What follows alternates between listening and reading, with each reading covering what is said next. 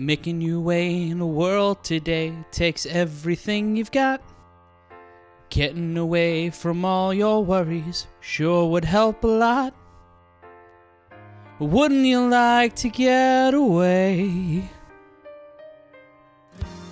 Sometimes you wanna go where you can get punched in the face, and your show pay's always lame. You wanna go where people know Dana's rigged the game.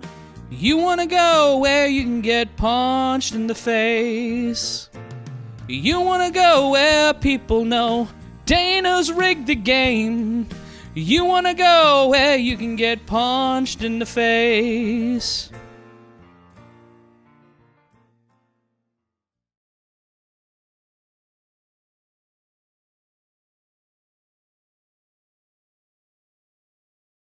Of an angel, Harry. Yeah. A voice of an angel. I don't know who that gilded, that bewitching voice. That some would compare him to a young Pavarotti. Maybe in terms of BMI. Yeah, I was gonna say you beat me to it. But yeah, I mean you've broken as many toilet seats as Pavarotti. How about you go fuck yourself? Well, how about that? And small price to pay for talent. Here we go. And Volkanovski got pieced up by Yuri Prochaska. And that is how we begin UFC 251 here on ESPN MMA. Not only on the ESPN MMA YouTube channel.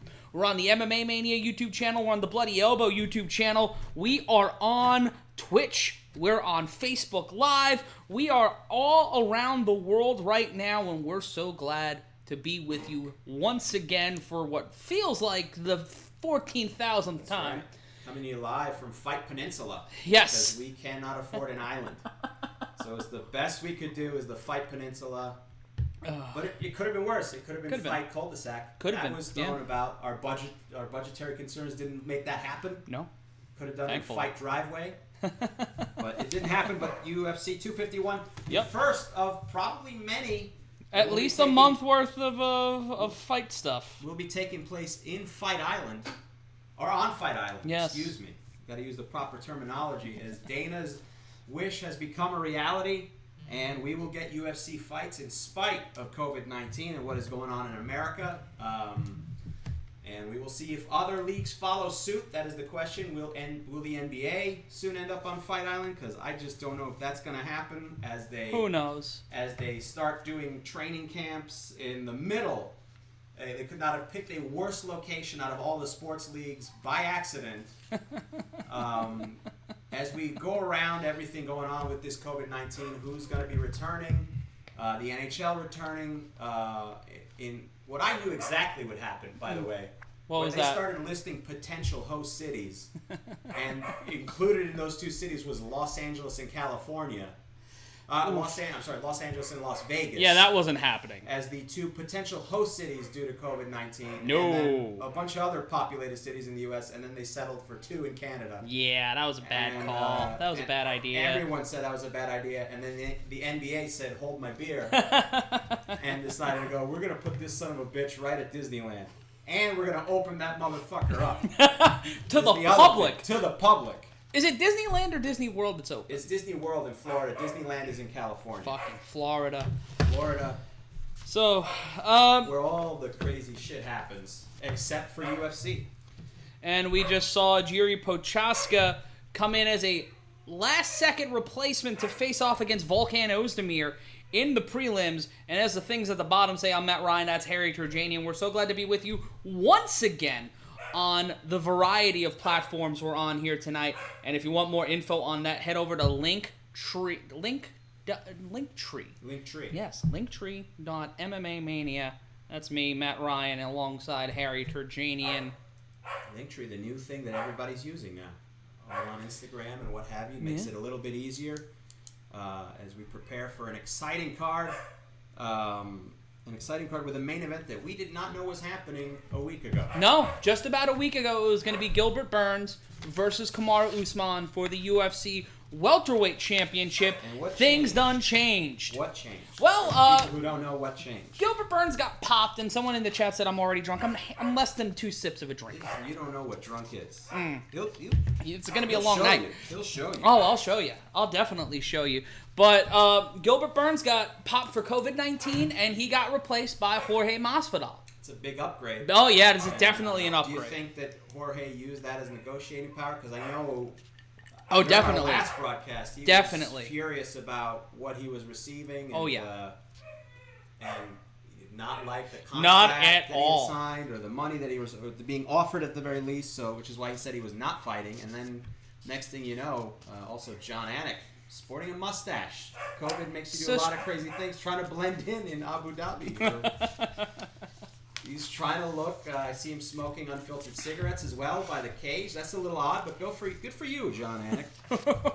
I saw one of my uncles there spitting on the ground. Shout out to our friends Prairie State Gen FX. We've got Echo Geek in the chat.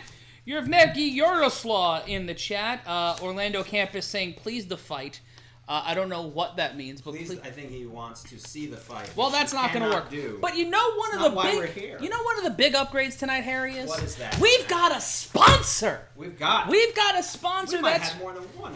I heard rumors. I heard multiple people want to get involved with this. And if you want to get involved with it, hit me up on Twitter at MRyan Consulting. That's MRyan Consulting on Twitter. As we see Yuri Prochaska land a right hook from the fucking center of hell. It's going to be a fun night, Harry. We're going to get through the card in a second. But in these uncertain times, the legal documentarians at Culpeper Legal offer a range of helpful, consumer-focused solutions, ranging from document services to legal documentation.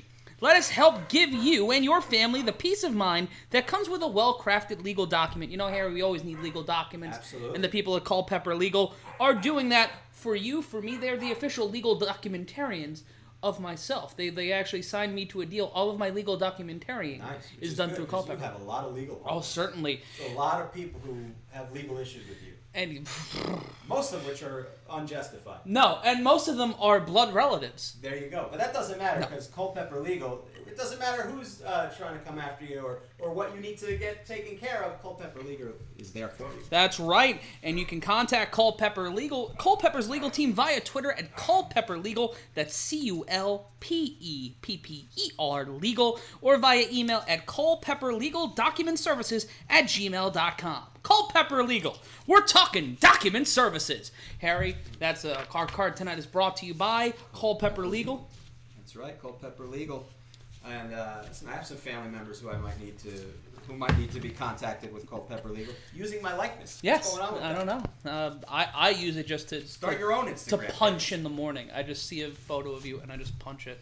It's either that or the Bobby Bonilla photo, and I can't break the Bobby Bonilla photo. Bobby Bonilla week, by the way. I say it's Bobby Bonilla week. I hate you as a person. When is he under contract still? 2032. 2032. The worst deal in all of sports history, I would say, from a franchise standpoint.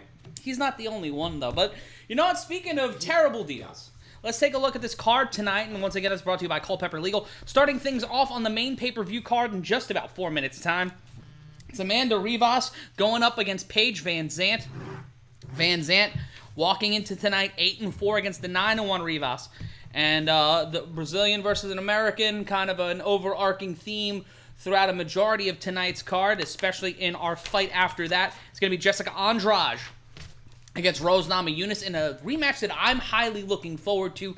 Last time these two faced off inside the Octagon, Andrade took the UFC strawweight title from Namajunas and basically went Tully Blanchard and hit her with a stump puller to take the title. But now that title belongs to Weili Zhang, who we saw in action against Joanna Jędrzejczyk a few months ago on the show. Forget that fight, the fight that defied the laws of human biology. And I don't know if Jędrzejczyk is still fully recovered or not from that. But yeah, people in the chat saying they can't hear you, Harry. They can't hear me. No. Okay, let me get a little closer if you want to. There we go. There we go. Let me know if you can hear me. I will shout louder because Matt has a louder voice. I do. As we go on to the rest of the card, Peter Yan versus Jose Aldo returning. Always fun to see Jose Aldo in action. Is for the vacant UFC bantamweight title, abandoned in the street like my father abandoned me by Henry Cejudo. And then we've got our second title this fight. time heroin wasn't involved. No, it wasn't. Fairness. Yeah, that's to true. my knowledge. That is I true. haven't kept up. And we've got in our co-main event another rematch. It's Alexander Volkanovski versus Max Holloway for the UFC featherweight title. That one's a fight that I'm definitely looking forward to. But our main event, the one we've been waiting for all week, Kamaru Usman and Jorge Masvidal will finally punch each other in the face later tonight. And according to Chris G asking, did Matt Ryan eat Matt Ryan? Yeah, I did. And I'm the starting quarterback of the Falcons. Your mother. There we go. You've never heard that one before, too. No, not at all. What's great about that is it's original. The Jorge Masvidal, Kamaru Usman main event, the one that we didn't know was happening. This is a pleasant surprise within the week that was going on. And, of course, aside from that fight, a big international flavor tonight for the first of what will be a series, I do believe, of UFC pay-per-views taking place from Fight Island. And that's intentional. That's part of the reason that they set up Fight Island, due to the travel restrictions in the United States due to COVID. Mm-hmm. And the loophole around that was to have the event in Abu Dhabi, where... Normals, usually. That's true. Normal is usually... and friends. And here we see Andrade Volkanovski, there we go. The champ, making his entrance. A little bit, they're going with an interesting little setup there. It looks like a red carpet. It looks like the Nassau Coliseum. It literally looks like the Nassau Coliseum. Well, so is this setup actually outdoor with a tent? No, there's a red carpet. Yeah. For those who haven't followed the Fight Island saga, I broke it down on the MMA Mania YouTube channel earlier today. I cut a 6-minute promo on it, Harry. Yes, I did see that. Dana White, Willie Loman to everybody, pulled a Billy McFarland and basically lied. He said he was going to buy an island. He's renting one from the UAE. We're in Abu Dhabi. Well, it could have been worse. It could have been Pablo Escobar's former island. As you mentioned, this very similar. I can't wait for the documentary made by the Firefest people involved. But I mean, this is actually a success, and we can see some of the outfits of people coming. They are, intentional or not. We see some people taking this red carpet thing. And going with it. A lot of interesting outfits. I don't know if that was done intentionally or not to set up the red carpet, if that's just the way they do it out in Abu Dhabi. Everything is always sort of fancy out there. And Kamaru Usman. Sorry, I keep calling him Kamaru Usman. It's just because you probably knew someone named that. And a lot of people named Kamaru. You'd be surprised. Well, you are also, Armenian. So you have strong ties to the Armenian community. That's true. And it is the top of the hour. Just to reset, I'm Matt Ryan. That's Harry Terjanian, who needs to project, according to people in our chat. Furthermore. Yeah, okay. We may just want to raise the aux up on that. Let me adjust that. Thanks to John Anderson in the chat. And Abdulmanap Nurmagomedov is given the... R.I.P. Yes, passed away due to, I believe, complications from COVID-19.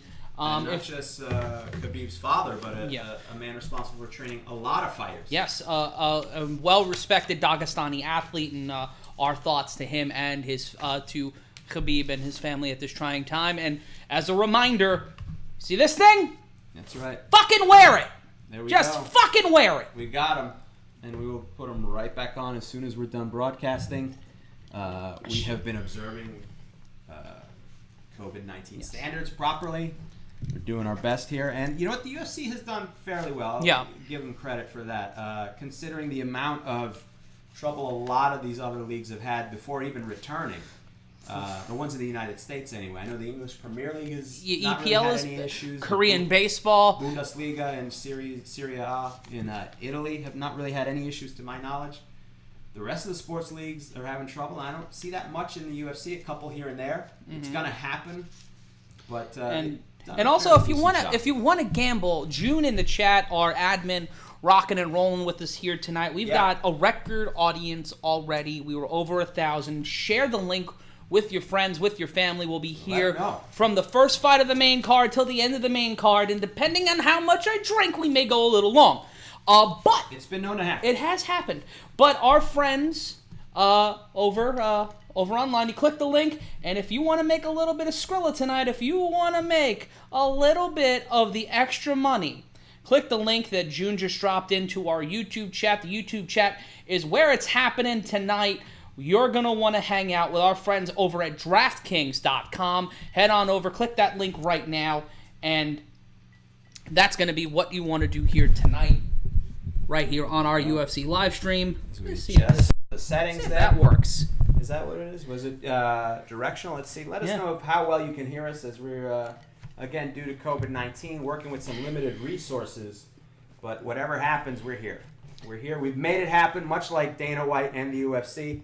This is not the ideal setup we usually work with, but we have figured it out. And unfortunately, we don't have the money to move the entire production to Abu Dhabi. Someone just laid 100 on Masvidal. Someone else put 600 on Masvidal. And the lovely, lovely, lovely people tonight. Greg Bevington, you guys are the shit. So excited for this commentary tonight, guys. And then we have another one where Different response? Completely burying us. Sure. Doo-doo. Doo-doo. Doo-doo. We're uncensored on It's YouTube, 2020. man. You could say shit. I mean, you know. Doo-doo. All right. Yes, doo-doo indeed. We do have a lot of 8-year-olds watching yes, this. I don't that's know our target why demo. Our demo is that's so the target young. demo. And if you want to follow us on... Well, it might be our unboxing channel that we That is do, true. where we unbox figurines and action Eunice H saying, Matt and Harry, you were crooks, change your clickbait title. Son, it says UFC 251 radio-style play-by-play. Yeah. It's not my fault that your reading comprehension's at a negative 4th grade level, my guy. And how are we crook? We're doing the opposite. We're not broadcasting anything illegal. We're not broadcasting. No, we're not showing the fights, even though we're... You didn't lose any money, you bitch. Yeah. It didn't cost you anything. What's going to be one of those? Life is going to be so harsh to you when you encounter real crooks. We're just two morbidly obese fat guys. I wouldn't say morbidly obese. Oh, your doctor might. I mean, if my doctor said I am, I mean, you're in the same window as me. Listen, I'm not saying I'm better. Voice of an angel. Voice of a fucking angel. The doctor didn't say anything about the voice. Anyway, just get the cholesterol down. That's all I'm saying. I've been eating better. I've been eating a little better. Not totally better, but a little better. Fair enough. Listen, and also, for those who don't know, yes. I want to know your reaction in the chat. We're going to be going through each fight tonight. We want to know who you're predicting, but also I want your thoughts on Fight Island. I want to know what you guys think in the chat. And also I want to thank the UFC 4 trailer dropped today, Harry. Oh, Kimbo nice. Slice and outdoor fighting. They have Kimbo's backyard in it. Wow. A video game has Kimbo's backyard, and I'm so happy. 3000? Do we get a little, is he maybe an unlockable character? I hope so. Nico F. Yes. No, Dada's still alive. Still alive? He was running fights in Florida at the start of the pandemic. I don't know why I thought he died. No offense to Dada. My apologies to Dada 3000. This just in. Dada 3000 is indeed alive. No, Dada 5000 is still alive. Dada 5000. Yes, the Dada 3000 was melted at the end of Terminator 2. Andre 3000 is okay, though. Yes. Right? All right, good. Call him Dada 3000. My head's so... My mind is so messed up that I constantly confuse things, and yet you're the one drinking, and there's been no problem. And for those, we're waiting for the fights to start. John Anik is saying hello to everyone. This is the flavor saver that he's just grown, and it looks good on him. Echo Geek saying, I want Matt and Harry as unlockable characters in the next UFC game. I'll take the check. I'll do it. I'll do it. Even do the body capture. We'll do the body capture. It'd be so sad. As we set up here, and UFC going with the. Can we get the closed captioning on this? Is it possible? Yes, we have a new TV here at the Weehawken Dueling Grounds. That's where we are tonight. We are at the Weehawken Dueling Grounds. And John Anik preparing. Have you seen Hamilton yet? I have not seen Hamilton. What's wrong with you? I don't have the Disney Plus info. Maybe you could help me out with that later. I got to sign up for Disney Plus. Well, you get a free year of it if you have Verizon. Oh, I do. Okay. Yeah. All right. So I'll look into that later. I don't know. There's no excuse not to see it now. No. It's really good. Is it? I want to hear what all the hubbub is about. It's the most popular musical of this generation. It certainly is. And if we were talking about the fights tonight, I don't want to be redundant, guys, but I thought we were all going to just talk about Hamilton from here on out. Yeah. Now that would be wrong. If that would be a clickbait thing, if we had suckered people in with the UFC Fight Island 251 card and then just proceeded to talk Hamilton. Even then, we would still not be ripping you off because we're not charging you anything. It's free. And John Anderson, you're not being redundant, pal. We're trying to get the no, please let us know if we're not coming through. Again, we're working with different systems. So yeah, we have over 1,000 people watching us right now. The main card hasn't started just yet. Ooh, we're getting some hair. Max said Harry looks like a bitch in general. In general. In general. This is going to be a spicy chat tonight because a lot of people want to follow. In general is fight. that hurt my feelings. If you had been specific, I would have been fine with it, but just I don't stand out. Let's take a look at this first card tonight. It's Amanda Ribas versus Paige VanZant. This is pretty much Paige VanZant's last fight inside the Octagon. In general, you mean if she doesn't win? This is win? the last fight of her contract. Oh, okay. She's not happy with the money the UFC is getting her, and I want to know. No one seems to be happy with the money UFC is getting. If Conor McGregor is not happy and Jorge Masvidal is not happy, now he might be back next year. Conor? Yeah, Dana said, he might be back next year. Oh, I'm shocked. Who knows anymore? I'm shocked. We forgot about the big thing tonight, Harry. Yes, sir. If you remember, back last month. Yes, that's right. Last month we auctioned these off. Special prints of Fry and Takayama as puppets. We had these for sale for availability, and tonight we've got another. And you can see my pajamas. We have another one tonight. This time it's for No Kid Hungry. There we go. That's the charity because we're not taking any money for these.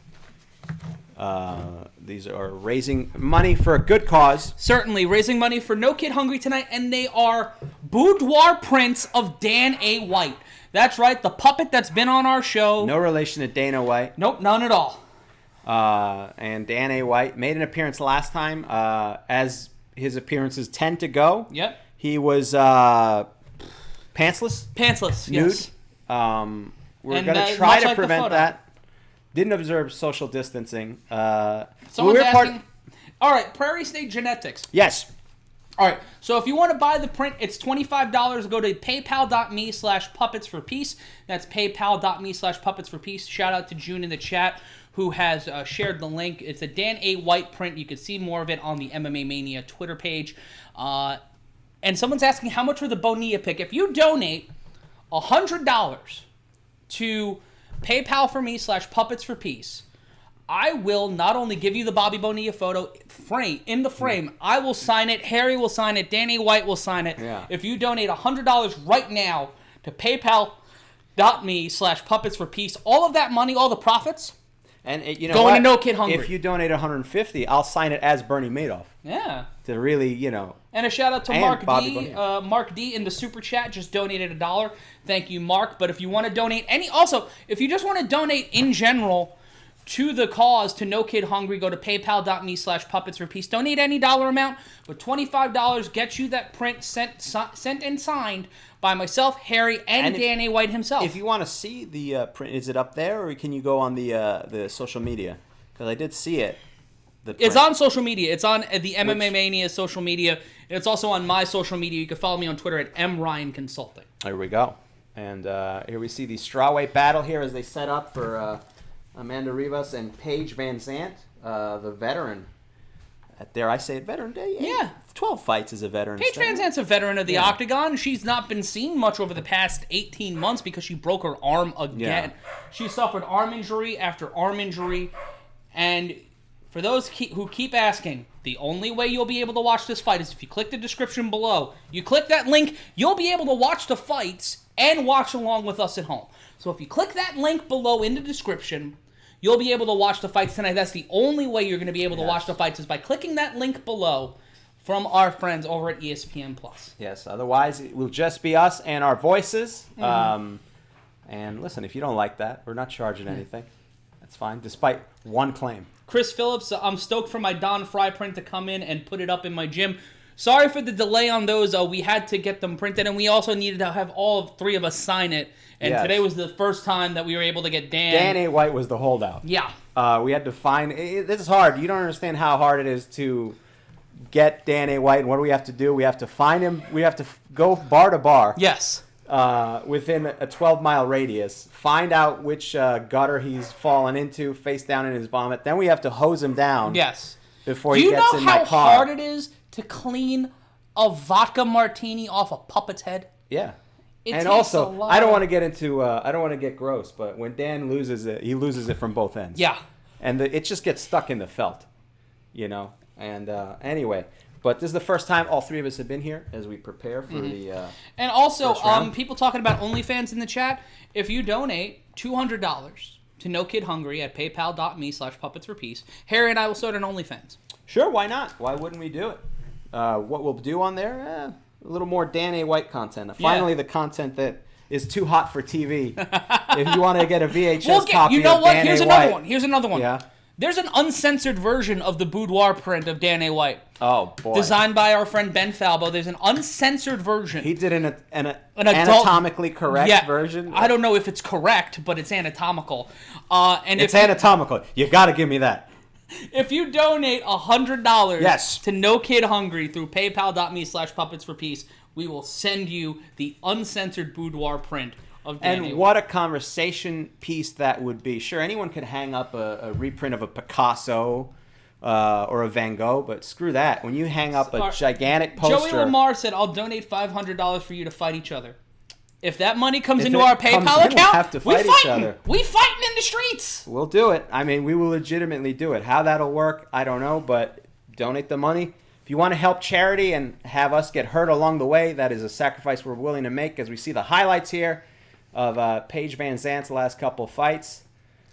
She has not fought since January of 2019, and she has got a tan in this pre-roll. There you go. Holy mother of God, that is a tan. Her looking good. Amanda Ribas looking great as well, comfortable. She is on a 4-fight winning streak. Last seen defeating Randa Marcos at UFC night in Brasilia. And a shout out to Prairie State Genetics dropping $5 in the super chat. Much appreciated. It keeps the lights on, and we're one step closer to Fight Peninsula. And we've got over 1,000 people in the chat right now on our YouTube channel, but also we are with people on the Bloody Elbow YouTube channel, the MMA Mania YouTube channel. We're on Periscope. We're on the MMA Mania Facebook page. And for more information on that, you can check out our link tree, which I'm going to pimp out right now. If you want to watch us on Twitch, if you want to watch us on another platform, we'll be checking throughout the night. And we also, we'll talk about it on Twitter a little later about where we sent the money for the Dan A. White print. We were donating to Black Lives Matter causes and COVID-19 causes, and we found some great local businesses and some great charities. If you go to linktr.ee/combatculture, that's linktr.ee/combatculture, you can find out where else we're streaming here tonight. And guys, we don't want to vamp for a half an hour. Finally, Paige VanZant is running out to the cage with her husband, Austin Vanderford, and we're finally going to have a fight. Paige VanZant looks like she's been crying. I don't know if that's sunburn or not. I need to breathe. There you go. And Megan O'Leary made the cut. It's interesting to see who made it across and who did. Also who wanted to go. Who didn't want to go. Joe Rogan is not there tonight. It is John Anik and Michael Bisping, the Count himself. Yes, instead of them, you get us. There you go. 2 loud New Yorkers.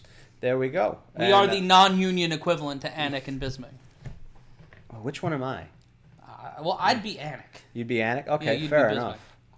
Fair enough. And Michael Bisping, the co-hosting his show with Luis J. Gomez. Yes, and you can on the watch, Gas Digital Network, our friend. Where you can watch Catalyst Wrestling. And also, Harry, that's true. Catalyst Wrestling has a DVD that was executive produced by me, produced by you, and it's available on Walmart.com. Search Catalyst Wrestling or Barnes & Noble or Turner Classic Movies' website. Wow. Okay. Yeah, and Paige VanZant. Nothing makes me happier than being on Turner Classic Movies. So if you wanna watch some Marx Brothers movies or A Hard Day's Night, we donated to various charities throughout the community. Just to let you know, we didn't donate to Black Lives Matter, the organization. We donated to Project Hope, which helps small businesses affected by some of the things going on during COVID-19. Sure, a lot of great causes. Yep. As Amanda Ribas makes her way.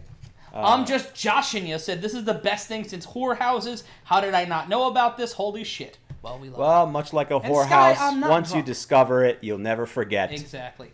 Joey Lamar saying the guy with plaid sounds like Anik. I'll take that as a compliment. Yeah. Is that Jonah Hill on the right? Is that you or me? If they're watching, it's camera right. You know what? It's me. Hold on. This is not the first time someone's referred to it. I don't know why the hell I was like, which one of us could it be? It's fucking me. And it's an awful insult. And it's awful when I'm, not because Jonah Hill's got a fabulous career, but when I do stand-up comedy and people come up after me and go, you're hilarious. You remind me of Josh Gad. It's not a compliment. Amanda Ribas making her way into the cage, the fourth longest active win streak in the strawweight division. She's 3-4 overall.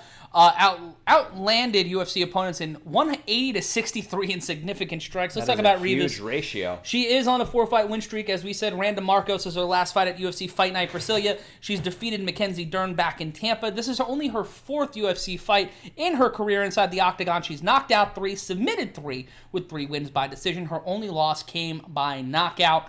And for VanZant, this is her first fight in 18 months. We've said that before. Last seen submitting Rachel Ostovich inside the Barclays Center, was at that fight at UFC Fight Night Brooklyn. Last fight of her UFC deal, we may see her head over to where her husband's fighting in Bellator, or maybe the PFL makes a play. Let's take a look at the tail of the tape.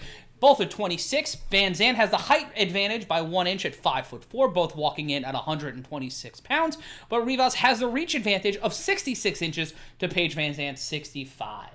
And we are getting ready. Shout out to School Lunchbox watching us all the way from Australia. Michael Branford watching us here tonight. He's back. Let's go. We're ready. It is time for Bruce Buffer to look like the sexiest maitre d' at Smith & Lewinsky's. Never disappointing. Not at all.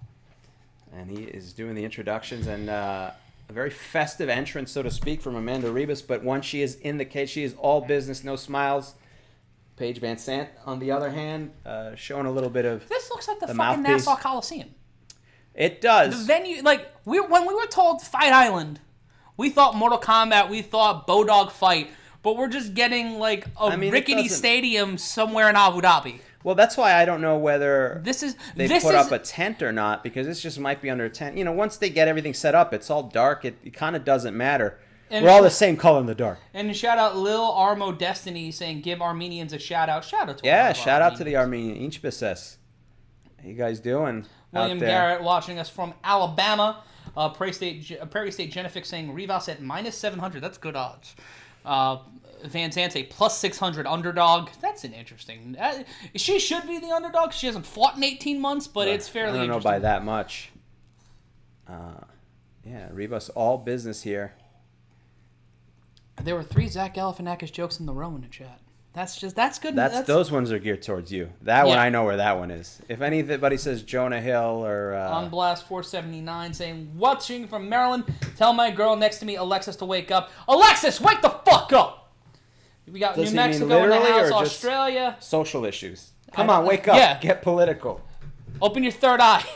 Rich Mitchell will be our referee. The UFC Fight Girls made it. Who looks like our friend Dean Silverberg's ex-girlfriend is your cage side lady for the evening. Most people have not been in the Nassau Coliseum, consider themselves lucky. John Anderson in the chat. Hopefully it's John Anderson. They set it up nicely for the event. It looks nice for an yeah. And here we go. It's the first fight of UFC 251 brought to you by Culpeper Legal Documents. Just about 10 seconds gone by, pacing, Ribas controlling the center of the octagon, pressuring VanZant towards the cage wall, feigning with some strikes, low kick by VanZant into a combination that doesn't land by Ribas. 20 seconds gone by in round number 1. And Ribas switching up her stance, trying to find some lanes here. VanZant trying to test her reach with leg kicks. 1-2 combination does not land, by either fighter. As both circle here in the early going, quick combination into a body kick by Ribas. Ribas finding a way inside into a Muay Thai clinch and has VanZant, but VanZant trying to pry her way off as she is pushing Ribas against the octagon. I think Ribas is busted open, but now Ribas in control, and now we've got an attempt at a takedown by Ribas, and she takes VanZant down and maybe trying to line up for a choke here. Inside control with just over a minute gone by in round number 1. And we've got blood, Harry. I don't know who's bleeding. I think it's Ribas from her left eye. Ribas is bleeding on top of VanZant. VanZant went for the takedown, and Ribas reversed it on her, and now is in full control on top of her, pressing VanZant against the cage. And VanZant is doing her best to get out of there, but Ribas has an old-school headlock on her. She's got the cravat locked in like she's Chris Hero, pushing VanZant against the octagon. And there we go, the referee was in front of the camera. 3:30 left to go in round number 1. I'm Matt Ryan. That's Harry Terjanian. You are watching the SBN MMA live coverage of UFC 251 across the SBN MMA syndication network. Syndication now. And a weird move by VanZant. She's scooting along. Squeezing the arms of Ribas. She's trying to gain control, and now Ribas VanZant trying to take the back. Ribas still in control, and now maybe going for an armbar, almost caught it, and now a triangle attempt by Ribas. VanZant in trouble with 2:57 left to go, trying to set up the triangle. Now it looks like VanZant has her in a roll-up like it's pro wrestling. No count here. Ribas still trying to go for either the armbar, and there's an armbar! But it's not completely locked in. VanZant trying to use her grappling skills, maybe trying to bridge over. And that's it! VanZant has tapped, and she has lost to Amanda Ribas. VanZant will go to 8-5. Ribas will go to 10-1. And Ribas gets her 5th straight win. Wow. And she is undefeated inside the Octagon. Ribas wrapped herself around VanZant, and the more that VanZant tried to get out of it, she found a different part of the body to focus on. First, went for the headlock with the cravat. Then, when she flipped her over, was able to get that armbar. And it was a simple little hip toss, just a simple judo toss to the ground. Ribas, who was bleeding from an early shot from VanZant. And the leg work that Ribas shows in these highlights. Great VanZant grappling. tried to skip out, and just the presence of mind to keep those legs locked. And this is the situation. Ribas sort of went to... VanZant went to pin her down, and Ribas, once she was able to break that hold on the arm, put her in the arm lock. Well, locked in that armbar, and VanZant tried to neck bridge out of it from the bottom of her chin. She could not roll out of it, and Ribas continuing her run in the strawweight division, and Paige VanZant. The value of her going to anywhere else but a downside deal from the UFC has just been completely limited. Unfortunately, now 8-5. We probably the last we've seen of Paige VanZant in the UFC, possibly Bellator. I think Bellator may be the best. She's got 2.6 million Instagram followers, Harry, so she's not going to be hurting anytime soon, but you could see the disappointment in her face, her first fight in 18 months. But that's what happens when she stepped up to competition. She's lost to Michelle Watterson. She lost to Jessica Rose Clark, but she went the distance, but she broke her arm back at UFC St. Louis in 2018. Jessica Rose Clark against Paige VanZant. VanZant broke her arm in the first round of the fight, went all 3 rounds. So she's got gumption. She's a tough person. She's a tough fighter. But she's not been able to get over the hump. She was supposed to be the future of the UFC. We saw Aspen Ladd kind of take that spot from her, but we've seen her falter, Mackenzie Dern falter. Well, she was there for a while. She was in that conversation around the time of, Ronda Rousey. She was there in that frame, and it's one of those situations as time went on, she just never made the big leap the way people expected her to. And a shout out in the chat, Sky Masterson asking what I'm drinking tonight is Jameson Black Barrel Reserve Triple Distilled Whiskey. There's a bet going on with the production team that I'll finish the bottle by the end of the show. We'll see what happens. Shout out to Natalia in 19124 saying, "Hey, Matt and Harry, welcome, Natalia. We're glad you're back." Yes. And let's go through the chat a little bit. Terrence Hypno Nipple saying Paige should go to Ryzen, take the money. Jason Phillips, first time watching Matt Ryan. I love this guy's sick call, Matt. Thank you. Peter Stasny saying it's totally useless without seeing it, but click the link below, then you can see it. Yeah. You pay the $69.95, then you can see it.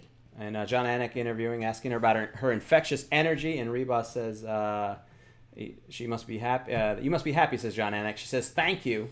And let's see here. Thank you to the UFC. Forgive me the opportunity to fight here, to do my work. We're going by the closed captioning, so forgive me if we're a little bit behind here.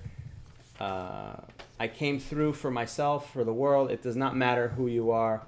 What really matters is what you want to do with your life, says Ribas. I was training in a small city. Nobody would trust me. Let's see here. How can you beat the girl who turned in the big gym? I have a big heart. John Anik, let's see, continue to ask here. I can't get over his flavor saver. We know it was a challenge training for you. He looks like a retired catcher. A lot of pressure coming in. We'll take a look at the finish here. Yeah, he does. It was a belly counter arm bar. I know you're excited to see this. Talk us through it. He asked her to talk us through it. And we'll take a look at the chat really quick. Yeah. Connor's not happy. Said Sky Masterson hit the proper 12. There was no proper 12 at the liquor store. That's true. I'm working with what I got here. I'm just joshing you. Hold on. He had a good comment before. Let's try to find that one really quick. I do want to ask you before you go. John Anik says you're becoming a 2-division champion. You told us before the fight that one you'd back down to strawweight. Is that still the plan? She says yes, for sure. That is the plan. I want to move. There we go. Again, the delay. I think she wants to move up. Just in general. I want to move. Yeah, I'm just joshing you. Joe Rogan, you have to do a card with Matt Ryan. That would be legendary. That type of commentating would live on forever. I think one of us would have a stroke by the end of the broadcast. There you go. I would just ask Joe Rogan a lot of news radio questions till he threw me out. Ghost Phantom 98 saying, agreed, no chance PVZ gets re-signed. Yeah, she's... I mean, look, unless she's taking a really minimal contract, I doubt it. And why Bellator or, Well, PFL, Bellator's got that Viacom money. PFL's got that ESPN and venture capital money. And they still need fighters for that company. Let's be honest, they're not done. And a little bit of a dance there. And we've got we've got a few more fights for you. We've got 4 more fights for you here tonight. I'm Matt Ryan. That's Harry Terjanian. We are live across the ESPN MMA Combat Culture Syndication Network. We are on across the board on the ESPN MMA YouTube channel, the MMA Mania YouTube channel, Bloody Elbow YouTube channel, Combat Culture on Twitch. We're also on the MMA Mania Facebook and Periscope pages. And coming up next, we've got another female showdown. Jessica Andrade getting ready. 20-7, 1 of 11 slam knockouts in UFC history. That coming against her opponent tonight, Rose Namajunas. Harry, I'm excited for this fight. And Kyle Sauvage saying, hey guys, great job. First time listening. Loving the play-by-play, no doubt. Matt finished the bottle.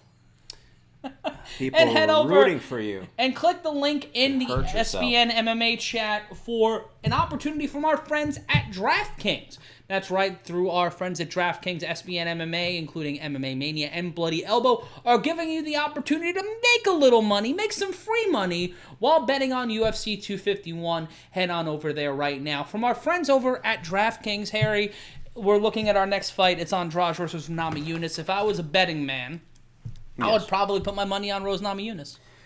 Well, I mean, she is 8-4-0. But Jessica Andrade has won the UFC strawweight title against Namajunas at UFC 237. I mean, she's lost the title to Zhang at the end of a 4-fight win streak. So this is a big fight for her to try to rebuild her momentum again. I don't know. I think it's going to be pretty close. It's hard to call. Andrade, again, 7 wins by knockout or submission, 6 by way of decision. And she lost 3 times by knockout, twice by submission, twice by decision. They are going to do a little bit of vamping over at the UFC because that fight ended very quickly. And Israel Adesanya looking with a bleach blonde haircut and reminiscent of the great Butch Reed. There we go. And let's take a look at the chat. Sneaky Dookie saying, go fuck yourself. Well, thank you. Andrade why, is... Tell us why. And if we're looking at the odds, thank you to Prairie State Genetech. Jessica Andrade is plus 180 on Namajunas is minus 220. And that'll be our next fight coming up next. Now, interesting. I just saw Masvidal's on the cover of the UFC 4. Do you think no, that deal was already done, right? Deals like that have to already be in place. I would assume, but you never know. Listen, I didn't expect them to change up the main... I get that they do change up the main event a week ahead of time, I guess, but it was a big surprise that this happened as they show a little bit of behind-the-scenes footage of the photo shoots. Look, I'm just happy Kimbo's in the game. That just makes me happy. I mean, who doesn't want to grow up and be Kimbo Slice when you're a little kid? And Masvidal, he's fully gone the way of the DJ Khaled fashion collection. Did you see what he was wearing when he landed in Abu Dhabi? Masvidal or DJ Khaled? Masvidal. He was wearing a pink Versace robe, a floral hat that I think he robbed off my friend Ty, and a Trump 2020 mask. A Trump 2020 mask. Yes, right. He's taken up Colby Covington's Okay, somebody's got to work the heel gimmick. I guess Masvidal wants to But do he it as far was as the he is. babyface, though. That's what I'm He's saying. been It's the crazy. babyface. He did a heel turn for him. For what he wants to But do. why? After I guess because he secured the bag, his taxes are going to go higher, so that makes him a possible Maybe. Republican. Well, who knows? Well, from my end, I guess other people would say Kanye he made it. 2020. Kanye, that's Kanye who you're with. 2020. Listen, it can't be any worse. Let's go for it. As A lot of people are saying they laid down money on Namajunas. as we see more they're showing some video packages of the UFC 4 video game, including the setting that takes place in the Miami-Dade County backyard for... Shout out to the White Shark. Mario Fasano saying this is the best shit I've found on the internet since Pornhub. Aww. There we go. That's high praise for the internet. I mean, It's Pornhub is number us, Pornhub, 4chan, random incel forums, Politico. What about Superhuman? Where does Superhuman rank? Like 97th. Really? Like it's below the pets.com dog. Oh, man, what happened to Michael Showalter and the Pets.com That was dog? Michael Showalter? He did it for a hot minute, I want to Oh, say. that poor It was son of the a sock bitch. puppet that was the dog, right? Yeah. Swankeeper 5 saying NY Libs. Ugh. The NY Libs, good baseball team. I think they got a good shot at winning the National League this year. That's why I said, I don't know, depending on where you're at, he's doing heel versus face, but... Katie White saying we look like librarians. Yes. Swankeeper 5 saying they look smelly. Sir, I showered before the start of this We're not broadcast. smelly. Harry can attest to that. You know, we might be alcoholics, but we don't smell. We're the kind that clean up. Yeah. I may be a filthy pothead, but, Yeah. you know. If you want to smell, maybe you can sniff Dan A. White's felt Ugh.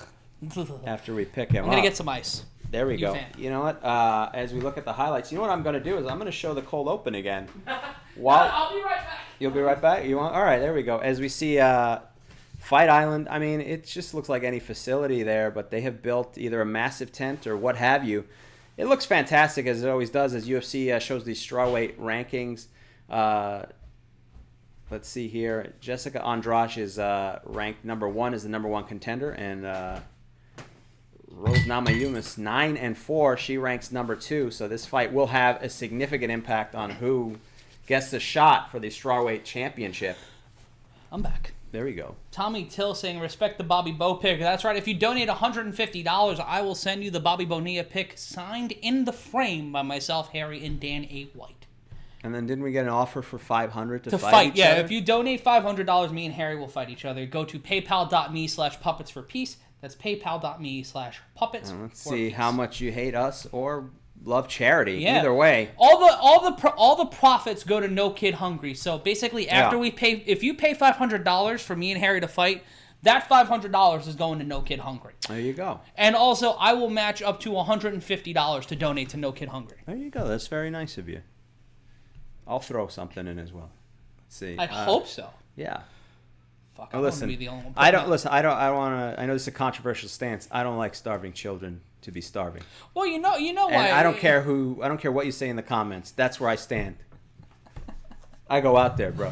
The White Shark saying he's got to go get the magic potion. Watch when he comes back, it's gonna be lit. Well, you know. Wilson Minogus saying, Matt, you look like a furball. Well, yeah, I have. I've not had a cleanly shaven face in 7 years. Oh, there you go. Yeah, give or take 7 years. Well, you did it for charity, I think. During Yeah, one of these I shaved my broadcasts. beard. I kept the mustache. That's true. You're joining the John Anik ravishing Rick Rude. Look, as they show highlights from UFC 237. That, of course, being the night that Jessica Andrade won. Dance atop the ECW arena. The night Kimona won a layup. Oh, I never bought that VHS. They have it now. I It's can watch it's it, on right? YouTube. That's the night she won the UFC strawweight title against Namajunas. And this is going to be the rematch, although not for the championship. But this is it's going to be personal here as we see the highlights. It's so weird to see a crowd now at this point. Back and forth here. Looks to be The first fight between these two was bananas. Namajunas was winning the fight up until she got Harley raced. Oh, jeez. You mean busted open the hard way? No, she got pile driven. Oh, gee. And then, much in the same fashion as Harley Race, she then went to the local pool hall and just started picking fights. John Anderson saying, how much to arm wrestle right now? If you donate $50, you'll get the Dana White print, and we'll arm wrestle each other right here, right now. There you go. Put your money where your mouth is. PayPal.me/puppets for peace. Manu Altuna saying, Shades Terjanian versus Curtis Blades. Oh, jeez. I want to see that. I want to see you fight Curtis Blades so bad. Oh, my birthday is Thursday. Please make this happen. Please make this happen. Oh, boy. All right, listen, for charity? Is it charity? All right, we'll see. We'll find out. He versus Curtis Blades.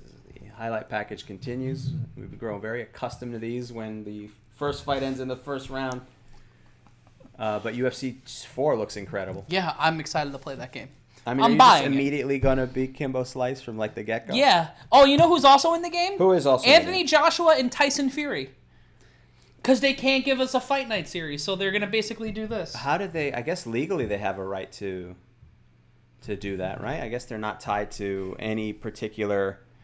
Would any of their...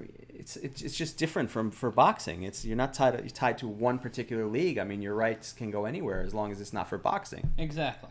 Hence why we saw Tyson Fury in the WWE and Cain Velasquez, which that's done with for now. Yeah. But we'll see. As Megan O'Leary, she's usually the high sign saying, "Hey pal, we're gonna be going live." We're gonna be going live. We check out. Thank you again for joining us for UFC. Yes, definitely. Thank you for joining us 251 Fight Island. This should be a good fight here. I'm kind of excited about this. That first one ended up so briefly, but this is going to be a firefight, no doubt.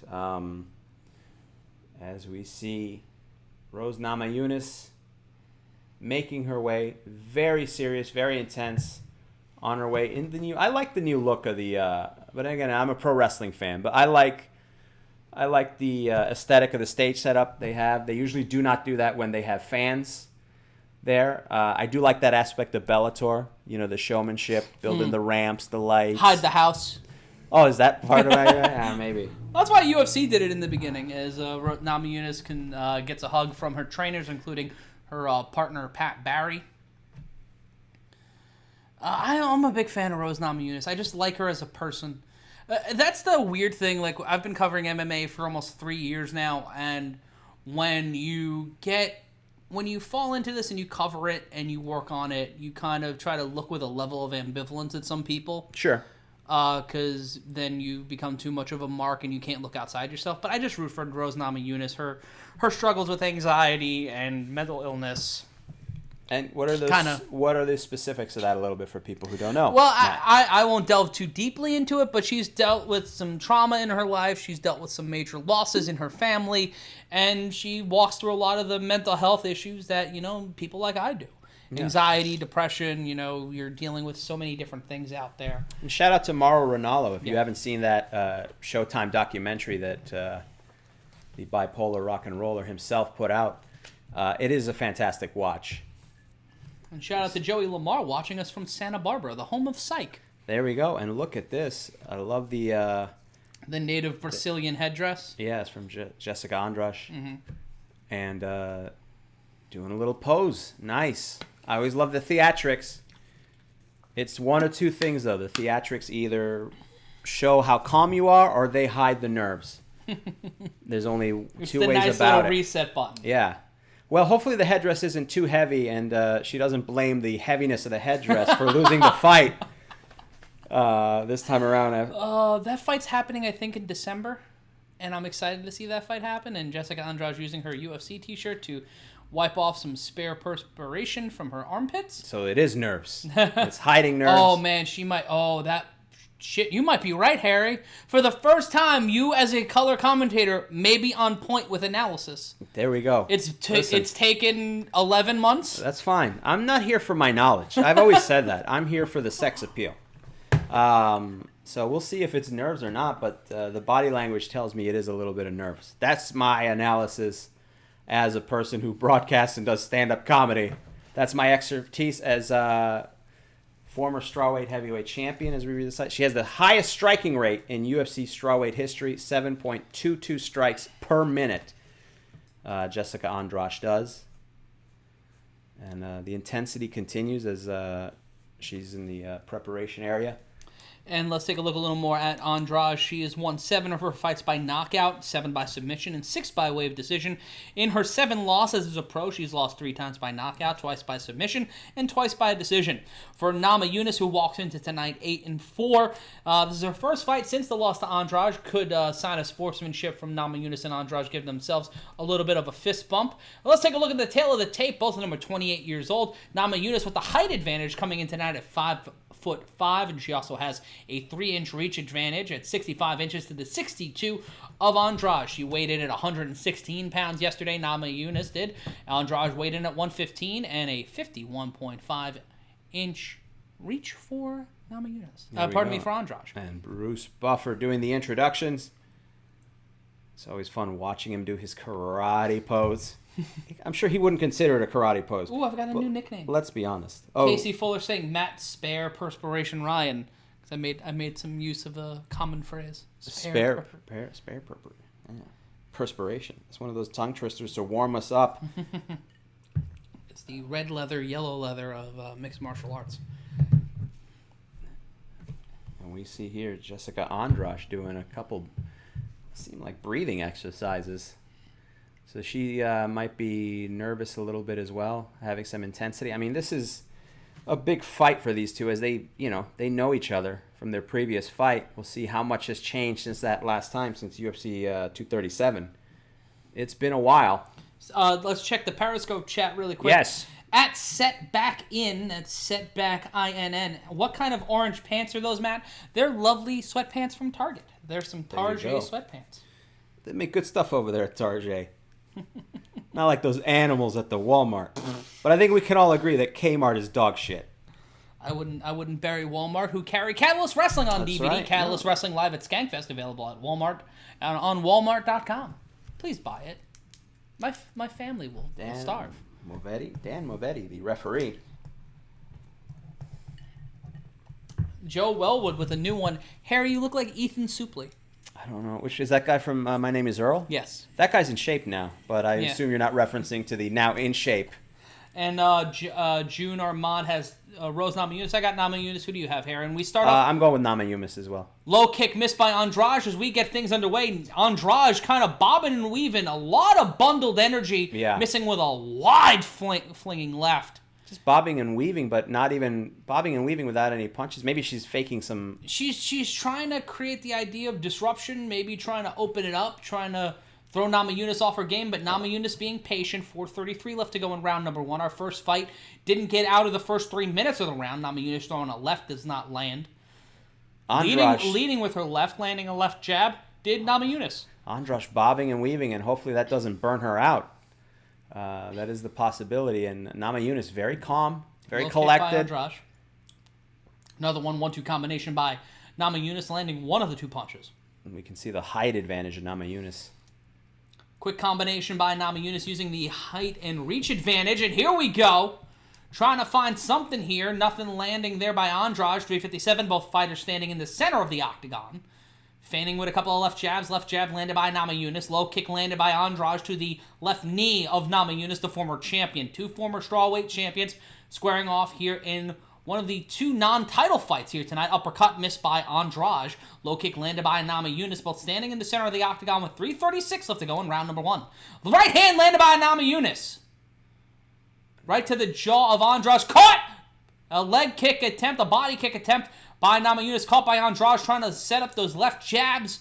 And just perpetual motion from both fighters, and we're fighting in a phone booth. Left jab, landed by Namajunas. Quick 1-2 combination, right-left, switching it up. Did Namajunas in the center of the octagon. Andrade keeps moving around and then gets pieced up again by Namajunas. And Namajunas just continuing to stay in position, nothing affecting her. Even the strikes of Andrade not really having much of an impact. And now that bundled energy is slowing down slightly, but still throwing a couple kicks, a couple punches, but Namajunas is not being moved. Both fighters in the center of the octagon, pacing back and forth here now. Once again, just trying to feign some jabs. Went low, Yeah. Namajunas. Did not land that. Did not throw a full punch. Quick left jab landed. 1-2 combination, high-low. Left-right from Andrade. Trying to go downstairs, upstairs.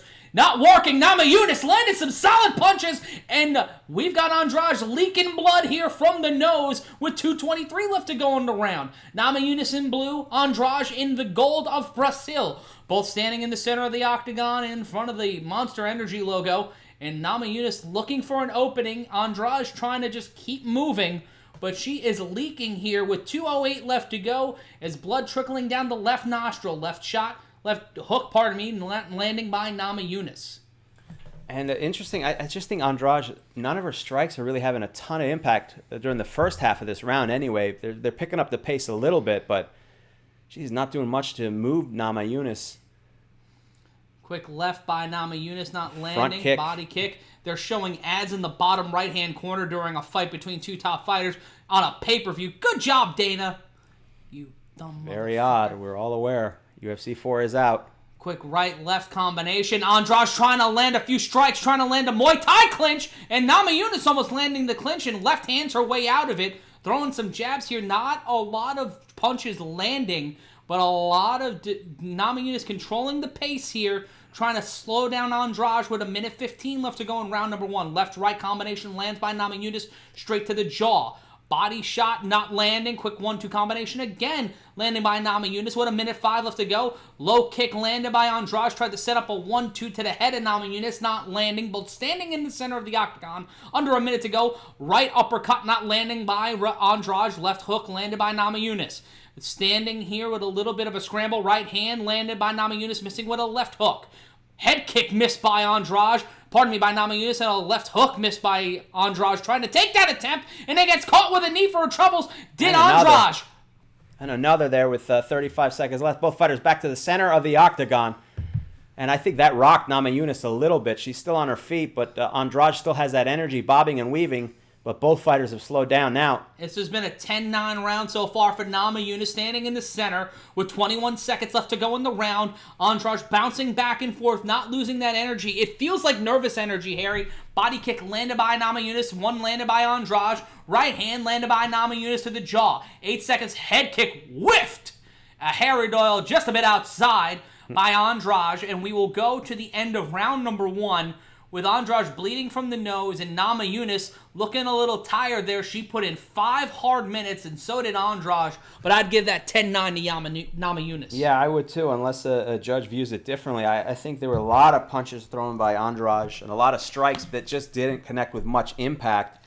And she did look like she had a lot of nervous energy, but Namajunas stood there sturdily. And let's see what the corner has to say. Telling her that this is her moment to Namajunas. She's too technical, which I agree. You know that she's thrown the heavy hand hit. We might be back at the announcers right in the middle. Stand it down. So we see the highlights here. We have over 1,300 people watching us right now across the SBN MMA Combat Culture Syndication Network. Our Facebook live stream necessarily wasn't working tonight on MMA Mania, and we apologize for that. We're kind of futzing with a new system here, but a right hand landed by Namajunas in that first round. She dominated that first round, and that knee set up a lot of offense for Namajunas. She won that first round, and she looks confident, Harry. Oh, no doubt about it. And let's see if Andrade comes with that same nervous energy, and she's back. I don't know if it's nervous or what, but she's definitely bobbing very quickly. But I just don't know what impact it's having. I don't think it's throwing Namajunas off. No, I think she's comfortable in the pocket, and you're seeing it here. Body kick attempt by Namajunas, landing slightly. 1-2 combination not landed by Namajunas.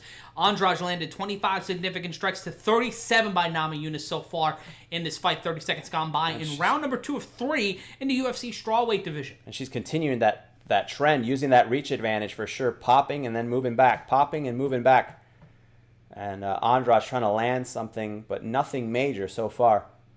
Andrade tried to land a knee inside the thigh of Namajunas, not landing. Body kick to the kneecap, and tried to take out the leg with a right kick to the ankle. Did Andrade, but Namajunas continuing to work here with 4:01 left to go in round number 2.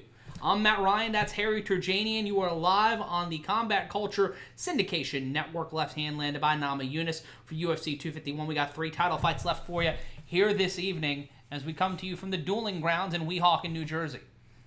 And Namajunas taking advantage of not just the arm reach, but the leg reach, the long, lanky legs of hers just to throw those body kicks. Oh, she goes for a knee, but misses barely. Got 1,300 in the chat right now. Shout out to Chris McRoy in Chattanooga, Tennessee, and also shout out to our good friend Joe Blair out there in Red Bank, Tennessee. Fighting right now in the middle of the octagon. Andrade trying to land some leg kicks, but Namajunas following up with shots right to the jaw with 316. What left to go in round number 2? And just Namajunas, I would say, doing a great job technically here. There's nothing that Andrade is getting in without taking a receipt for it at the same time. Uppercuts and then back and forth. Namajunas lands a couple more. And both fighters back to the center of the cage. That energy is slowed down a little bit from Andrade, but still maintaining a pretty good pace, but not getting the impact. Again, Namajunas continues to land punch after punch. Two for the price of one, basically. And another one, says DJ Khaled. An uppercut attempt from Andrade, but then Namajunas strikes back. Again, a miss by Andrade. Another combo from Namajunas. Back and forth. With 2:31 left to go in the round. I'm Matt Ryan. That's Harry Terjanian. Andrade getting pushed away by Namajunas. She just got smushed to the chest. She got the Nasan and then get hit with a left hook. And a double knee. Namajunas is down. Both back up and they're scrambling. Namajunas landing a knee. Risky move there by Namajunas. Slipped on the landing. She got okey doked with the slam last time, went for a wild-ass flying knee, and almost got packaged powerbombed by Andrade with 2 minutes left to go in the round. Head kick missing by Andrade. 2 in a row missed by Andrade. Another combination. Landing a punch, but not a lot of power. Namajunas making her pay for it again. 2 for the price of 1. Left shot missed by Namajunas. Pushing Andrade closer and closer to the cage. Controlling the center of the octagon is Namajunas. So far, she's winning this fight to me, Harry. And a wild left hook by Andrade missing. And then a 1-2 body-head combination. Right-left not landing. Left hook landed by Namajunas. 91 seconds left to go in the round. Pressure mounting here for Andrade, who has lost the first round and possibly losing this second round unless she lights the lamp here with under a minute and a half left to go in the round. And Namajunas just picking up points, landing combinations, stuffing takedown attempts like that one there. Tried to go for a belly-to-belly takedown. 59 head strikes landed by Namajunas, 17 by Andrade, 6 leg strikes by Namajunas, 14 by Andrade, and it's 19-9 Namajunas to Andrade in strikes to the body. With a minute left to go here, both fighters for a second very tired, started bear hugging in the center of the octagon for a minute, both to catch their breath, and as we have 50 seconds left in this second round here. We've got over 1,500 people watching us right now across the ESPN MMA Combat Culture Network. We're so glad you're here with us tonight. I'm Matt Ryan. That's Harry Terjanian. 39 seconds left to go in the round. We'll have Danae White with us a little bit later on tonight. An uppercut missed by Andrade. And again, has that same energy, but not able to get anything through. Namajunas holding strong, being very patient with her strikes and landing pretty well. Another uppercut by Andrade. And this is not even a title fight. We got 3 more title fights. Dana White, get off your fucking phone and watch the fight.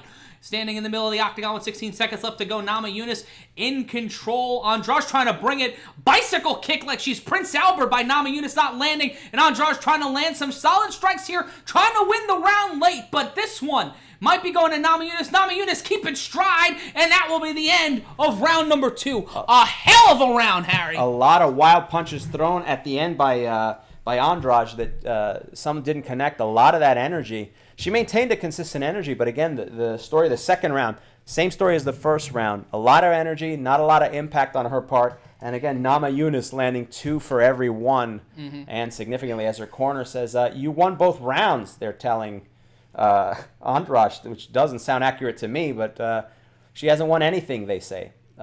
She is going to fall, and you're going to fall on top of her, is what they're telling her in the corner. Dylan Caborn saying, last time I saw the puppet, it got naked. You can get the naked version of Danae White in all of his glory at paypal.me/puppets for peace. $150 donation gets you that, and also a signed Bobby Bonilla photo. That Bobby Bonilla photo, if you donate to Puppets for Peace, that's paypal.me/puppets for peace. All profits, that just basically shipping and printing costs All profits go to our friends at No Kid Hungry. Shout out to No Kid Hungry. Both of you guys look like liberals. Bo says, well, yes. Brian Noonan asking, Matt, have you ever thought of calling hockey play-by-play? I've done that. Done it. For the Federal Prospects Hockey League. And we start round number 3, the final round. Interesting advice from Namajunas' corner. They are telling her that Andrade is going to come out with a lot of energy to prepare for that, and that she's prepared by running 800 miles. She should be ready for it, as Andrade does come out with quite a bit of energy here, a lot of combinations. Tate P saying, can we develop bobbleheads of you guys? Yeah, why the fuck not? Well, I'd be down for that. Yeah. It's an action figure of me somewhere out in the world. Left hand landed by Namajunas. Quick combinations. We're fighting in a phone booth in the center of the octagon. Head kick by Andrade. Missing on the Thug Rose. 4:25 left to go in round number 3. A lot of energy again by Namajunas. Maybe it wasn't nervous energy after all. That's how she fights. Yeah, she is a bundle of energy right now. She is moving around. Steve O saying 2-0 Thug Rose, and I'm inclined to agree, Harry. I think Namajunas has taken the first 2 rounds straight right, landing onto the nose, and then a big left hook onto the nose of Andrade by Namajunas. Quick punches there from the former champion. Basically a masterclass here against the woman who took the title from her in a situation where Namajunas was winning the fight, standing in the center of the octagon now. That was years ago, motherfucker. This is a different fight, a different Casey look Fuller for saying, sure. Oh, here comes the Harley race. Oh, boy. Significant strikes. Namajunas landed 37 in the first, 46 in the second. Andrade landing 25 in the first, 29 in the second. So upgraded production, and we see Namajunas is bleeding from the nose after a shot from Andrade. But unless Andrade turns into, Broly or Super Saiyan Goku, she's really not going to win this fight. Unless Namajunas makes a mistake. We've seen a couple slip-ups from her. Very rare, but they were big ones. Yep. And her nose is busted open. Namajunas is busted open on the nose. And Andrade definitely landing a lot more of the combinations she was throwing than the previous 2 rounds. But Namajunas staying very patient still. Very focused. She looks like the ECW hotline ad for Tommy Dreamer when it looks like he was bleeding barbecue sauce. She is just bleeding steak sauce down her nose is Namajunas, but controlled, reserved, and calm. This is the Namajunas we saw who was holding the strawweight title very comfortably and very competently in the rematch, against Giovanni and Jacek. And Namajunas landed a lot more power in this round. Oh, misses the punch. Takes down Andrade. Andrade down, Namajunas on her back, but in some semblance of control. With 2:26 left to go, both grappling skills are going to be put to the test here. There's a welt under the left eye of Namajunas. She has got a goose egg that is forming into a bruise. Triangle choke attempt by Namajunas, not landing. 2:11. Can Namajunas hold on? She's in bottom position, trying to land the triangle. Pushes Andrade away with her legs. Back to her feet with 2 minutes left. Incredible defense there. That's the first time they went down to the mat. And an uppercut missed by Andrade. A lot of energy. That energy maintained. Minute 53 left to go, and my calls are brought to you by Jameson Black Barrel. That's what I'm drinking tonight. Minute 48 left to go, and Andrade slowing down that bouncing back and forth, seeing that pace pick up again. She looks like Shane McMahon in the pocket.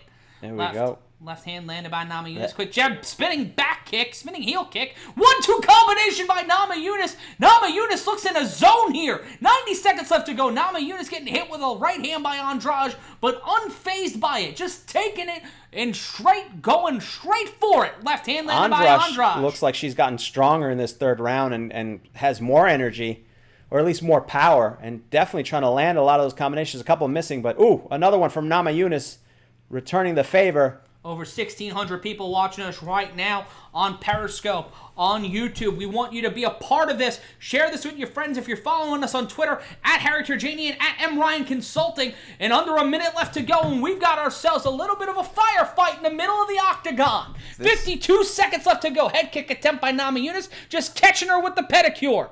Quick combination, battling back and forth. If Namajunas can hold on for 45 seconds, she'll probably get a 30-29 win here against Andrade. 38 seconds left to go, gets the takedown, and may have just sealed this fight, but now gets turned over. Andrade in control, hits her with a right hand. And both fighters split up back to the center of the octagon with 25 seconds left in the 3rd round here. Andrade looking for some more power. She has to finish this in this round. Misses the strike. Rocky She's got 4 18 style. seconds to work. Andrade standing and delivering. Uppercut landed by Andrade. Andrade might have taken this round, but it's going to be close and contentious on the scorecards here in Abu Dhabi. And we are time ticking away. And unlike the first one, bicycle kick attempt by Namajunas, we will go to the scorecards.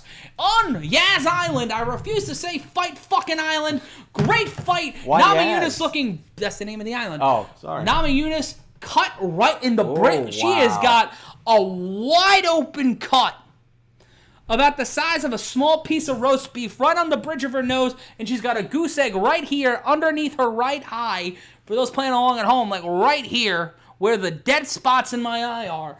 But we will go to the scorecards here in Abu Dhabi, and I think it's going to be close, but I think Namajunas gets the tilt here. You know, it was interesting as we watched the highlights. Andrash's corner was telling her that she won those first 2 rounds, which I found interesting. Unless I misunderstood something due to the closed caption, but that's who was on the TV at the time. As we look at these highlights here, a lot of punches landed by Namajunas, and then another Muay Thai clinch into a knee, and more as we see a lot of highlights from this 3rd round.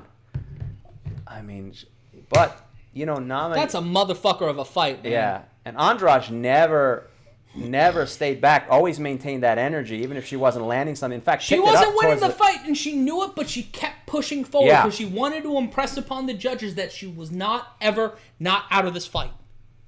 And I know I had to use like a quadruple negative there. That's fine, yeah. I'll apologize to And Andy let's look Ham. at the total strikes here. In round 1, it was 37-25 for Namajunas, 46-30 in the second round for Namajunas, and dead even in the 3rd round, Harry, 35-35. interesting. So this is close depending on how the judges look at all this, because to me, it's just what Namajunas landed, or what Andrade landed in the first round and the second round, to me were not significant strikes in the sense of the impact. But let's see as we go to the scorecard here. Brought to you by Manscaped on the UFC. Manscaped, moving up in the world, not just for wrestling podcasts anymore. I'll take that ball shaver money. All right, the scorecards are now in. They reside with Bruce Buffer. Bruce Buffer, ladies and gentlemen, after 3 rounds, we go to the judges' scorecards for a decision. Anders Olsen scores it. 29-28. Namajunas. Oh, it's going to be a split decision. Mark Pullet. 29-28.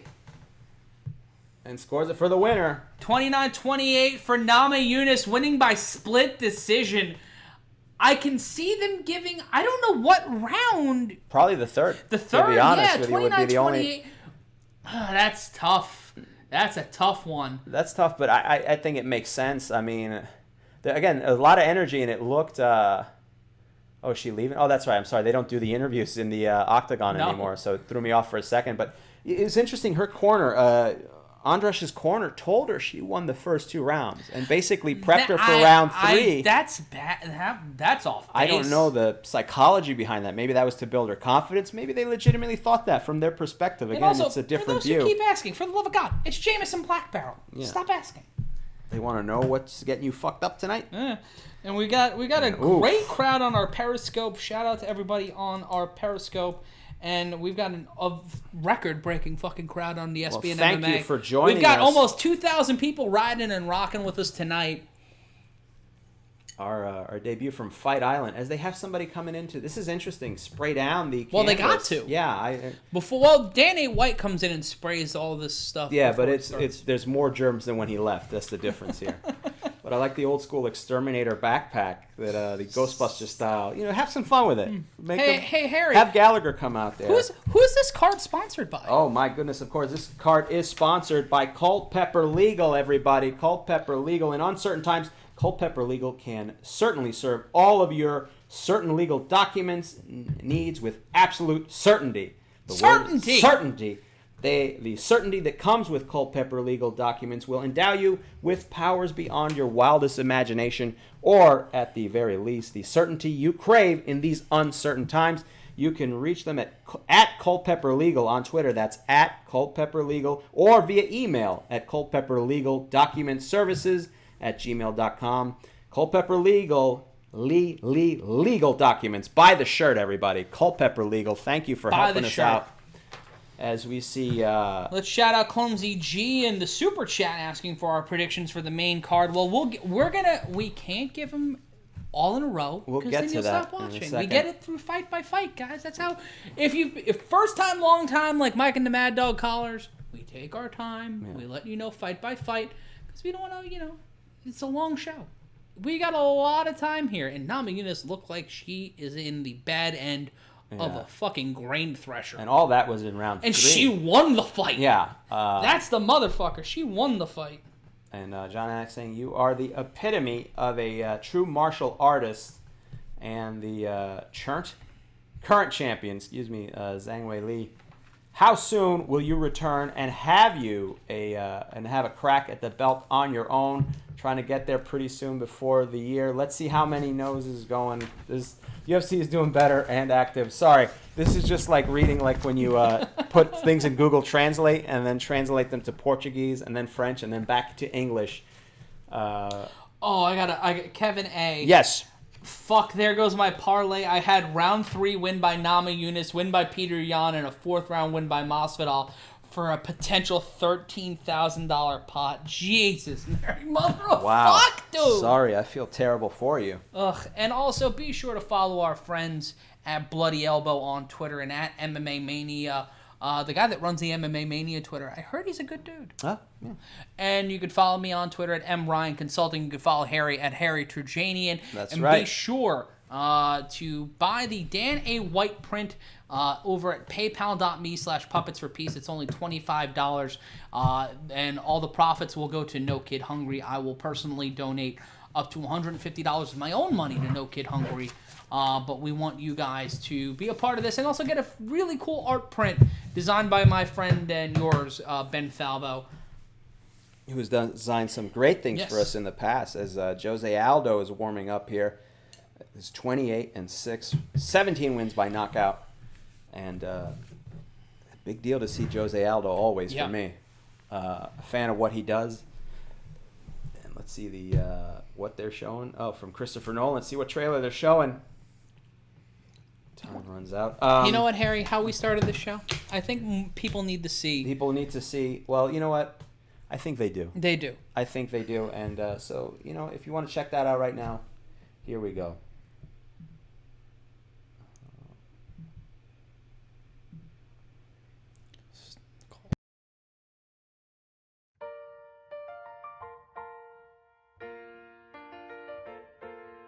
Making your way in the world today takes everything you've got. Getting away from all your worries sure would help a lot. Wouldn't you like to get away? Sometimes you wanna go where you can get punched in the face, and your show pay's always lame. You wanna go where people know Dana's rigged the game. You wanna go where you can get punched in the face. You wanna go where people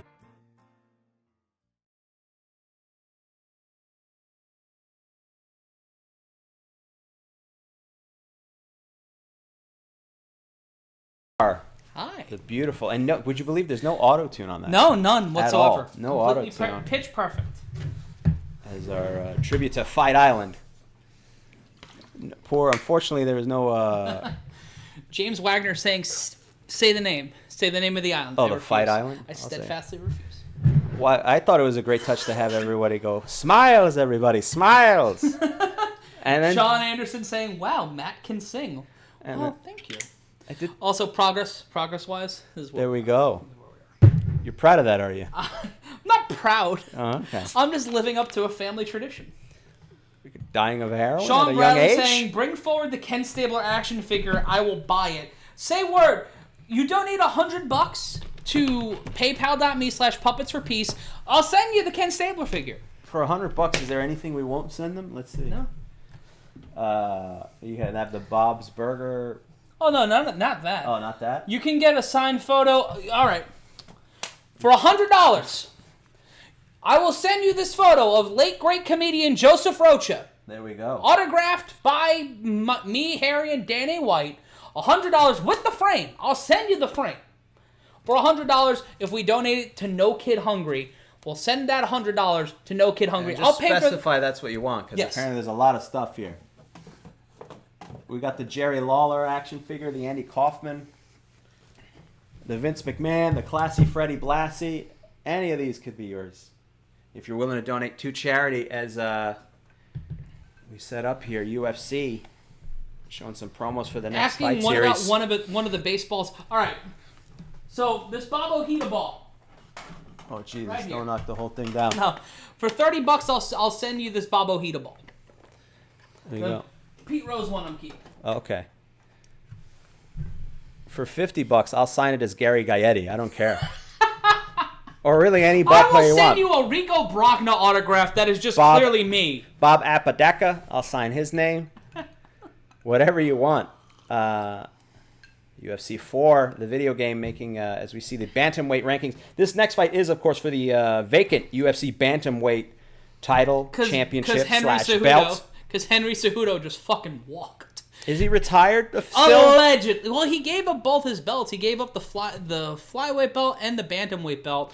Jan is the -240 favorite, while Aldo's a +200 underdog.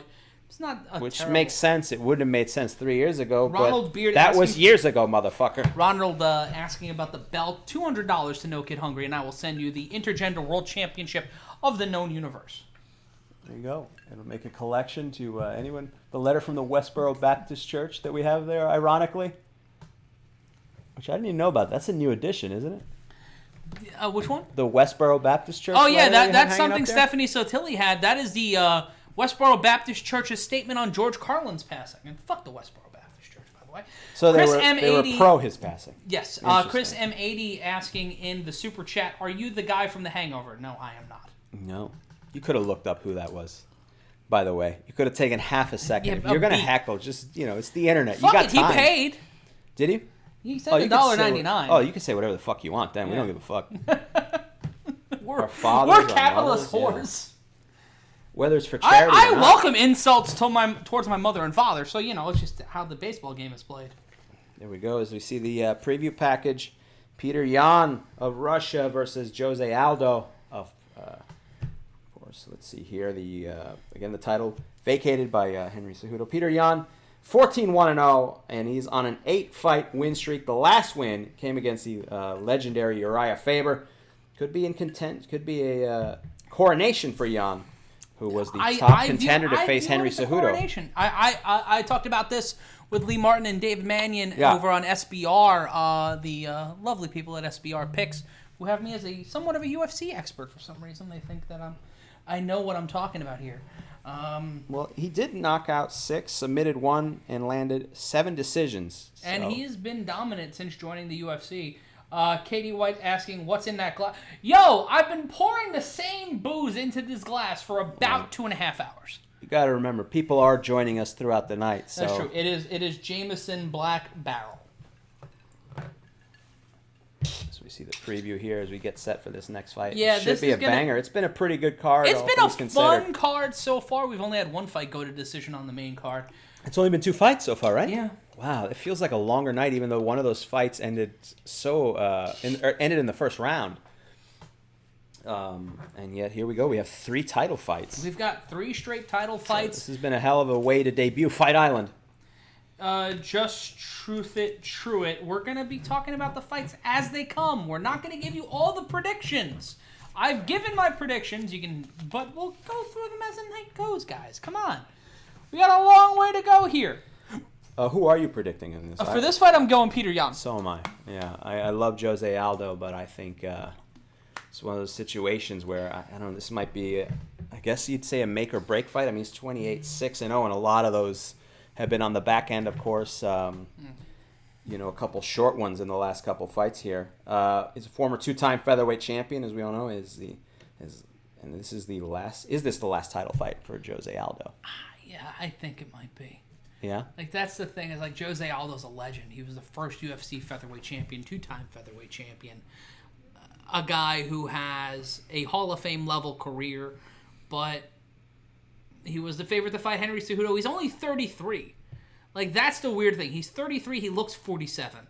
and he's an amazing athlete. And we're going to talk about this when we get to Max Holloway, but it's like time inside that octagon is not kind. Was he ever the same after the Conor thing? I don't know. He bounced back after the loss to Conor. I mean, but he lost 2 straight fights for the featherweight title. He's not been able to really get up to that level. And yet he was the favorite to face Henry Cejudo before Cejudo, quote unquote, retired. Yeah. In the super chat, Asmodeus Dekaya donated $2 and asking Harry, "Are you balding?" Am I balding? Yes. Yeah, I guess, but the light makes it look terrible. Yeah. I don't know.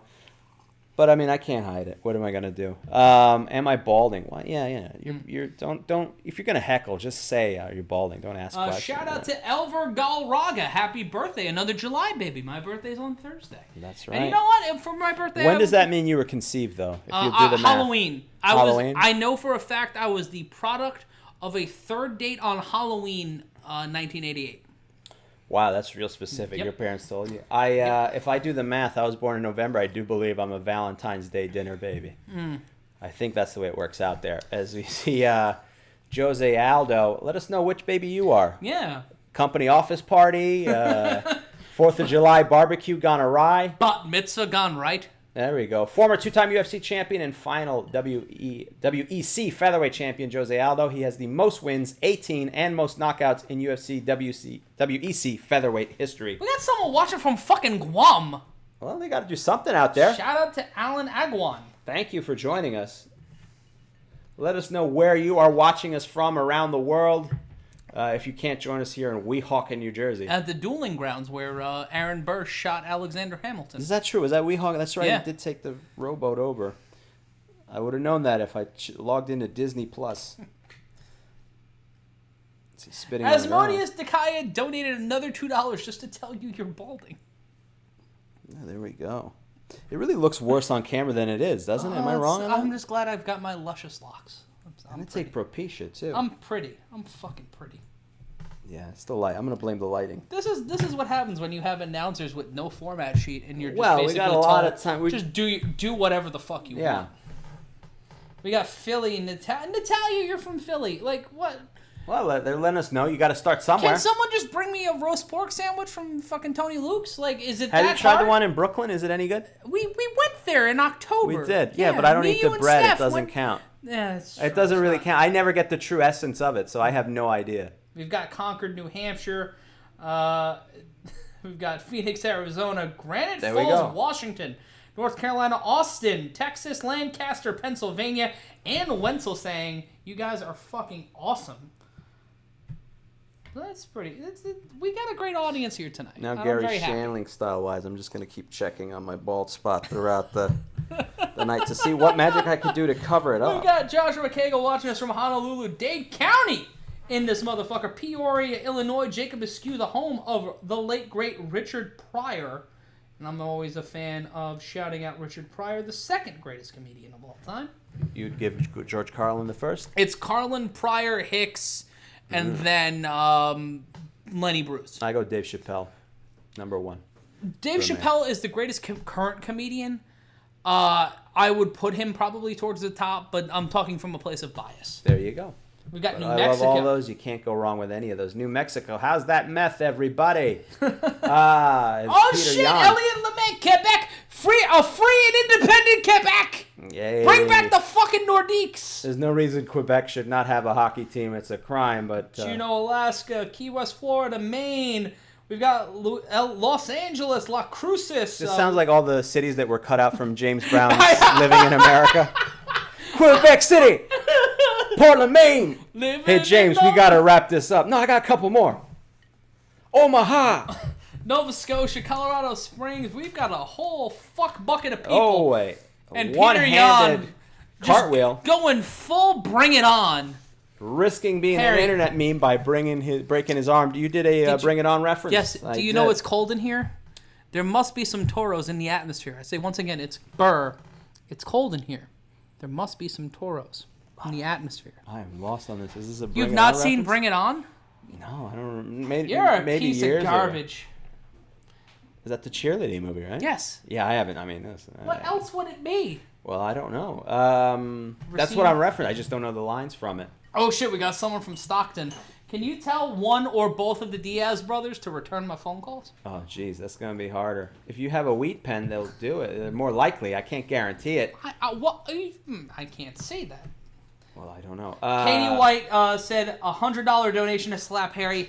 Katie, if you donate $100 donate, right I'll now do to it. paypal.me/puppets for peace, Anything- I will fucking cuff this motherfucker. Anything for the kids. Let's take a look Why did at that? It could have been either way. Why did it have to be? Shit, me and if getting it's slapped? $1, UFC Well, no, bantamweight hold on, title I got a fight, fucking Aldo's dollar. got the reach at 70 these inches to kids. 67. $1. Jan is a half an inch higher, both at 5'7", but Jan at 5'7.5", both walking in at 135. But once again, Aldo with the reach of 70 inches to 67 from Peter Jan. And Jan is the favorite here tonight.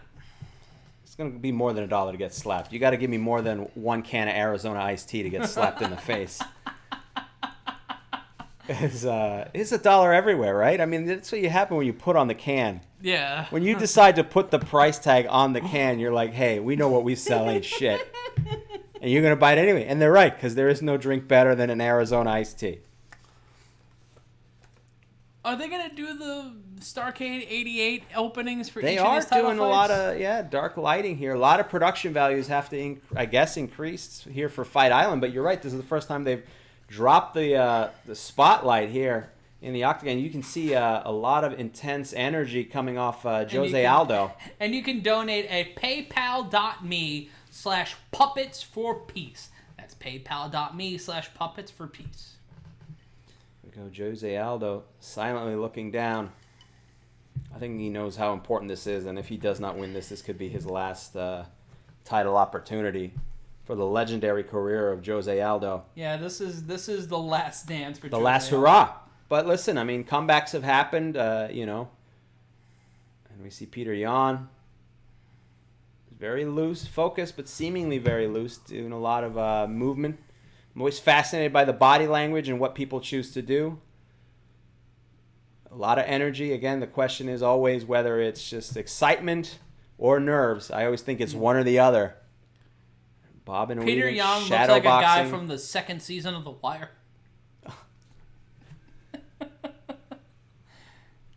Looking like one of the Czechoslovakian brothers that they chased into the woods on The Sopranos, right?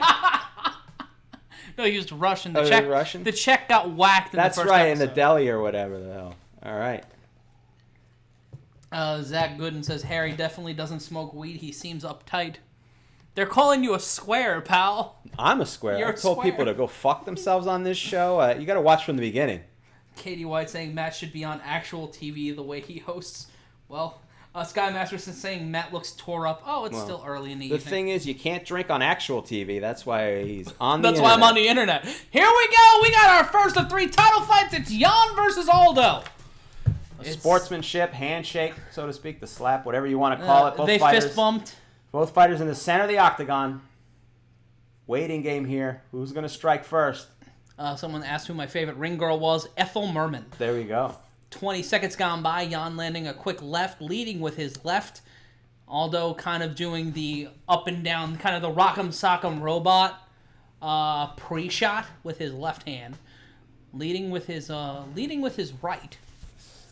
But going to be throwing that left freely and openly. A lot of standing, no delivering. Body shot by Aldo, missed with the right hand. Jan hitting with the left. The number 3 ranked and the number 6 ranked bantamweight. A lot of focus between the two of these. A high kick by Jan lands, but doesn't do much damage again. What happens if Aldo wins? I think that completely motherfucks the division. I love it. I think it's great. Quick left landed by Jan. Quick left landed by Aldo. I love chaos, but I'm a fan of Heath Ledger's Joker, so. Yeah. Whoa! Jan throwing bombs, hitting with a right, missing widely with a left body. Kick to the foot by ankle, by Aldo. One landed by Jan. A lot of focus here by Jose Aldo. A lot of energy coming from Jan, trying to land something big. Throwing some wild shots. Both fighters ducking and missing. Phone booth fight. Quick landing of a left hand from both fighters. There we go. 3:27 left to go in round number 1.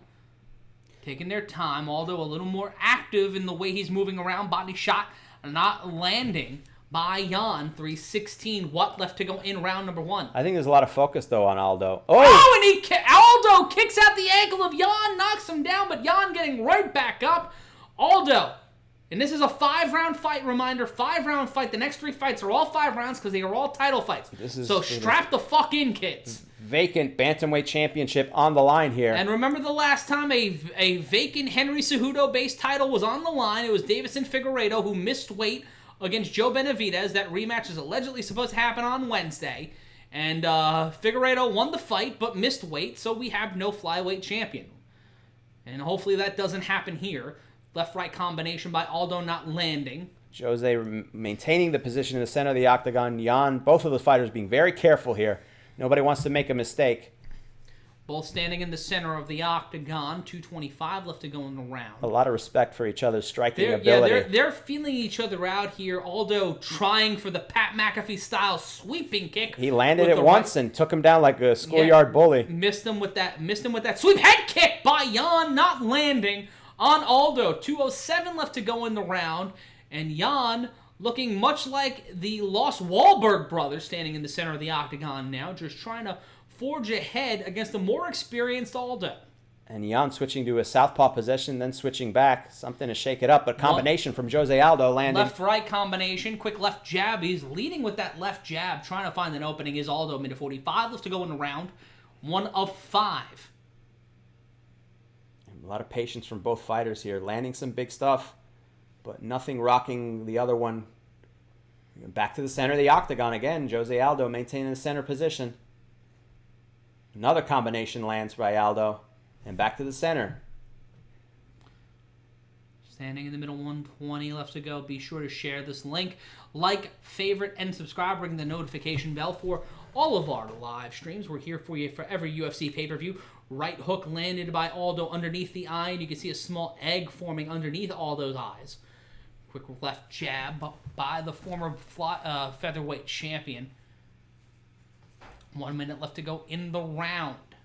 I'm Matt Ryan. That's Harry Terjanian. We'll have Dan A. White for you a little bit later on in the broadcast. Left-right combination by Jan not landing. Jose Aldo maintaining his patience. 45 seconds left here. And then goes for a takedown. Aldo gets stuffed on the takedown by Jan, and now Aldo on his back. Jan mounting, and now he's got the mount, but Aldo trying to push him off with his feet. 31 seconds left to go in round number 1. In terms of significant strikes, it's 20 for Jan, 19 for Aldo. The ref stepped in there for something, for a second, allowing Jan to get the advantage. Well, in the prelims, there were 87 dick kicks, and now Jan trying to go for the yes daddy choke on Aldo. Punch to the midsection, punches to the head. Aldo Could in we trouble see this here. fight into the first round? 10 seconds left to go. The referee letting it fly. Jan from a standing position. There we We're go. down to Aldo. Aldo sweeps Jan down again, but this will be Peter Jan winning the first round, in my opinion, Harry. At the end, coming for on sure. strong at the end. And almost... Aldo came very close to losing that fight. From our perspective, he looks unfazed by it, but he was taking hammer fist after hammer fist, just covering up his face, not much of a defense otherwise, and that could have cost him. Luckily for him, only about 15 seconds left when all that took place, but it does give that first round to Peter Jan because the round was pretty even from that point on. Let's take a look at the chat. Harry, 1,600 strong in the MMA in the SBN MMA YouTube channel. Joseph Lucia saying, I took my kid's birthday money and housed it on Jan, so he better win. Matt and Harry are better than John Anik and Bisping. Well, we'll take that. James D is coming from Orlando, Florida. We got some good people in the chat here tonight. Katie White saying, let's go, I'm a killer on DraftKings. Got someone watching from fucking Idaho. There we go. Thank you for joining us. Love those potatoes. As we see the highlights of some potatoes from Peter Jan at the very end of that round. Well, wrestling word. I know, I just was making a Game Grumps potatoes. Oh, okay. Too much for me. Jose Aldo breathing a little heavy here. Lucky to survive the end of that round. Yeah, that was tough. I'm Matt Ryan. That's Harry Terjanian. Round 2 getting underway. And both standing in the middle, keeping their hands high here. Aldo lifting up that left leg, trying to feign a body kick. Aldo is a bad motherfucker. He may not be the BMF champion, but Aldo's cup is also very pronounced. Yeah, that's a very weird situation. I don't know if that's the angle, but it didn't seem like that in the first round. we notice these little things. They make a difference as both fighters sort of hesitant, again, to make a mistake. I mean, definitely Aldo knows what could happen after the end of that first round. Both fighters in the center of the octagon, but this time Jan maintaining the center position here. Aldo goes for a leg kick with 4 minutes and 15 seconds left in this second round here. A southpaw position switch by Peter Yan, maybe to shake things up a little bit. But Aldo maintaining patience, but takes a left jab from Yan for his troubles here. A different body positioning from Aldo, leaning a little bit lower, keeping his hands up. We got North Carolina, Alaska. We've got a lot of great people in the chat here tonight as we rise.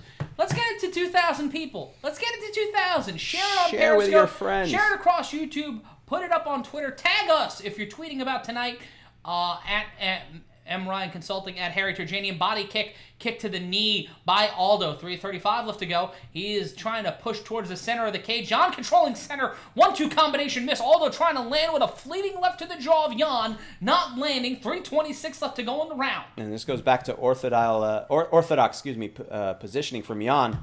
But now Aldo in the center of the octagon. Again, theme from these two. Oh, he lands a couple combinations. But, Jan just trying to step right to him. Flying overhand left, flying right, not landing. 3:06 left to go in the round. Another sweep kick from Aldo. Jan survives it this time. Throwing a couple more left jabs, but Aldo unfazed in the center of the octagon. Keeps lifting that leg to either check a kick or feign kicking.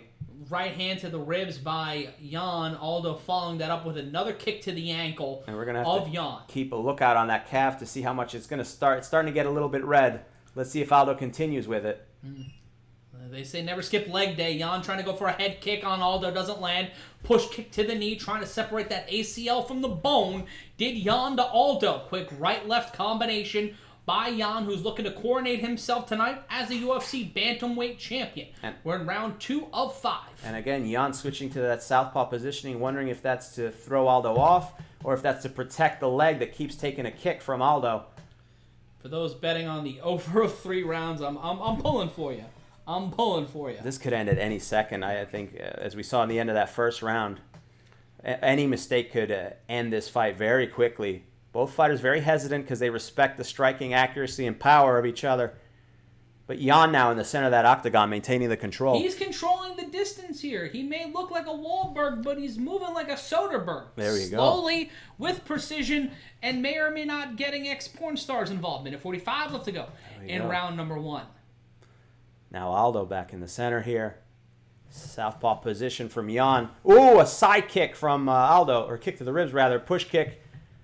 And continuing to maintain center. Oh, there we go. A couple combinations from Jan missing.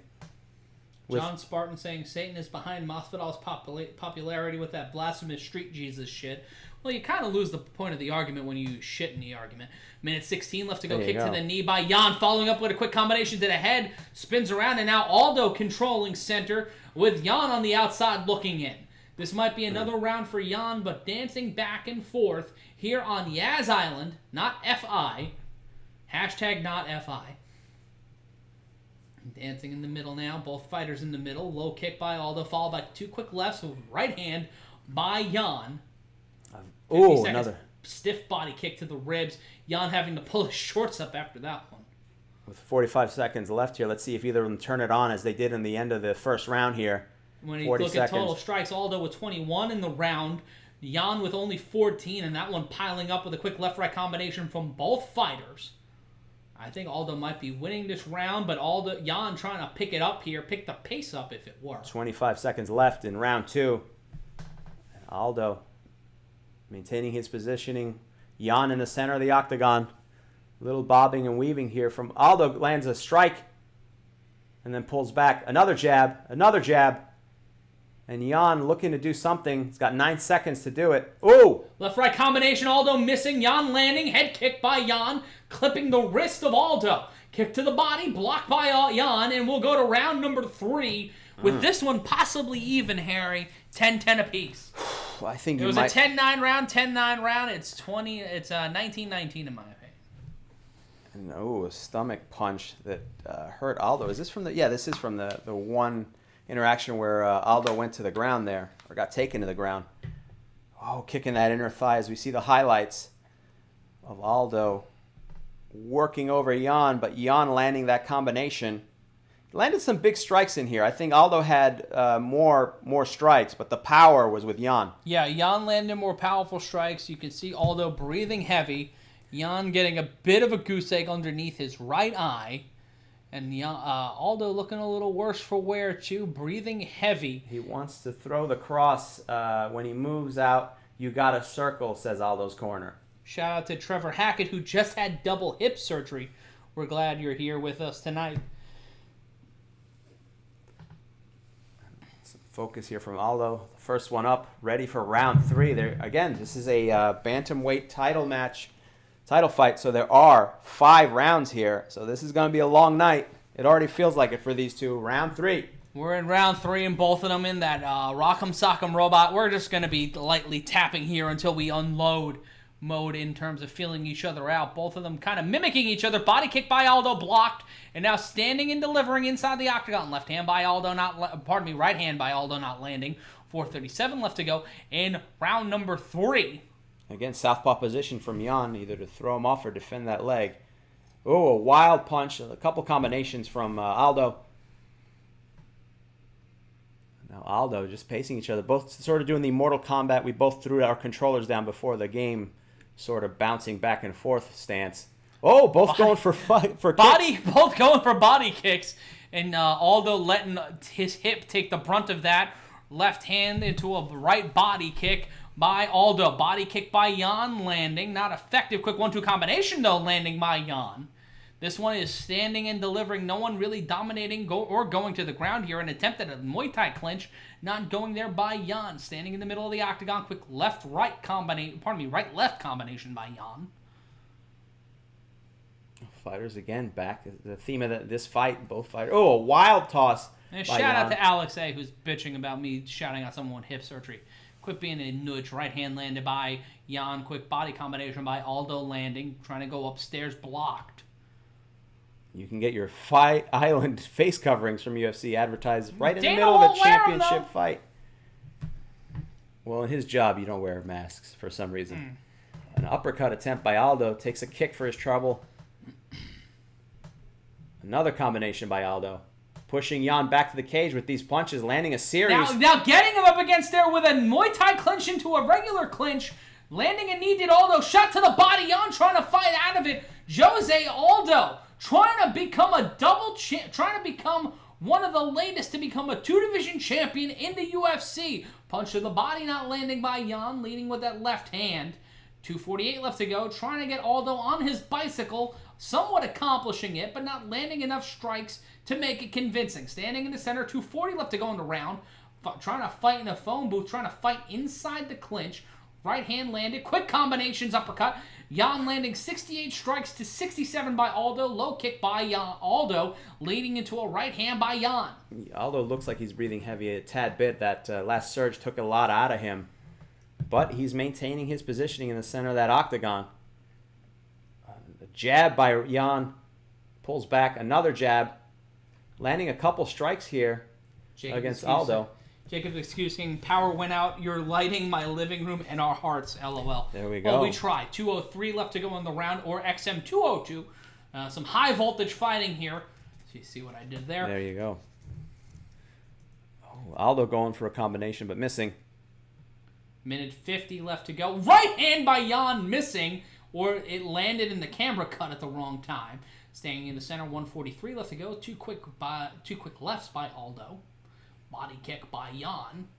Just trying to lead with that left hand. Aldo with a right. A lot of power from Aldo in this third round for sure with those strikes. Landing hard. Ooh, Left-right combination by Jan to the head of Aldo, then going for the body. Right-left high-low combination by Jan, landing on Aldo. Trying to win on points here is Jan. Another right-left, and those punches are landing to the face of Aldo. The former champion in trouble against the up-and-coming challenger in this battle to crown a new UFC bantamweight champion. Right hand, right to the jaw. Spinning back elbow by Jan.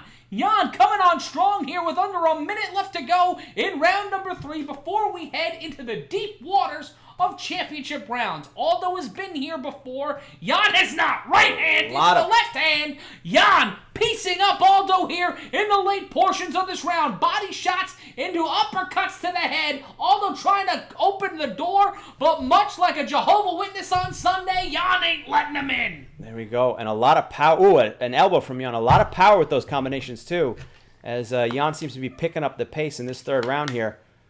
Ooh, another strike, another body kick from Jan. And we are over 2,000 viewers on the SBN MMA YouTube channel. Round 3 significant strikes is 42 for Jan, 35 for Aldo, 15 left to go.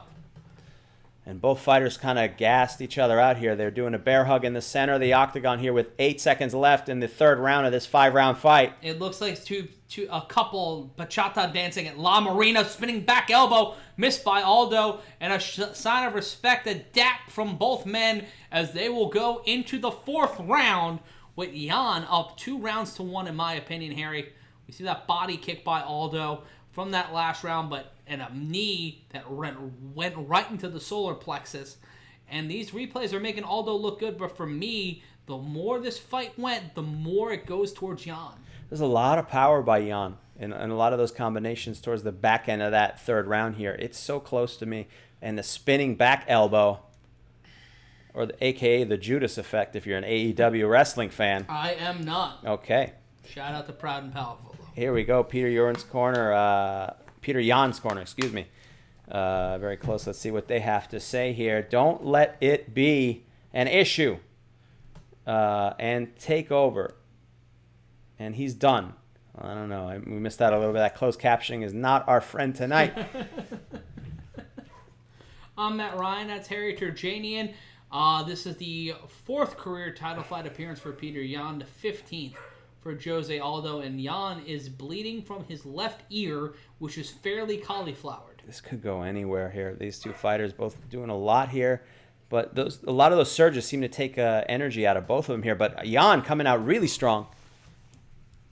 A lot of combinations, a lot of power so far, and he's got Aldo back against the cage, but Aldo with a body kick to work his way out.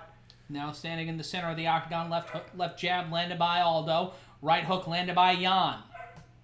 Left hook landed by Jan into a variation of a collar and elbow clinch into a Muay Thai clinch. Trying to go for the double underhooks is Jan. He's got a single one and pushed away, and both will stand back into the center of the octagon. Low kick to the knee, body kick by Jan following that one up. Right kick to the knee of Aldo. Aldo trying to land a knee, right hook landed by Jan for 15 left to go in round number 4 of 5 for the vacant UFC bantamweight title. Aldo's lip busted open there or something? Or perhaps it looks a little odd, but a couple strikes there from Aldo. And we are over 2,000 viewers, and someone's taking a sip every time I'm taking a sip. Ken Z, you're a dangerous motherfucker. Right hand, left hand landed by Jan. Jan putting the pressure on here as Aldo gets dangerously close to the fence. Aldo driving his shoulder into Aldo. Elbow by Jan into the head of Aldo. And they'll reset towards the center of the octagon. Collar and elbow clinch by Jan, not broken by Aldo, pardon me. Right hand landed by Jan with right hook. Oh, there we go. A knee by Aldo. Neither of these two fighters want to fight against the cage or on the ground, it seems. They're just trying to stand straight ahead. Jan has gone past his personal best for strikes as over 100. He's currently over 108. His previous best was 100. Left hook to the body by Jan. Aldo trying to punch through the blocks of Jan, trying to go for a Muay Thai clinch. Jan not connecting with that, but landing a right hook to the temple. Ooh, and a knee to the stomach there from Jan. Jan trying to trip up Aldo. Almost does it. Aldo gets back to his feet, and both fighters back to the center of the octagon there. But Jan trying to push him towards the cage. Aldo's not having it, and the two of them end up back in the center to start again, rock'em sock'em style. Standing in the center of the octagon so far in this round, 19 significant strikes for Jan, 16 for Aldo, who is controlling the pace of this fight. Both fighters breathing a little bit heavy here. A couple combinations from each fighter in return. Both fighters back to the center of the octagon. Both slowing down a little bit. Ooh, a couple combinations from Jan. Zachary Gooden saying, I might be his spirit animal. I'm sorry. Right hook. And a jumping knee attempt by Jan not landing. And Aldo's significant strikes, 104, beating his prior personal best of 102. But you can see some swelling and some discoloration in the bridge of his nose and right underneath his right eye, as both fighters continue to persist here with 153 left to go in round number 4 of 5 for the UFC Bantamweight title. See here, Jan trying to land a combination. Aldo punching back. A wild miss from Jan, but Aldo's nose is busted open. He is bleeding some strawberry jam here as both fighters get back to the center. Oh, we've got a pinata situation. Low kick by Jan. 90 seconds left to go in round number 4. Right hook to the head into a left hook to the body by Jan. Jan looking like a 1950s NFL fullback, while Aldo is bleeding from the nose like he was a victim of the fearsome foursome. Right-left combination by Jan. Minute 15 left to go in the round. 2 quick right jabs into a left uppercut, into a right uppercut, into a right hook by Jan. A minute 7 as he takes a single leg takedown and Aldo is down. But Aldo trying to block it with kicks to the knees. And now Aldo the same in position. Trouble. Jan from the top position. I'm sorry, Harry. No, sorry. Same position that ended the first round, but this time a minute left here in the fourth round rather. And Jan goes into the hammer fist, trying to end this. Aldo holding onto the wrists, and now Jan goes down on top of him. Punching the ribs, elbowing the face. 35 seconds left to go in round number 4. Ooh, an elbow from Jan into the face. Aldo holding on for dear life here. Jan throwing more punches as Aldo tries to get the feet there to create some separation from the two. And much like the first round, he manages to do it, but Jan pushing forward, more punches. Aldo holding the wrist and wrapping his legs around the waist, trying to bring Jan in closer. He's got 9 seconds to hold on here. Let's see if he can do it. 7 seconds. 5, 4. Another elbow by Jan. Looks like Aldo will do it, and he does manage to survive. Again, same positioning of the first round.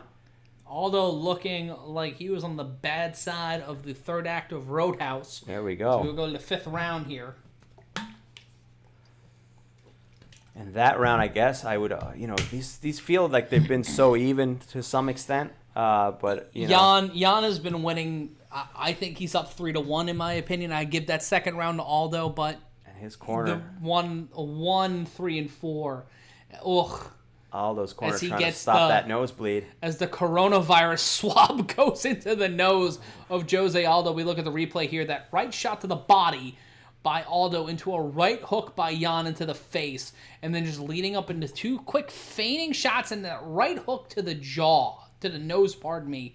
Just pinataed that nose into the single leg trip into the sweep. He kind of caught Aldo's foot, held onto it, and then immediately tripped the other leg.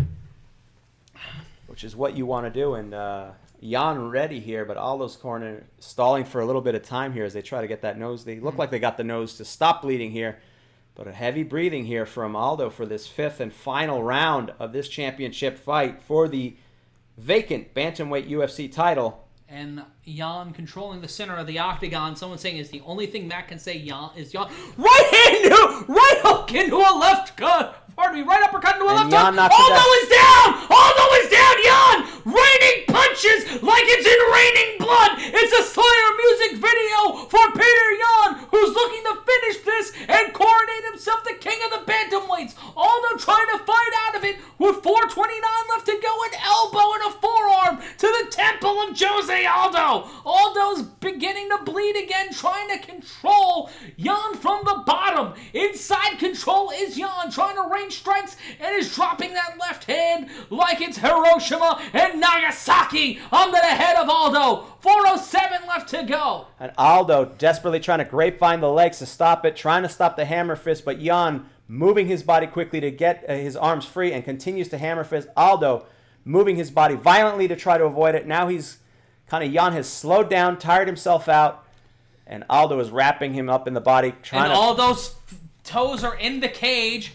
The referee saying, get your toes out of the cage. Aljamain Sterling saying, great freaking fight. And I'm inclined to agree, Harry. And more punches from Jan as he tries to get side control here. Not a lot of defense here from Aldo. He is moving around, but he's taking a lot of punches and elbows to the face. A forearm to the side of the head by Jan Aldo. Inside control and continuing with those hammer fists.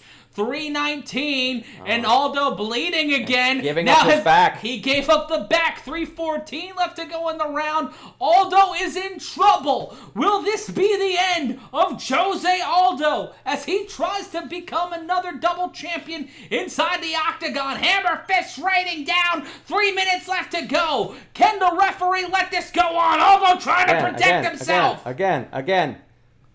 Another one. It's a DJ Khaled level of concussion, of concussive blows to the head of Jose Aldo. Yeah. 245 and an elbow to the side of Aldo's head by Peter Yan. And the ref being very generous here. He could stop at any time, but Aldo is moving. But Yan almost tiring himself out. Aldo. There is a lot of blood that is smeared over where Jose Aldo is in the Octagon, and that's all fresh paint.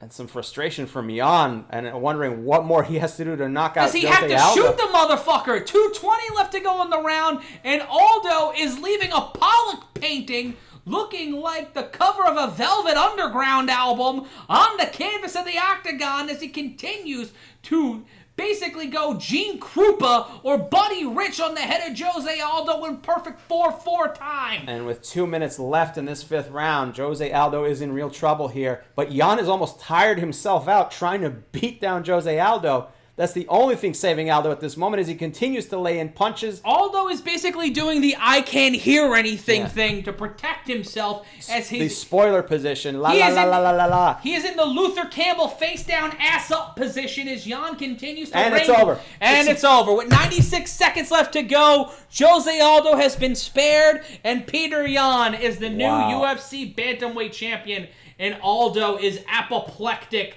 and maybe crying inside the Octagon. There's not much more that Aldo could have done. I mean, he survived a beating there for, I would say, almost 2 minutes straight. Maybe a minute at the half at the very least. And the referee was very generous and could have stopped it a little bit early. But Aldo was moving. He was doing his best to keep it going. But at the end, I mean, he just didn't have anything left in the tank. He survived so much, took so many heavy punches, and I mean, there should be no shame for Jose Aldo. Anthony Pisano saying, I want to fight Matt Ryan. There's a lot of people who want to fight get in line. Donate to charity. You can do it. Yeah, if you donate $200, I'll fight you. And here we see the fight highlights of Jose Aldo taking a couple really strong punches and then going down. And Peter Yan took advantage of the situation and just technically sound, just laying the punches on target, on that nose, busting that face open, and when Aldo gave up his back, it was even more prevalent. It was the, as we like to call in New York City, rakata theory. There we go. Rakata. Hitting that speed bag. It was like anybody else fighting me in a street fight. I'm just like this, just waiting for it to end, waiting for the referee to stop it.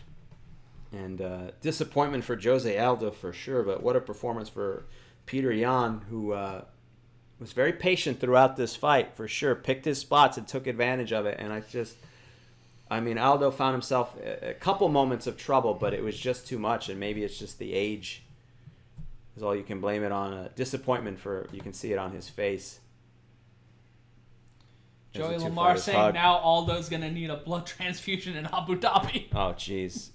And Peter Yan will be the first of three to be given a belt put around their waist by Dana White, who looks happy to be there. No mask from Dana. I guess he's been tested, I would assume. You would think that. Well, you never know. Yeah, let's start that rumor. And the belt and the Peter Yan wrapping himself in the Russian flag in celebration. A well-earned victory, a tremendous performance, a technically sound performance, a lot of great power, and he just waited Jose Aldo out until the right moment. He was able to open the door and find a way to win.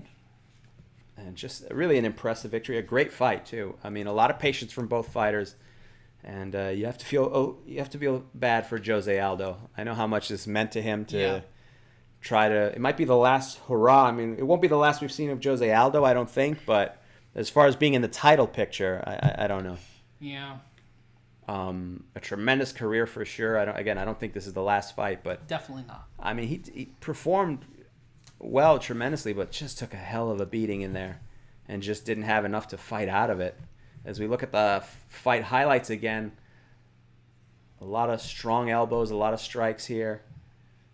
And Jose Aldo, he landed a lot, but Jan made him pay with what he gave him. An uppercut here, as we see from the highlights. He beat that man's ass. Yeah, I mean, there's no other way to put it, but just smartly, like, sweeping the leg, and then I'm surprised he didn't do more to take him down, because Jan had great success when he got him down, but, that's the respect he has for Aldo. And Harry, I just got word Danny White will be joining us before the main event tonight. Okay. To not only we spoke with the people of Culpeper Legal. Okay. They mandated that Dan A. White do a live read. Oh, wow. Okay. They're very happy. And we'll hear from Dan A. White before the main event. Harry, let's hear from you doing the interview between Jon Anik and Peter Yan. I'll be right back. There we go. Undisputed bantamweight champion Peter Yan. Sounds good, my friend. Jan, sorry. Peter Bjorn and Jan. Sorry. Congratulations. It said it on the thing. And performance tonight, says Jon Anik. Thank you so much, says Peter Yan. Was this the type of fight you expected tonight against Jose Aldo, Peter?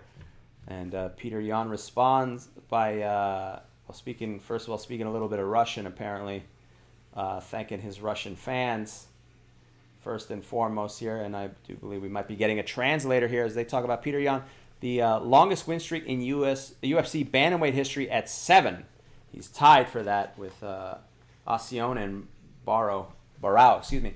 I expected it to be a hard fight, he says, but he hit my leg and I was forced to change the stance. And it got me off a little bit, says Jan. So you stayed composed, says Jon Anik, and I know this is the healthiest you've been coming into a fight. You really turned it on late. Did you get the sense that he was starting to wilt a little bit in the later portions of the fight? And as we wait for the translations, they show more highlights of him just hammer fisting poor Jose Aldo. And we wait for the response here from the translator. We're still waiting. Bear with us here as we see Peter Yan with his new UFC championship. Yes, he says that was our plan in the beginning, 1 or 2, and put pressure on him, on Aldo, and make him tired and just start attacking, and that's exactly what happened. John says, a few weeks ago, you became a father for the second time, and you're only 27 years old, one of the youngest champions in UFC history. Can you put into words what it means in this loaded division to be the guy at the top looking down at the rest of the contenders in the bantamweight division? So we wait for the Russian translator here. Let's see, as you can hear the sounds of ice cubes refreshing Matt Ryan's Gatorade. And I'm back. There we go. It's taking a little long because of the Russian translation, but basically the plan... what a country! The plan, they did get, and they show in the middle of this a UFC 4 commercial again. Very weird times to be showing these things. They've been putting these pocket ads in weird spots. Yeah. Tonight. Yeah, especially when we have time to fill. And then that, thank you so much, that covered up the closed captioning. So there's not much more to say from Peter Yan, except Jon Anik saying thank you to everybody. Oh, Peter Yan saying thank you to everybody from Russia. And Jon Anik saying there are a lot of people. This was your destiny to be a champion, so go enjoy the family, says Jon Anik. Well, I wonder does he have to get approval for that mustache? How does this work during the COVID world? I don't know. I think good-looking mustache. All the rules are done. Just Truitt is asking, how did we meet and start this? Well, Harry and I have known each other for 7 years. There we go. 6 years. Around 6 that time frame, yeah. I was hired by SBN about a year ago and then told, hey, you need to do live audio broadcasts. And then Harry, who was my roommate, was here, and then we just did the thing. All right, hold on. Henry Cejudo tweeting, congratulations to Peter Yan, but you absolutely suck and you wouldn't survive 2 rounds with me. Also, someone saying, holy shit, Matt, do you need help? We can get help. Eric Castillo saying, Matt is a fucking camel. Look, Harry can attest, this is the most I drink. Yes. All month. But this is now the only time I see you all month, so I have no idea what the fuck is going on anymore. Oh, no, I don't really drink that much. Oh, okay. I work too much. So you pick the time that you have to be on air? Most people do it the other way around. You only have to be sober 3 hours a month. But I'm pretty, though. That's true. And listen, you haven't missed a call yet, so, much like most of show business, we will enable you to continue until you destroy the broadcast, until it affects us. Give me the check, I'll work sober. There we go. Give me the bag, I'll work sober. Max Holloway. One excuse. Max Holloway looking like a street ball legend with his current hair and facial hair arrangement. Shout out to the professor and hot sauce. I missed those and one tournaments. We're going to start our own and one mixtape tour. It's going to be me and you going around various parks in New York City. Is that Charlize Theron? Charlize Theron's on the TV now. Like, folks, Hello, Fight Island. We just want to call the fights. We're not the ones who format the UFC pay-per-views. Trust me, Harry, you know my formatting skills. There we go. I can format like a motherfucker. This, just, I got nothing. Well, it is a paid trailer for this new Charlize Theron film, The Old Guard, now available on Netflix. As we go back to UFC July 2018 here, Daniel Cormier. This is the next pay-per-view. It's Stipe Cormier 3. Finally.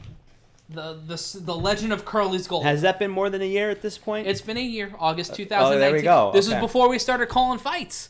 This was the pay-per-view before we started calling fights. I remember this fight, and I remember mad. I was so mad about this fight. how disappointed Cormier was in himself, and admittedly not listening to his own corner. Yeah.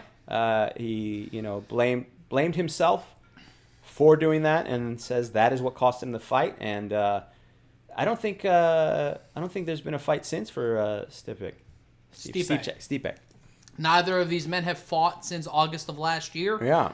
Oh yeah, Cormier didn't fight either. No, He's been doing mostly broadcasting duties. He was. Both of them were hurt.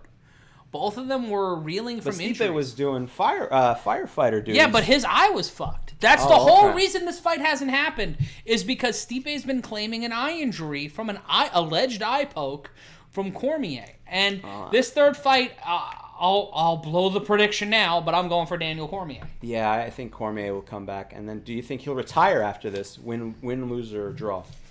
I think this is the last time we'll see Daniel Cormier inside the Octagon. He might be the third best analyst in mixed martial arts. He does a fantastic job. Will that prevent him from going to the World Wrestling Federation, the WWF? The Worldwide Wrestling Federation? Yeah, he's going to be feuding with superstar Billy Graham, who's managed by the Grand Wizard. The Grand Wizard. Back when that wasn't a problem, apparently. Yeah. And the rubber match will take place August 15th. Oh, it's gonna be in the oh my God, Harry! It's gonna be in the small cage. It's gonna be at the apex. It's gonna be in the baby cage.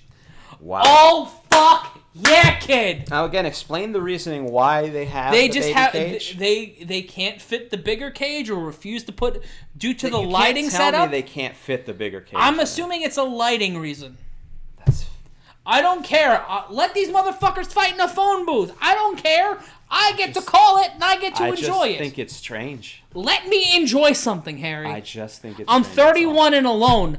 Give me something. I mean, all right, enjoy it.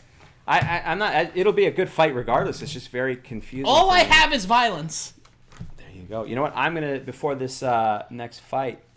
I am going to take a break for 1 second. I will be right back. You can Van. We'll go to the chat. There you go. Cormier, according to /H, Cormier doesn't need to do WWE. He's a multimillionaire. No one needs to do it. No one needs to really do anything when you're a multimillionaire. Let's take a look at the UFC 252 card really quick. It's Stipe versus Cormier 3. Then we got JDS versus Jairzinho Rozenstruik. Magomed Ankalaev versus Ian Cotalba. Pedro Munoz versus Frankie Edgar. And Sean O'Malley turning around right quick to face against Marlon Vera. That's the pay-per-view card from the UFC Apex. That'll be right here on the SBN MMA/Combat Culture Syndication Network on August 15th. We'll be right here with you for that UFC 252 card. And we are getting ready for your co-main event of the evening for the UFC featherweight title. I'm Matt Ryan. Harry Terjanian will be joining us in just a moment. And Dan A. White is asking me a question. And I need him to be quiet.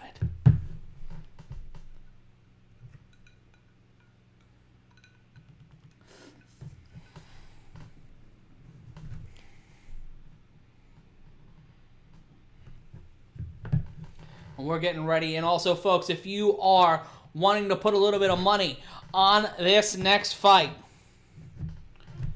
you can click the link in the SBN MMA chat from June. You get a $500 risk-free bet on UFC 251 from our friends over at DraftKings.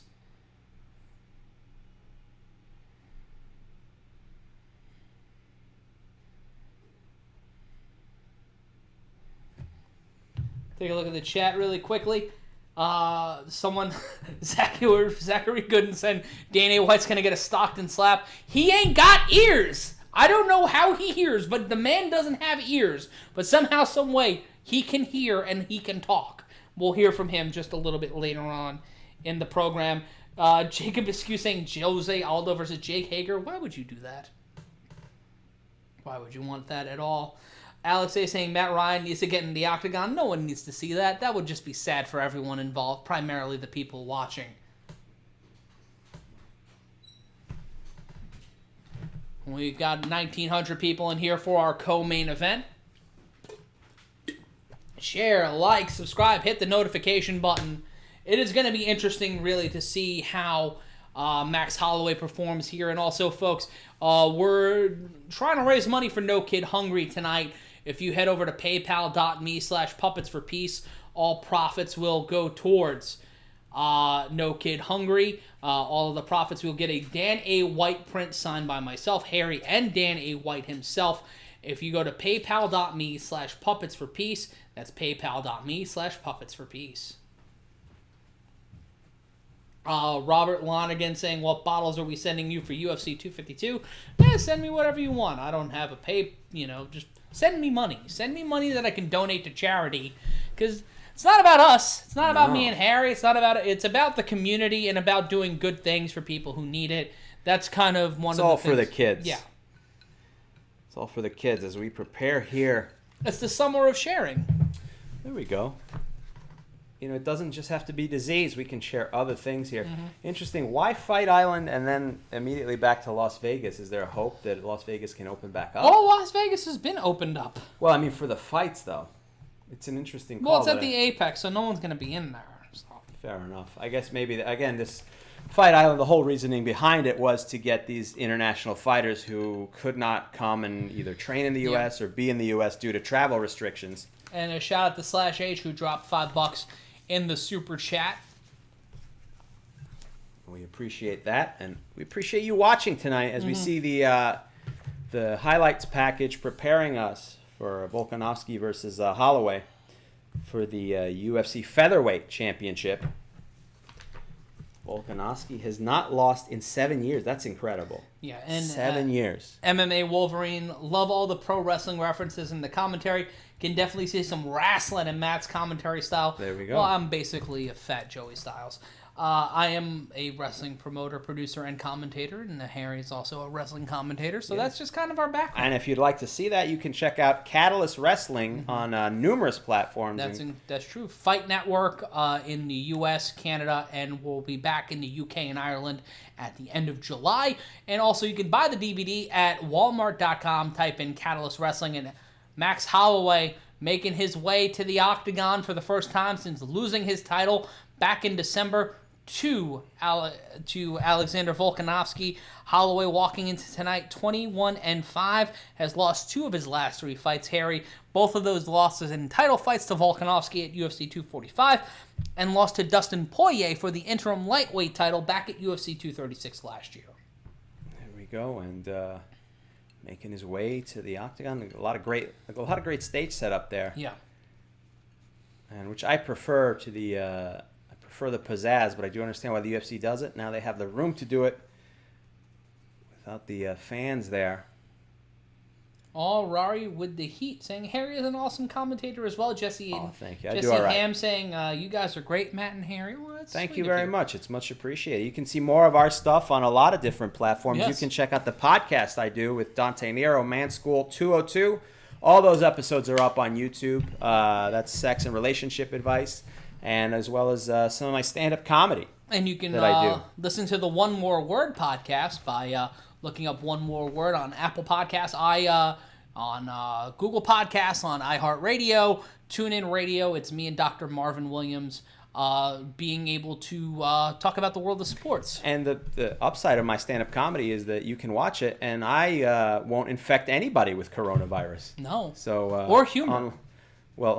Unlike Brian Callen and Brendan Schaub. Oof. I won't infect anybody with corona, and I also won't go for a 20-mile bike ride after I have publicly announced that I have corona. So, I won't do either of those things. But I don't have a Showtime special, so, it's even. Are we going back to this again? Also, I started watching it. I want to make compared to Kevin and Bean. Kevin and Bean? That's not bad. They're legendary radio duo. I'll do morning radio in L.A. Just cut the check! I don't know if they do morning radio. Everybody's been fired from L.A. They go down there first. As Max Holloway gets in there. Very calm, very collected, excuse me. And once again, Max Holloway with the Hawaiian flag. My theory, once again, the reason why there are flags inside the Octagon is because Dana White has bought into a flag company, and instead that's a part of the Reebok deal. Which is, did you hear that Reebok's been replaced? That there was a new athletic gear provider for the UFC starting next year? Is that true? When did that come It's down? Venom. Oh, really? Venum. I mean, Venom has been in the fight game for a while, but I've it's known Venom, though. Mostly, yeah, it is a bit of a downgrade from Reebok. What happened with that? Did Reebok Either the UFC bought him. Oh my God! There's a giant man walking Alexander Volkanovski to the cage. Stephen Merchant escorting Alexander Volkanovski. Kurgan lives. At some point and this guy has ear gauges. This guy is trying to become the most interesting man in the world. Why do they have to put him right next to Alexander Volkanovski? John Spartan saying Matt has that Mauro Ronaldo style where it's just loud in references. Yeah, that's fairly true. And also, he's sad a lot of the time. Yes. So the combination Kevin of the Civello two. saying Matt's drunk. I'm not drunk. No, You've not seen drunk. me drunk. No, I've seen you drunk. I've seen you throw up out the side of my car. On and off your birthday. It's usually a birthday. I've seen you have me pull over and then watch you throw up at a bus stop. That was a 7-Eleven. That was a different time. That's the thing you're not remembering. That was another time. I forgot about the 7-Eleven, but you forgot about the bus stop, blocks away from the house. I appreciate you didn't throw up I try in not my to car. throw up on people's cars. Worst one was years before I met you on the BQE after a Ben Folds 5 concert. It's just no reason. It's sad on many levels, including the Ben Folds 5 concert. Fuck you, Ben Folds 5 is fantastic. They're fine, but there's no reason to get Alexander, fucked up at the Ben Folds 5 concert. There's a lot of other things that happened after the concert. Okay. Volkanovski has not lost in 7 years, as you said, Harry. He's on an 18-fight win streak. He's got the second highest striking accuracy in UFC featherweight history. This is his first title defense. He earned the title defense by beating Jose Aldo, who we just saw in the co-main event.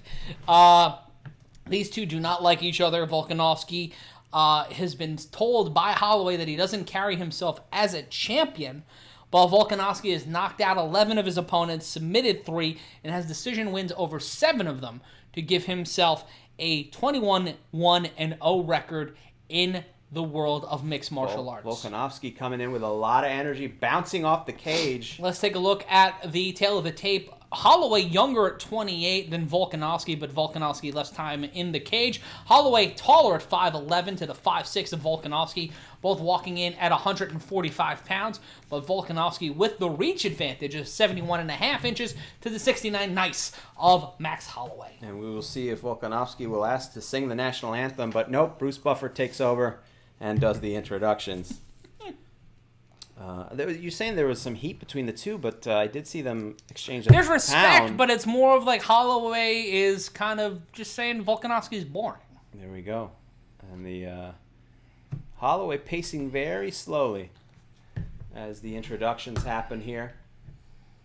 A lot more energy from Volkanovski, but we'll see. He is the champ in this, and referee He's Herb the one Dean, in the heat spot here.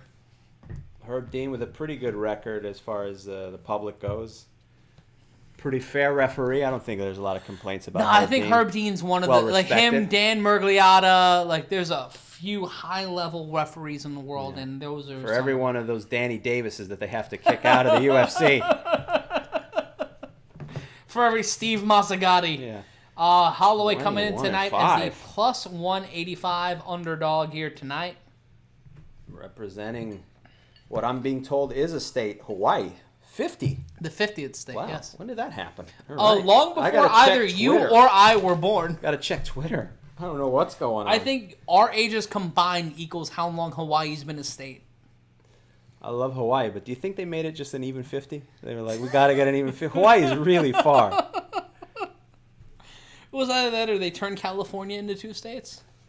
Well, they ruined it for Puerto Rico. But, Holloway pacing back and forth a little bit. Both very focused here. I mean, these are both veterans here. Again, 7 years is a long time, man. And, Volkanovski, I don't know that he gets his due necessarily, as one of the top names, but 7 years, undefeated, and you can see the confidence in his face. I'm flexing a little bit. I'm I dig taking it. Volkanovski. Motherfucker's built like Mike Allstott, and he's a featherweight. Yeah, I like Holloway, but I got to go Volkanovski on this one. Again, 21-0, undefeated in 7 years. Knocked out 11. Submitted 3 and decision win in 7 of those. But his only knocked out once. So 21-0. I think he's going to continue his streak here as Herb Dean brings him to the center of the cage. You know what the fucked up part, Harry, is? What is that? This is the co-main. Yeah, this is a good card overall. Fight Island delivered. Dana, get off your phone! He's got business to do. What does he got to do? I don't know. Something This is his important. business. I This guess. is his job. Ordering knives on Amazon?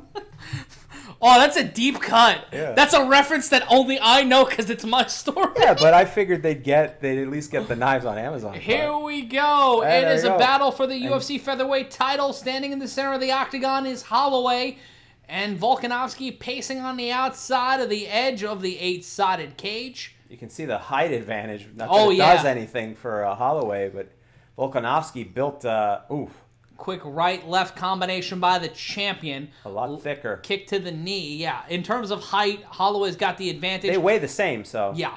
That's the motherfucker of it all. Yeah, Volkanovski. Both fighters pacing the center of the cage. Holloway with a southpaw stance. Nope, or orthodox. This is a Louis Vuitton fight. This is a high-quality fight. 4:15 left to go in the round. Both fighters kind of feeling each other out here in the first round. Focus from both of them. Feigned kicks from both. A missed kick from Holloway. A left jab, a light left jab, one return from Volkanovski. Holloway, mouth agape here, standing in the center of the octagon. Sort of looking almost bored. Trying to find a rhythm here. Low kick by Volkanovski. 3:41 left to go. In round number 1, trying to lead in with a couple of quick overhand lefts. Did the champion. Those won't land. And a weird hand positioning by Holloway. Am I wrong? He Yeah, just his has them hands up, are low. They're low-ish. Well, they're up, but they're not protecting. They're nor in perfect you can't touch me position. Yeah, they're not preparing for punches. I guess they're preparing. Almost like he's sparring with them. Well, it's the first round. It's a feel-out round. It's 5 Sure. rounds. It's just interesting is all.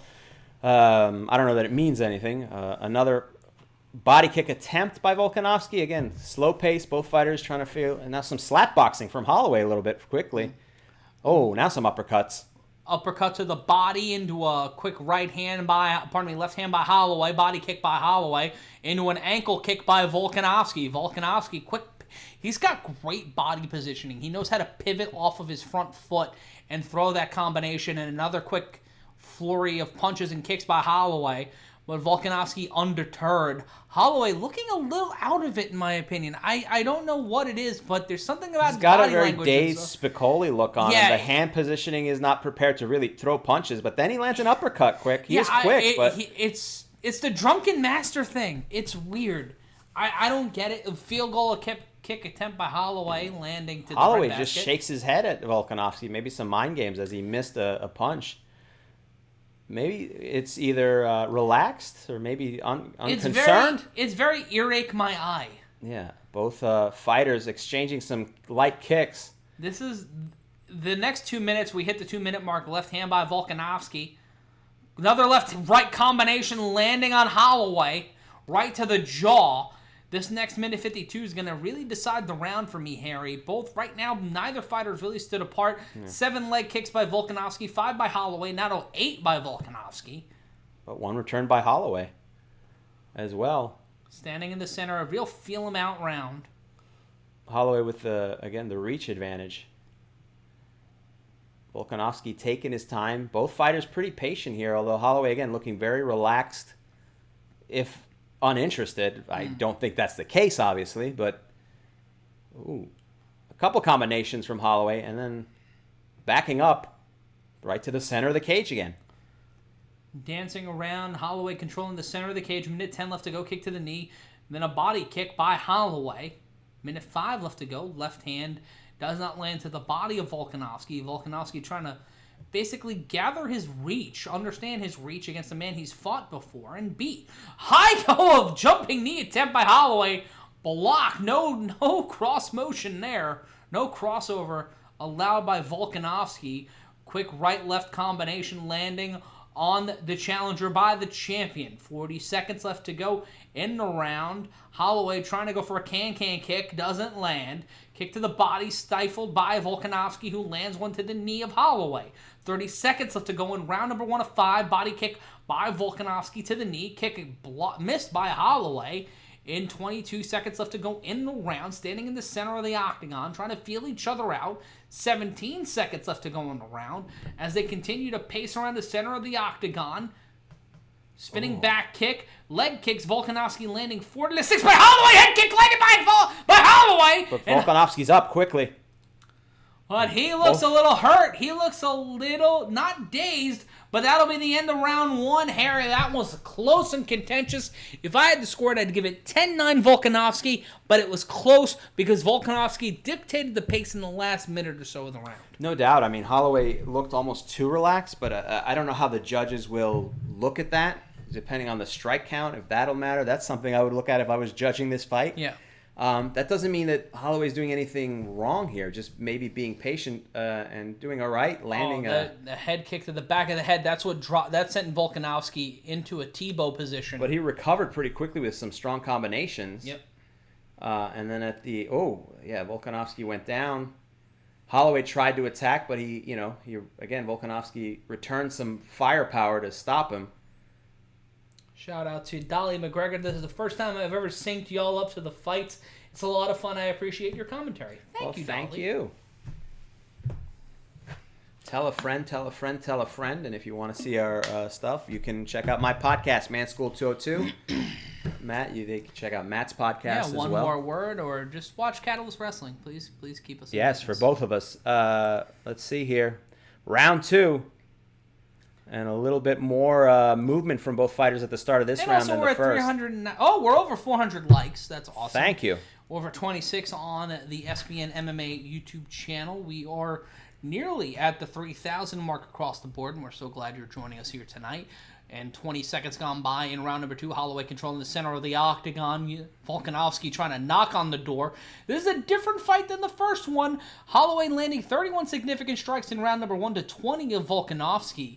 I don't know why, but I gave Volkanovski that round. There was a lot more power to it. A lot of those strikes didn't have much from Holloway, to be honest. It felt like Volkanovski dictated the pace, even though maybe Holloway landed a couple more punches. But some more kicks to the inner thigh there from Volkanovski. Some return from Holloway. Yeah. Low kick by Holloway that matched one from Volkanovski just before. Quick combination by Holloway. Holloway with a 3-punch combo there. Low kick by Volkanovski, the champion, looking more like the challenger in this round. But Holloway has more experience in title fights as champion and challenger. Volkanovski begging off a little bit, stepping in. He's got a goose egg under his left eye.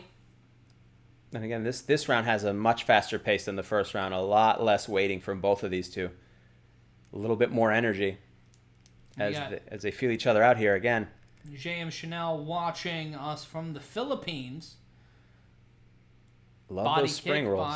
I don't know what they call them. They're not called spring rolls, but they're fantastic. Standing in the center of the octagon, left hand landed by Volkanovski to the head of Holloway.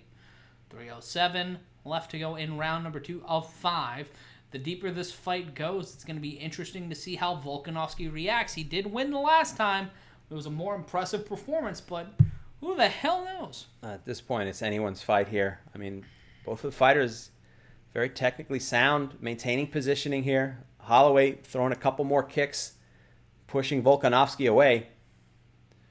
A missed It's called punch. a lumpia in the Philippines. Oh, it's delicious. I don't know Tagalog, but I love the food. Shout out to the Perios, my upstairs neighbors for 15 years, who invited us to every party, and it was fantastic. 2.5 minutes left to go. In round number 2, Holloway had tried to go for a head kick, caught the shoulder of Volkanovski, his left leg to the right shoulder.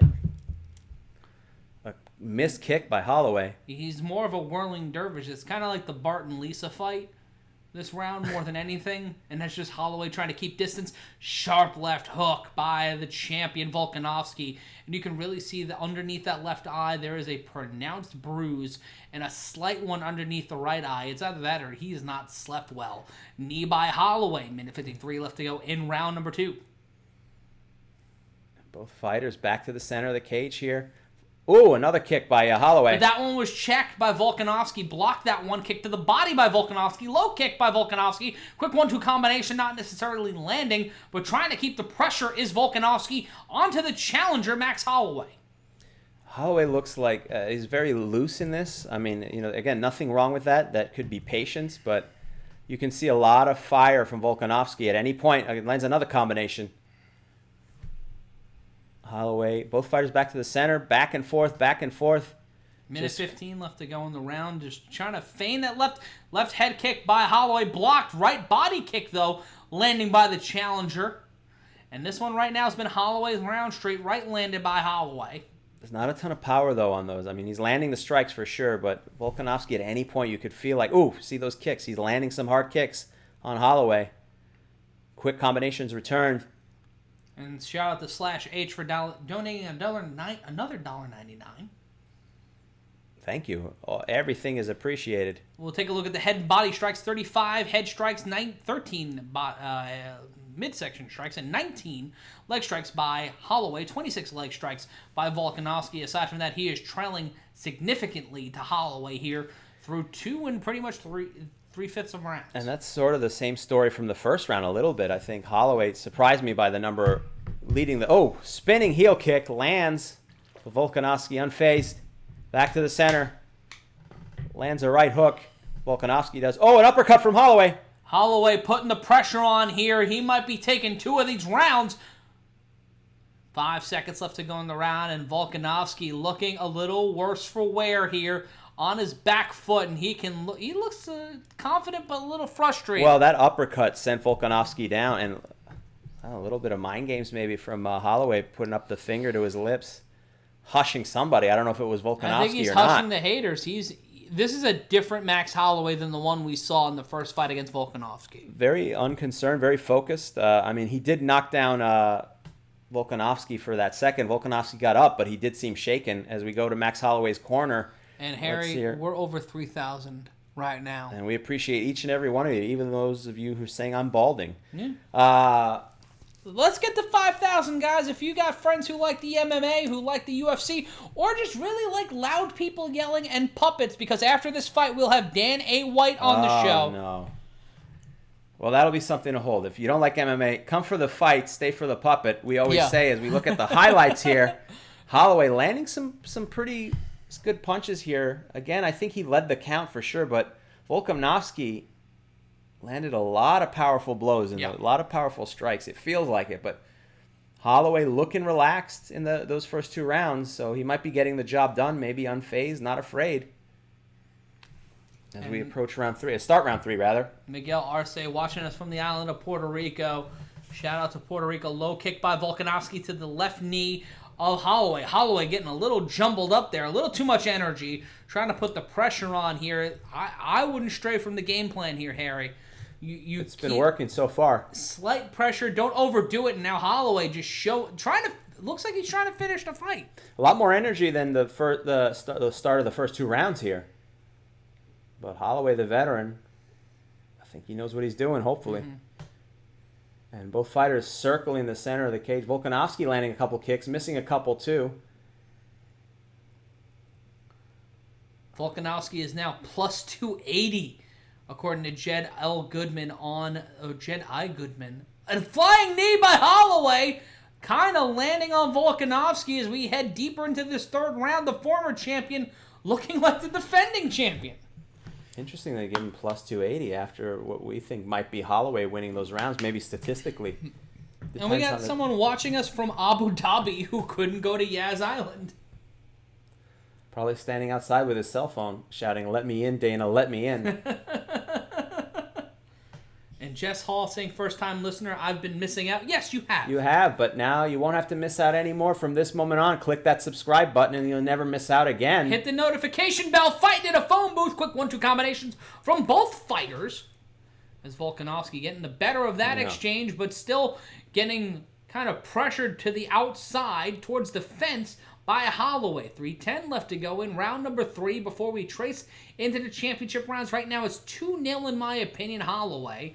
You can give it 1-1, but Holloway has been stepping up the pressure here. Ooh. Left hand to the eye of Holloway by Volkanovski. Back and forth here in the center of the octagon. Holloway looking for an opening, so is Volkanovski. Fake the pivot. Low kick missed by Holloway.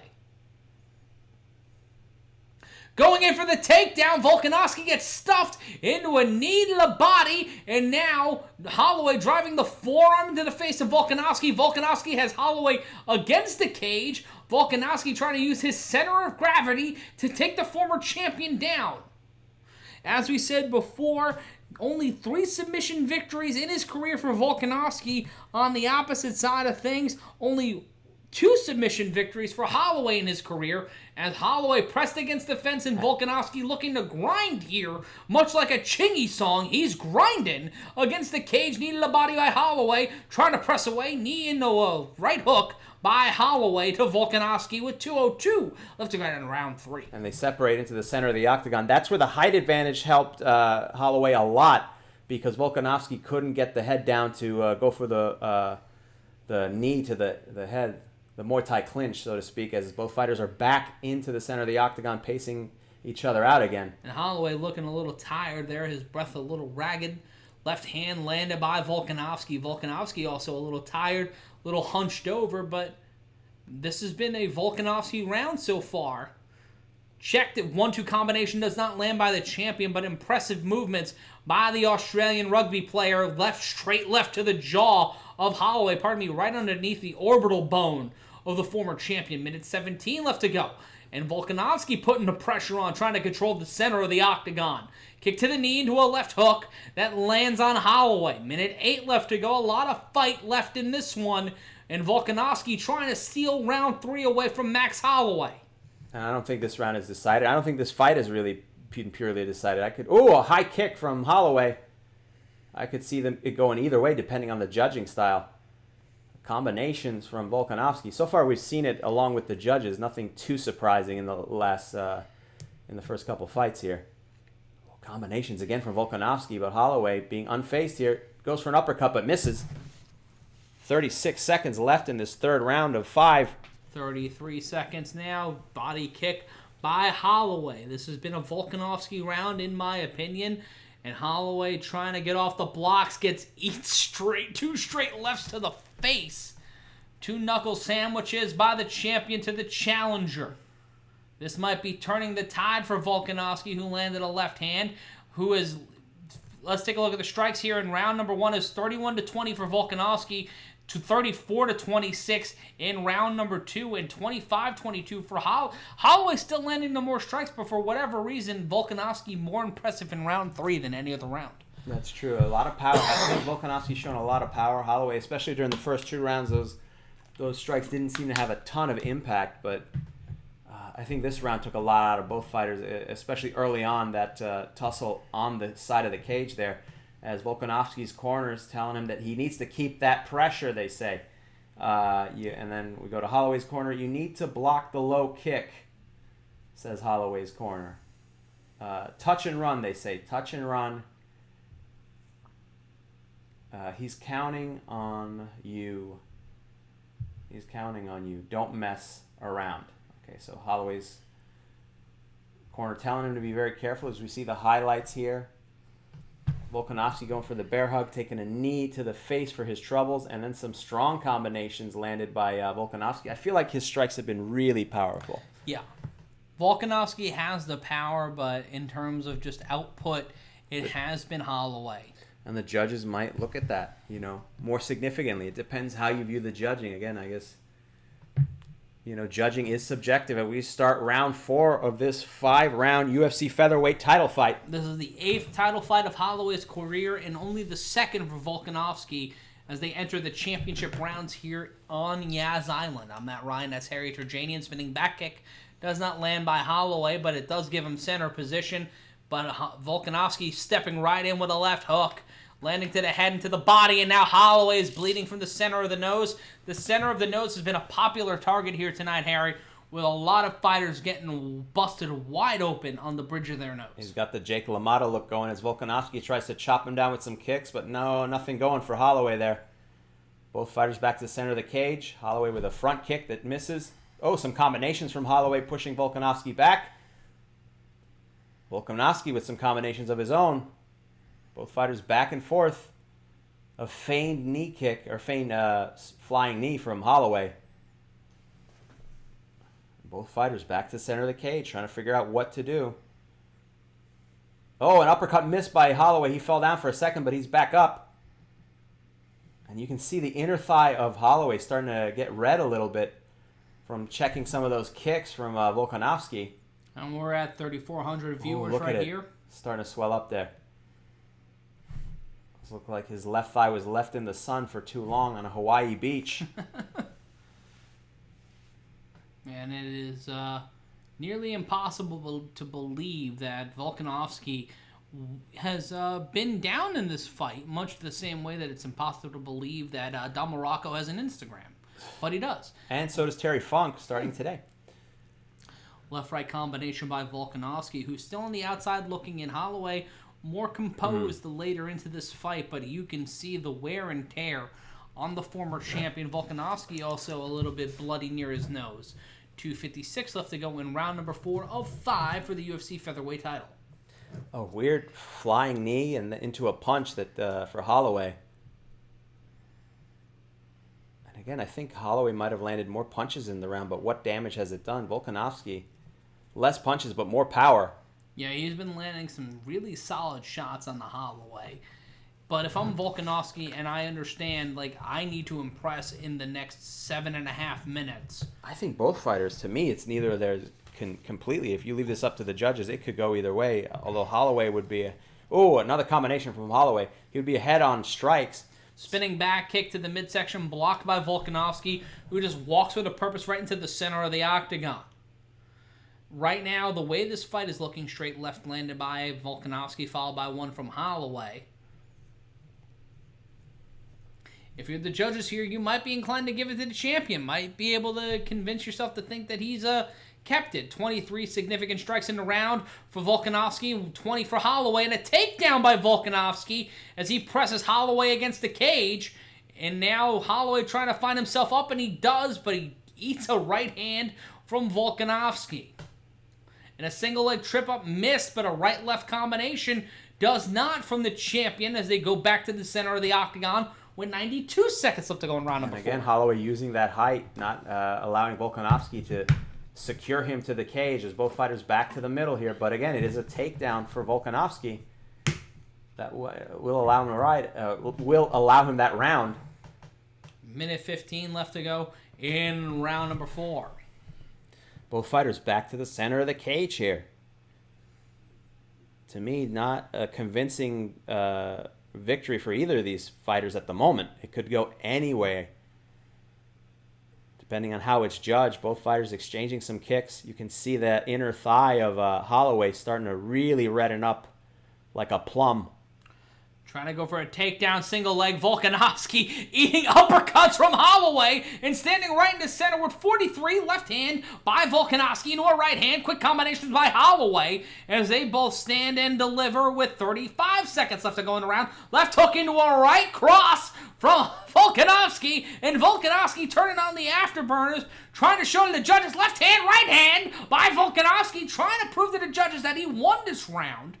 Trying to make it 2-2 as we head into the fifth and deciding round. 17 seconds left to go. Can Holloway find a way to either end this fight or impress the judges with 10 seconds left to go in a round that Volkanovski may steal? Right hand from both fighters connecting to the jaw, and we will go to the fifth and deciding round and a showtime kick by Holloway that doesn't land. Harry, there's 60 seconds to decide what the fuck either guy is going to do. I'll be right back. Let's see what the corners have to say. Let's see what they have to say. Let's see. We've got to keep up the pressure, says Volkanovski's corner. He's getting tired. Let's breathe. Breathe. Keep breathing, they tell him, as they work to stop a little bit of bleeding on the bridge of his nose. Pushes more and more. Just worry about that. Just push him more and more.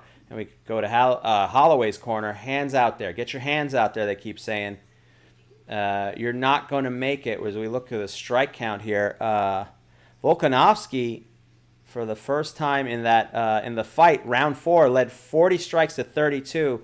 The rest of the rounds, 31-20, 34-26, and 28-24. Holloway had more punches. That fourth round is the first time that Volkanovski led with the amount of punches here, so we'll see. I don't know if that'll be enough as far as the judging goes, but to me the judging is up in the air. It's depending on how the judges view it, but that fourth round was the first time that Volkanovski landed more punches with 40-32 as we go to the fifth and final round. And to me, Harry, it's 2-2. This round decides everything. Low kick by Holloway. Head kick by Holloway. Blocked by Volkanovski. Standing in the on the edge of the center of the octagon. Knee attempt into a left-right by Holloway, but he eats one from Volkanovski. They know how important the final 4.5 minutes of this fight are going to be, and it's going to be a dogfight until the end. Standing in the center of the octagon, kick checked by Holloway from Volkanovski to the left leg. Shabazian and Sehan each have 3-1 Holloway, which is interesting via Twitter. But, a couple combinations from Holloway drives Volkanovski back, but he returns it. He's not waiting. This is the fifth round. Head kick blocked by Volkanovski from Holloway. Body kick, left hand landed by Holloway. I have it split 2-2, but yet again I've been wrong as many times. And you've been I've drinking, right. So that affects it somewhat. Who knows? Well, it's not like I'm seeing purple fucking elephants, Harry. It doesn't. We're over 4,000 viewers. Let's fucking go against the cage. Volkanovski pressing Holloway. Holloway breathing a little more ragged than the champion. The younger of the two. Left hook landed by Volkanovski. Aaron Bronstetter, our friend from TSN up in Canada, has a 38-38. Dan Tom saying this fight's 3-1 Holloway. But he's in Canada. The metric system might affect the scoring a little bit. Left hand landed by Volkanovski, does not land on Holloway. He went for the takedown. Volkanovski made him pay the price for that. Left hand. To me, both of these fighters have to act like they're losing this fight in the fifth round. Both exchanging high head kicks. Yeah, this is all predicated on both of these guys giving it all they've got. 3:06 left to go in the round. Left hand landed by Volkanovski. Standing in the center, Holloway pressuring Volkanovski against the fence. Not there just yet, but Holloway controlling the center of the octagon. That will impress judges, but a left hook by Volkanovski into a right, and then a kick to the knee. Quick left hand by Volkanovski. Holloway had his arms down purposefully, almost. Trying to go for a takedown uppercut landed by Holloway. Not stiff, not correct, but it got a little bit of Volkanovski. 2.5 minutes left to go in the fifth round. And Harry, more than likely, we're going to go to the judges. Someone's going to get pissed off, and someone's going to lose a lot of money. Quick 1-2-3 combination by Holloway. In 2 minutes and 20 seconds, let's see if either of these fighters can change that. They're both exchanging some firepower here, but back to the center of the octagon. Standing in the center, left hand by Volkanovski. Standing in the middle, 19 significant strikes in the round for Volkanovski, 20 for Holloway. Those will pile up, and there's 2 more for Volkanovski. And a wild swing, a miss from Volkanovski. Holloway throwing some fire. But both fighters still standing strong with less than 2 minutes left in this fifth and final round. Left, right, and then Holloway trying to lead with a left hand. Doesn't land. 149. Takedown attempt by Volkanovski. Collar and elbow into a belly-to-belly tie-up. Goes for the takedown and gets it. And now he's got Holloway pinned against the cage. Holloway desperately trying to get away. And this is the thing. Grind him down into a standing position. Both men at a vertical base. But Holloway not in control. Holloway swinging, getting those arms underneath Volkanovski's arms and trying to use that height advantage. And he does to separate again for what seems like the third or fourth time. Volkanovski, maybe that's why he doesn't keep trying to take him down. Minute 16 left to go. Fifth and final round for the UFC featherweight title. And oh, by the way, we've got Kamaru Usman and Jorge Masvidal next. And a fucking puppet. It's gonna be a wild ride. Left hand into a takedown attempt by Volkanovski. Into a collar and elbow. Maybe a Magnum TA belly to belly from either fighter. Both going for hooks. Neither of them landing with 53 seconds left to go in the deciding round for the UFC featherweight title. Both landing left hooks. Volkanovski's one looking concussive. And here we go. Back to the center. Both fighters still looking like they have some energy left. 38 seconds left in this round. They better use everything left in the tank. Volkanovski goes for something, but then goes for a bear hug. Holloway gets out of it. 30 seconds left to go before the scorecards. This is a time for both fighters to turn on the afterburners and try to get a finish. Volkanovski may not want to give it to the judges, but Holloway doubly doesn't, especially because he's the challenger. Flying knee doesn't land by Holloway. 13 seconds left to go, and Volkanovski trying to land points with a takedown. And may try to get it with 6 seconds left to go. And he gets the takedown on Holloway. And we will go to the scorecards on Yaz Island. And Volkanovski in rounds 3, 4, and 5 may have found a way, Harry, to fumble fuck himself back to the title. It depends on the judging completely. It's one of those interesting things that you can make a case for Holloway. A lot of the people saying that he was leading 3-1. I didn't see it that way, but if you go statistically, Holloway was leading that fight. And it's interesting. I wonder with the judging, if other fights after this, do they watch the judging and try to figure out a pattern or not? Because it would be interesting to see where they go with this. Both fighters back and forth for sure. I mean, Holloway landing most of the punches, but just those strikes by Volkanovski so hurt, much stronger. And just getting those takedowns in the fifth. Volkanovski won the fifth round. If so, it would still be 3-2 if you just go by the stats. It's interesting. I mean, it's hard. I think they'll go with Holloway on this. Let's look at the total strikes here. 31-20 for Holloway in round 1, 34-26 for Holloway in 2, 24-28 for Holloway in 3, 40-32 for Volkanovski in 4, 38-36 in round number 5. And we are getting closer to a decision here. 4 and 5 definitely going to Volkanovski. In my opinion, Harry, round 3 is going to be the deciding factor in this, and I gave Volkanovski the edge in that round. Yeah. Yeah, it's going to be, this could be a toss-up here. It's going to be, the judges. It's a dance with the devil in the pale moonlight, and Holloway calling for some water. He looks pieced up. You know, I might give it to Volkanovski. He did have more takedowns, it appeared, and then Holloway believes that he won the fight. Definitely a strong performance here as we go to the decisions. This is going to end up a fucking draw, isn't it? I don't know. I would be satisfied Dana with just that. gave the Iggy, like, make it a draw, make it a draw. Well, what is his look? He's unhappy? I don't know. Well, let's take a look at the official decision here. Let's see, gentlemen, after 5 rounds, we go to the judges for a decision. 48-47 Holloway, 48-47 Volkanovski, and 48-47 for the winner. And Volkanovski remains the UFC featherweight champion, taking a split decision in the rematch against Max Holloway. Harry, let him run it back.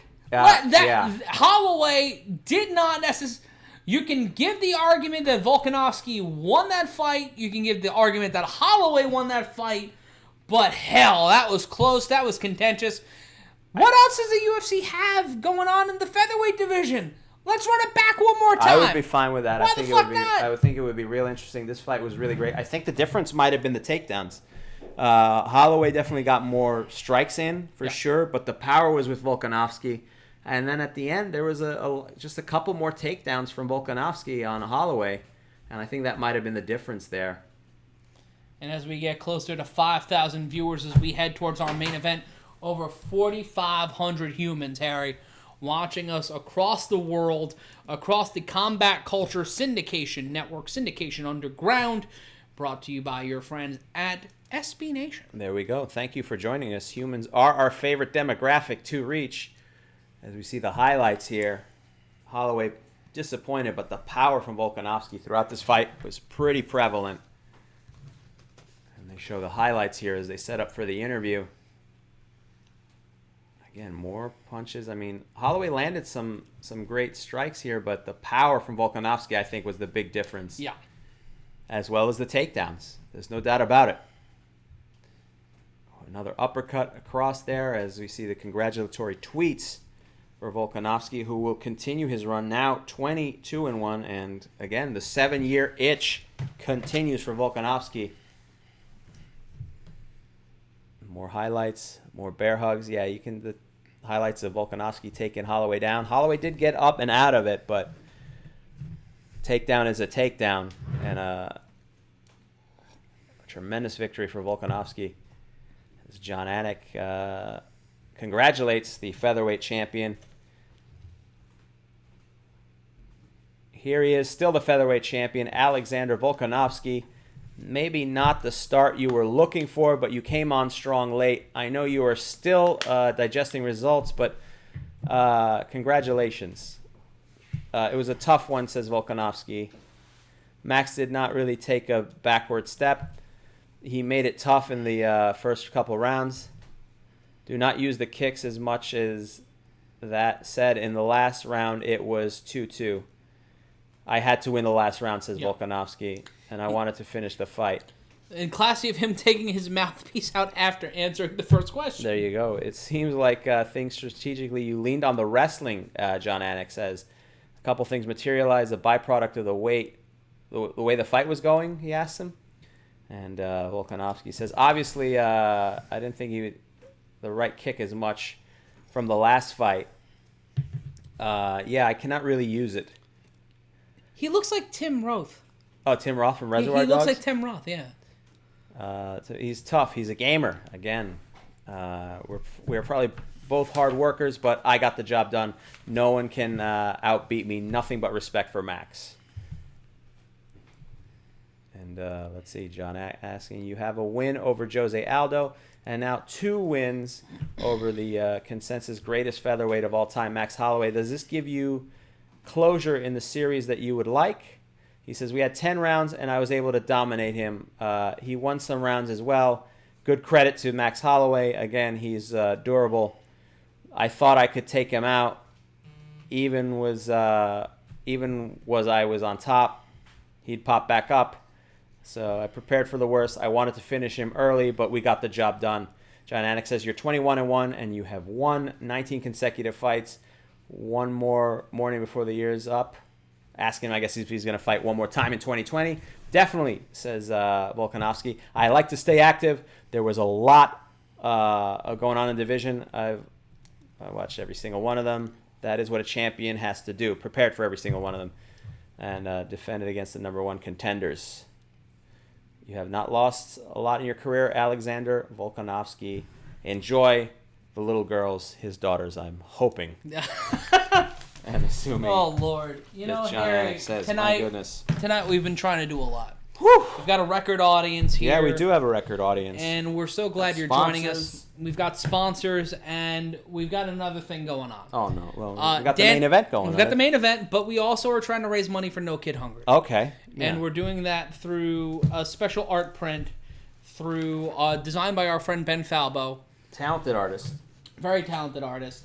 And it's of our friend and yours, Dan A. White. Oh, boy. Well, yeah, I mean, if you'd like to own a piece of history, Dan A. White, no relation to Dana White. No, legally, None no. legally. None whatsoever. And so far, we've managed to stay out of legal trouble, which is a really good thing, thanks to our Culpepper sponsors Legal at Services? Culpepper Legal. Yes. Drinking 925. Oh, no. Oh, no. Drink. Oh, God. Did he say drinking 9 to 5? Yes, drinking 9 to 5. That's What a lot of drinking. It very much is. Okay. Oh, he's got a mask. Wait. Dan, got you're a- wearing you're wearing a I mask. skipped a lot of steps. Oh, my God. All right, well, he is adhering to, I mean, there's nothing. Okay, no. There you go. You're not following it, why should I? Well, oh, no. Well, first of all, I'm a Dan. little delayed in my speech. Okay. That has nothing to do with COVID, though. No, I had like 4 strokes. Okay. Jesus, What? Dan. Wait. Yeah. 4 strokes? All in a row. Okay. When the hell did this When happen? did this In a happen? row. Not like Clark's. It's not 37 in a row. Is- Although I have sucked that many dicks in a row. Okay, Dan. No judgment. You can. We're trying to raise money here. Don't you judge me, you man whore. What? Okay. I mean, what I do is listen. No problem if you're sucking whatever. I mean, we no judgment here. Yeah. That's not an issue. It's just you don't have to announce it. And also, this I is do. That's how you take away the slut shaming. Okay. Men can be slut shamed. you Which is can. what you're doing to me. I'm not slut shaming. no Dan. one's slut no shaming you, one's slut Dan. shaming. You see this? You see this? Perhaps nudity shaming. This is a failure. What? Right here. What? I'm a drunk, 3 times divorced. I have 5 fingers. It's awesome. Okay. All right. I didn't know that. I do not know. Unlike that saying, I don't know something like the back of my hand. I know way more things. Okay. Like how this guy's a failure. Okay, Dan A. White. That's the least offensive thing he can call you. Okay, yeah, that's a lot of hurtful things There's at the 3 same. constants in there's 4 Dan, things. Dan, you know one One of the. is death. Okay, Except yeah. for me, I'm made of felt. 2 can't is die. taxes. Okay. 3 is you're a failure. What? And 4th is don't forget Ben Franklin had syphilis. Okay, that's Ben Franklin did have syphilis. That's true. And Dan, you know we're selling an art print of you, right? Yeah. Does it show all of me, and is it anatomically correct? Well, we have 2 versions. For $25, you get the non-nude version. Okay. I don't understand that. For The $50, non-nude? the censored version. For $100, you get the uncensored version. Okay. All right, you've lost your You've pants. lost your But you pants. were wearing them on your head. And- so. There's the uncensored version. Okay, please stop rubbing Swamp your... Zombie Be TM careful has there, just don't- donated $5 to the super chat, Okay. asking for you to stop. Keep banging Okay. the camera. Yeah, Dan A. White is teabagging our camera. Dan, Yes. we need you. We have another reason for you to be here. Want to see your name on a furniture website? Okay, all right. Wait, what? That's No! really inside We baseball. we for we, some we people. need you. just Our back- our sponsor Culpepper Legal has asked you to read this sponsor read. People paid money to be on the show. Yeah. Yeah, the people pay money We for need- this. What the we need- fuck, dude? We need you All to right. read this. Danny White became Bobby Kelly for half a second.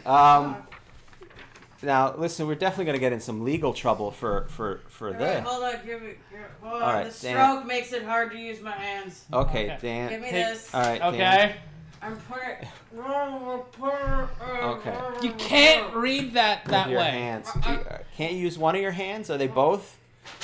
For those wondering, Alexander Volkanovski is still the UFC featherweight champion. Yeah. But now Dan A. White is legally obligated to read this advertisement. I was saying I was putting it in front of me. Okay. Like a cue card because it's so professional here. Okay. Well, I mean, Matt and I each did a live read for Culpepper Legal, and we managed to do it without incident, Dan. But okay. Also, in all fairness, neither of us had apparently 4 strokes in a Yeah. row. I've been told. Now, There's too many clothes on. What are you ashamed of your body? I'm not. Well, failure. that's not a. Yeah. Okay. That's. Look yeah. at me, I'm your dad because I'm saying you're a failure. Okay. You know what? You don't know my dad, That's Dan. gonna be my Halloween costume as Harry's dad. Okay. You're well. First. Super easy. All I gotta do is say he's a failure. Okay. That's. I mean, that and a red Solo cup is. Oldest of my children, smallest dick out of all of them. Okay. Well, you know, we don't know that. I haven't seen. Drinking, not true. Oh my What do God. I have to fucking read here? There you go. It's well, the sponsor would prefer if you didn't refer to that, but the good people at Culpepper Legal have helped us out of many a jam, most of which you caused, by the way, Dan. I just want to point that I out. still say that drinking and disorderly is not a law. It should not be a law. Well, it is, and luckily for the people of Culpepper Legal, at least 7 of those 10 7 of those 10 things have been dropped. And let's. Hey, Red. Yeah. We're reading this? Yes, Yes, read you. it. Yeah. Do they care if I'm drunk? We'll find out after this. I think we'll be told. Okay. Always drunk. Okay. Yeah. They should know that. They should have known that beforehand. Dan. Okay. Please stop filleting the camera. Okay. There's no reason. In these uncertain times, Here we go. there's nothing more certain than a high-quality legal document. The only thing more certain is my dick. Okay. That's a big word. The legal documentarians at Culpeper Legal take pride in each legality they document and each document they service. For all your legal documentation needs, contact Culpeper Legal on Twitter at Culpeper Legal or via email at culpeperlegaldocumentservices@gmail.com. And super important. And be sure to ask them about their puppet-focused boutique subsidiary called Puppet Legal. Okay. Call All right. Pupper Legal. We're talking document services. Oh, this is a gold mine for me. Okay. Thank you, Dan. Okay. Thank I you. don't mean they'll pay me. I mean, I'm going to be using their services all the time. I wouldn't be surprised that you have to. I'm going to warn them there's like 25 counts of indecent exposure. That I'm actually surprised it's that low. I would have thought it would be much I higher. just meant for this week. Okay, there we go, and that's it. And thank you for only managing to fit one reference to your dick during the entire. All right. No, I'm completely. Dan, you want to see it? Dan, Hold on. Dan, Dan, thank you, we're thank here. you, Dan. Wait, I'm going to spread my ass cheeks. No Okay, need. you know, we It's don't time have for the to. main. Dan, it's time for the main event. It's time for the main event. Oh, Dan. I'm All right. Ace Ventura. Dan, Okay, take it home. Dan, thank you. Drinking 9 to Okay, 5. I'm really concerned about the drinking 9 to 5. Yeah, that's. And also the copyright issue you might have. I yeah. guess technically And that's. here we go, Jorge. And there's Oh, pants. Jesus, and I have pants. Jorge Masvidal walking to the cage. And I have It is to- time for our main event, Harry. The fight people have been waiting for. It's Masvidal versus Kamaru Usman. I might have to do a little adjustment. Apparently the camera was moved slightly. Yep, there we Are go. we good there? No, a little more towards me.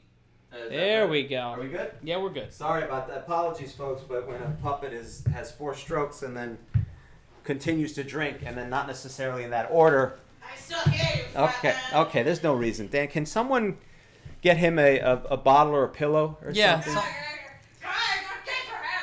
Get Okay. I hope that was. Did we hire puppet security for I think Dan? so, yeah. As Jorge Masvidal, if we. For those who didn't like the puppet, you're wrong. I don't know what to tell you. Yeah. Go fuck Go yourself. watch Sports Illustrated and have them have a serious conversation. If you like us, you like the puppet. Listen, is it any crazier than anything Stephen A. Smith has done or said during his UFC coverage? Yeah.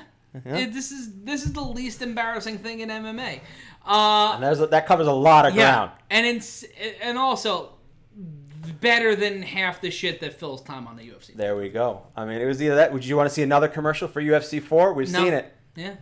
As Jorge Masvidal, unfazed by anything. He's been here before. Yeah, This is interesting. And there's a belt. He's got the BMF belt in a belt bag, just Oh, I love ready to that. go. I love that. And we're getting ready for our main event, Harry. The fight we've been waiting for. It's been a hell of a card so far, so Yeah. this can only... He's got the Make it fastest more knockout fun. in UFC history. He's got the 3rd longest active UFC knockout streak with 3. He's got 16 knockouts. I mean, this is a great fight. And just what a surprise. One that we didn't know existed within the week here. And Harry, I gave my opinion, my prediction on the SBR YouTube page a few days ago. I picked Jorge Masvidal. I think with the wave of momentum he's had, the level of opponents he's had the past few fights, and that's not taking anything away from Kamaru Usman. I don't know. I might have to go with Kamaru Usman because I'm always a fan of somebody who's been preparing for the fight. But who says Masvidal hasn't been preparing for the fight? This was initially supposed to be the main event for this show. As of when, though? Do you know what I mean? He might have always been training. He had to drop 20 pounds in 6 days. That's not ideal. And also, but I never a fan of the weight those cut. 2 things. There's 2 things that hamper Masvidal in this fight. Obviously, the weight cutting 20 pounds in 6 days and trying to replenish in just about 24 hours. But secondarily to that, his head coach, Mike Brown, from American Top Team, is not going to be in his corner because he tested positive for COVID-19. And Usman has his corner. He's got a new training team. He's trained with Trevor Whitman to become a better striker, which is what Usman's going to try to do. Both of these guys are very good at grappling, but as we saw in the Colby Covington fight, Usman knows how to piece up an opponent. It was a great fight to watch for professional and personal reasons. Kamaru Usman doing a little strut on his way to the Octagon here, the defending champion. And let us know in the chat who you think is going to win in the main event tonight. And yeah, fuck you, the puppet's funny. Yeah, is someone saying the puppet wasn't funny? I mean, come on, the puppet came out singing "Drinking 9 to 5." I don't know what more you want from that. Nerds. Go watch something else. Yeah. I mean, literally, I don't know what else you're here for. What so else are we gonna do? It's either that or you have someone who likes craft beer that just bitches about fights. Do you want us to wear Ed Hardy shirts and just Do you want us to go deep into the numbers and not be entertaining? Because we can do that. We'll shut this thing right down and play all of Brendan Schwab's Showtime special. Yeah, we'll play that whole thing. Or we'll just recite it. Yes. I haven't finished the whole thing. I've not watched a second of it. I started it. I value my time, Harry. You may not, but I value. So far, he's not terrible, but he shouldn't have a Showtime special. Also, he dresses up like a woman for no reason at some point. What? Yeah. Really? Yeah, for the opening. What the fuck? I don't want to spoil it. If you got Showtime, go watch it. I do have Showtime, but I'm not. Go watch it. I'd rather not. Also, I'm still annoyed that he tested positive for COVID and then decided to go on a bike ride. Yeah, he's not a smart man. It's my fault for thinking you're right. What did I expect from him? He's a guy who gets punched in the head for a living. That doesn't make him not smart. No, but it definitely doesn't make him smarter. He might have, maybe he was a smart guy at once. He got hit in the head. He had the common sense knocked out of him. I don't know why else you would test positive for COVID and then go, the first thing I got to do is go for a 20-mile bike ride. And you know what? Let me make sure I take a picture for Instagram. The oh no saying the puppet is less cringe than Schwab's bullshit. Yeah, obviously. Wow. Puppet's funny. Puppet was pretty funny. I'll finish a report. I'm not going to shit on him until I watch the whole thing. I am annoyed about the COVID thing that him and Brian, at least Brian Callen was somewhat apologetic about it. But, master for pussies, though, guys. Those are for pussies. As Kamaru Usman gets ready to check in here. 16-1-0. He won the title from Tyron Woodley in 2019. Destroyed Colby Covington, as we talked about back in December. That seems like a lifetime ago, but enjoyed it. And on a 15-fight winning streak for him as he gets prepared here. UFC welterweight champion, largest strike differential in UFC welterweight history at plus 2.43 strikes per minute. That's pretty damn good. No doubt about it. And seems very comfortable. Again, sauntering to both of these fighters, I think, are going to be pretty relaxed. Someone has $3,000 on Masvidal. This is going to be an interesting fight. Oh, my God. The way these betting lines have shifted over the past few weeks, it's really interesting to see how all of this is piled together. Kamaru Usman doing a mild form of meditation here before he gets into the cage.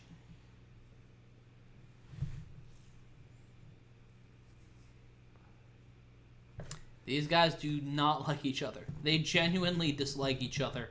And this fight can break in one or two ways. First way is Kamaru Usman gets dropped in the first round. The other one is if it goes into championship rounds, this is Jorge Masvidal. Technically, Jorge Masvidal's first title fight in the UFC. Is that true? Yeah. Wow. If you don't count the BMF fight, this is his first title fight. And no legal body does. We take a look at the tail of the tape here. Masvidal 35 to Usman's 33. Masvidal with the slight height advantage, 6 foot to 5'11", both walking in at 170 pounds. Usman also has the reach advantage to 76 to 74 of Masvidal. That's fairly even. It's a fairly even fight. This is going to be exciting here. And Bruce Buffer with his final announcement of the evening, final introduction, rather. Yes. That jacket is just phenomenal. Phenomenal, looking like the waiter from Monty Python's Meaning of Life. Trying to get Terry Jones to vomit. That's a Mr. Creosote jacket? Yeah. And let's see. Referee Mark Goddard. Good referee to have in this fight. Mark Goddard. You can Mark tell it's Goddard hot is because a great his referee. polo is not buttoned all the way to the top like it usually is. Him and Keith Peterson are really high and tight. And Keith Peterson really just kind of covers up his sleeves. I've said Mark this Goddard's the before. one who always has it buttoned up, right? Yeah. Am I wrong? Yeah. Him and Keith Peterson are Yeah. the ones that ride it high and Herb tight. Dean lets it flow free, baby. And I miss Big Bad John McCarthy. Didn't button it up either. Masvidal doing a little bit of a dance here, popping up and down. Feeling very loose, looking very loose. Vander Holyfield tweeting that he is very excited for this battle. As well as Yancey Pulik from formerly of the LA Dodgers. Adrian Peterson as well. Yes, and Nate Puig. Diaz. Here we go. And they do the lights out situation again. I kind of dig it. Mm-hmm. The introductions here. Masvidal talking a little trash. You can see his lips moving. 35-13. He's the plus 210 underdog walking into tonight's fight. And we said it before, he's got the fastest knockout in UFC history, 5 seconds against Ben Askren, which is almost a We year to called the that, day. I do believe. No, we did not. We did not watch that? That was July. We watched the fight, There we but go. we didn't call the fight. He had to cut 20 pounds in 6 days. He replaces Gilbert Burns, who was pulled from the card due to testing positive to COVID-19. And his last win was against Nate Diaz in Madison Square Garden. We called that fight There we go. for the BMF title. That was a ref stoppage. And prior to that, he knocked out Darren Till to start this 3-fight winning streak back at UFC London in 2019. And Kamaru Usman is the minus 250 favorite, walking into tonight at 16-1. He won the title in February of last year after he knocked out Tyron Woodley early spring, destroyed Colby Covington back in December. It's on a 15-fight winning streak. 4 of his last 5 fights have been won by decision, Harry. And gotta wonder if training for Burns, not a completely different fighter, but different enough. And Usman stepping right to Masvidal. Stepping right to him during the introductions. This is going to be an interesting showdown between these two. No doubt. And was that the press conference that Jorge Masvidal was at? Did I see him at the Whole Foods after? That was my big exclusive. That was the New York City show, yeah. He was at the Whole Foods in was Nate Columbus Diaz. Circle. Nate Diaz. No, it wasn't Nate Diaz. Was it Nate Diaz or Jorge? It was Nate Diaz. You said it was on this show. Did I say it was Nate Diaz? Yes. Well, he washed his hands. That's the important Yes. thing. This was pre-COVID. That was my big exclusive. Look at this, a very casual body positioning. He got by the bag. Masvidal. He don't care. Dana, get off your fucking phone, man. And yes, Some there's a purposeful- photo of Bobby Bonilla in the background. There is the smartest man in Mets history. And here we go. Masvidal starting out with a leg kick to Usman. Standing around, another leg kick, just fast and furious. Usman missing with a right hand, getting caught with a right hook, and now takedown, but Usman protected, now wrapped. Masvidal Usman's on top. Masvidal trying to wrap his body around the champion. 30 seconds gone by in round number 1. That went way faster than I expected. Yeah, but Usman missed a couple kicks, and Masvidal missed a couple kicks, and Usman took advantage, swept him down, and landing a forearm there. But now Masvidal holding on for dear life here. Picking the legs, and now Usman on top. But remember, when it comes to submission wins, Masvidal only has 2, and Usman only has 1. So on the ground here, just expect Usman to try to find an opening, but his neck is being covered, both hands wrapped around the head of Usman. And now Masvidal just lighting him up from the bottom and now kicking the midsection of Usman. 3:49 left to go in round number 1. Trying to pick the leg, and now another grapple attempt. North-south position, but Masvidal trying to stand up on one knee in a 90-degree angle against Usman, who's trying to lay and pray and gain control. Masvidal standing on both legs, but back into a 90-degree position. Now standing on both legs, but his head caught by Usman. But pries away and stands right back up. 3:23 left hand by Masvidal, followed by a right hand by Usman. Kick by Usman, missed by does not land on Masvidal. Swinging left by Masvidal does not land. The champion trying to control the pace of this fight. It's early here. 3:08 left to go in round number 1 for the UFC Welterweight Championship. And both fighters back to the center of the cage here. It was a quick start. And, Into a clinch. Quick knee into a 1-2 combination by Masvidal. Masvidal lands that right hand. Left hand landed by Usman, but protected by the gloves of Masvidal. Kick blocked by Usman. Now against the cage, Usman pressing into Masvidal, trying to go for the takedown once again. Trying to go for a double underhook, stifled by Masvidal, who's pressed against the fence, with Usman trying to press his left shoulder in and trying to secure the takedown. Maybe a quick sweep gets him up, but a right hand by Usman to the jaw of Masvidal. But Masvidal still trying to keep Usman off of him with 2:17 left to go, as both men trying to struggle for position. Masvidal hooking that right arm around the arm of Usman. 27 strikes landed by Masvidal, only 8 by Usman, but Usman trying to dictate the pace here. Elbow landed by Masvidal, right hand to the midsection by Usman. A minute and 55 seconds left in the first round here. Pretty fast pace so far. Usman pinning Masvidal against the cage. And now a Conor McGregor-style shoulder strike and a foot stomp by the champion. A knee to the inside hip of Masvidal. Minute 41 left to go. Knee to the midsection by Masvidal. Right hand to the rib cage by Usman as Masvidal's pressed up against the fence. Both men taking their time, making their way downtown, walking slow, and a right hand by Usman.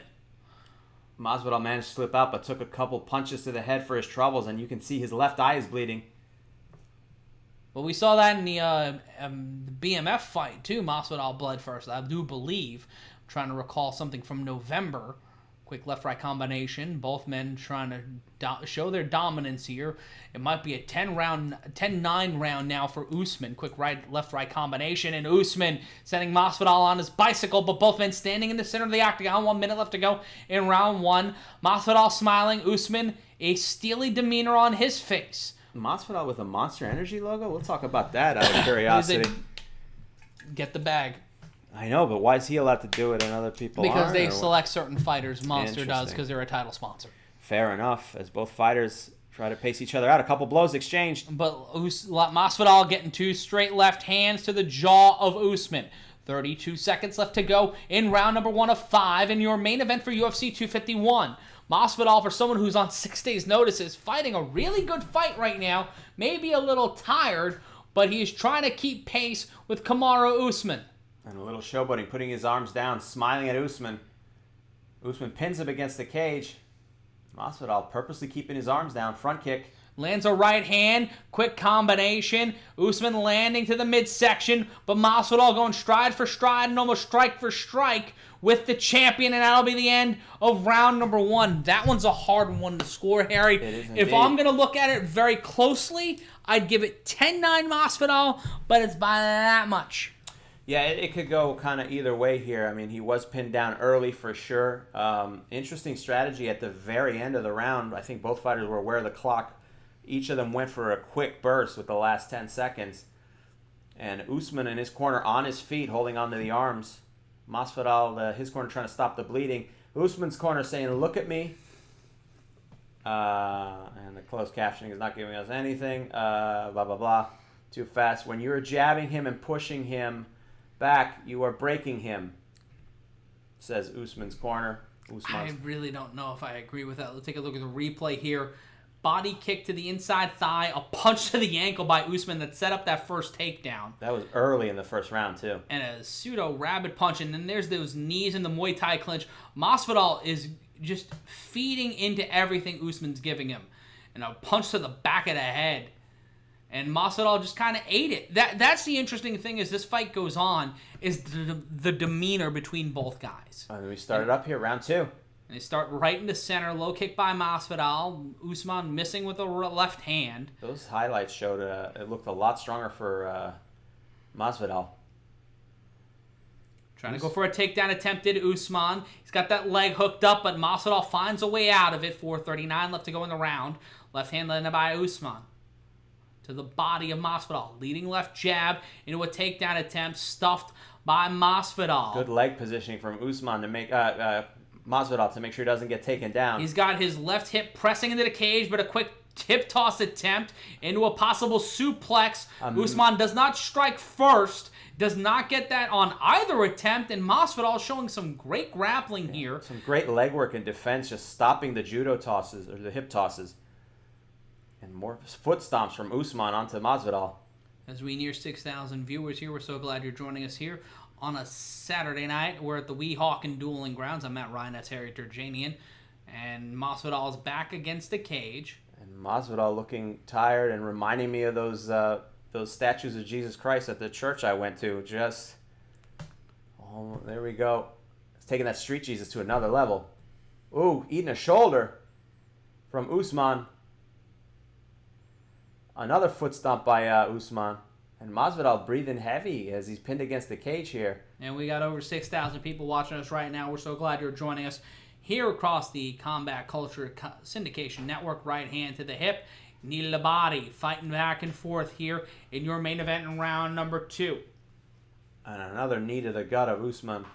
Masvidal. Masvidal has stuffed 5 of 6 takedowns, 83% proficiency for the challenger, who's looking like a champion here tonight against one of the best in the world. And this might have been the problem. Usman preparing for Gilbert Burns. It's a different style of fight, and this might be the thing. Punched to the body by Usman, quick 2 shots, but followed up by knees from Masvidal.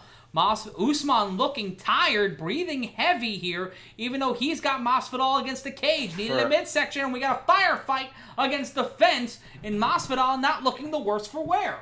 At this point, it's up to Masvidal to get points back because he was pinned up against that cage, and I think the judges might look at that. But fighters exchanging a lot of blows here, but again, Usman pins him back to the cage.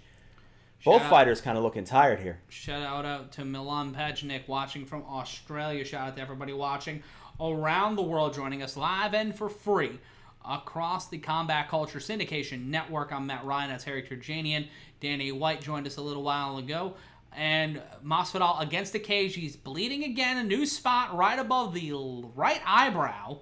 Right on the right eyebrow, pardon me. 2 minutes left to go in the round. And Masvidal, calm, composed, but needs to find a way to get out of this grapple attempt, this takedown attempt from Usman, who's stomping and using shoulder strikes to try to tally up points here against the more composed Masvidal. Usman not just pinning Masvidal against the cage, he's doing foot stomps, getting punches to the ribs, so he's landing a lot of strikes here. He's not just pinning Masvidal against the cage. Both fighters looking very tired, but Masvidal, another strike, and another one, and another one. Let's take a look at the strikes here. Masvidal landing 48-29 in round 1. In round 2, it's Usman 46-12 from Masvidal. Usman has been dictating the pace of this round. This one's going to be split 1 round apiece, in my opinion, Harry. No doubt. 14 left to go. Needed him just punching to the hip of Masvidal is Usman, and using those shoulder strikes, which do count, and then foot stomps, just kind of just matriculating the ball downfield like it's a Kansas City Chiefs team in the AFL days.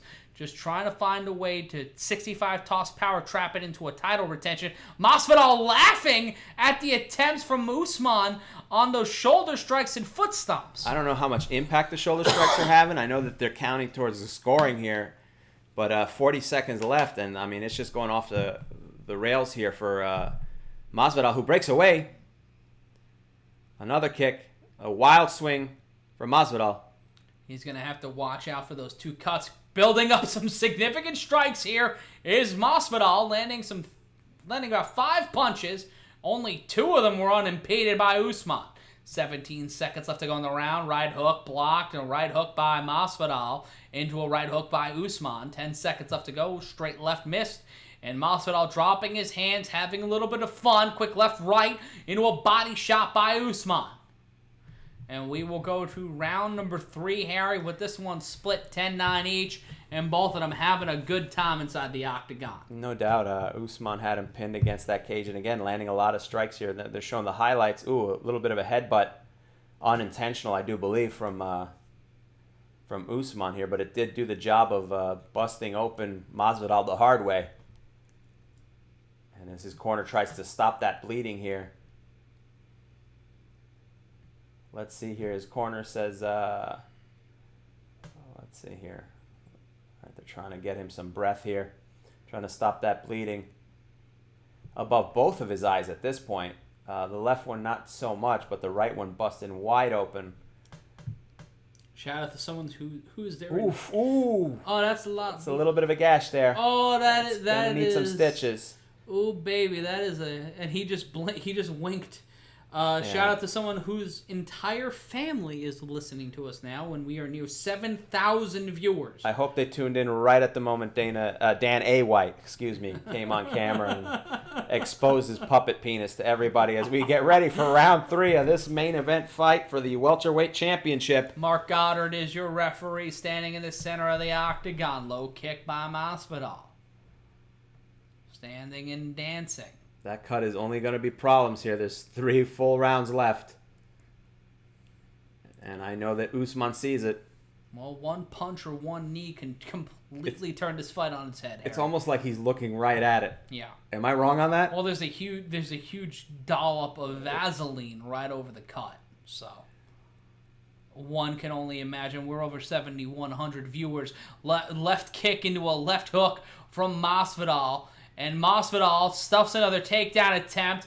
Usman trying to pile on some shots here. And Masvidal ducking and dodging. And then blowing a kiss.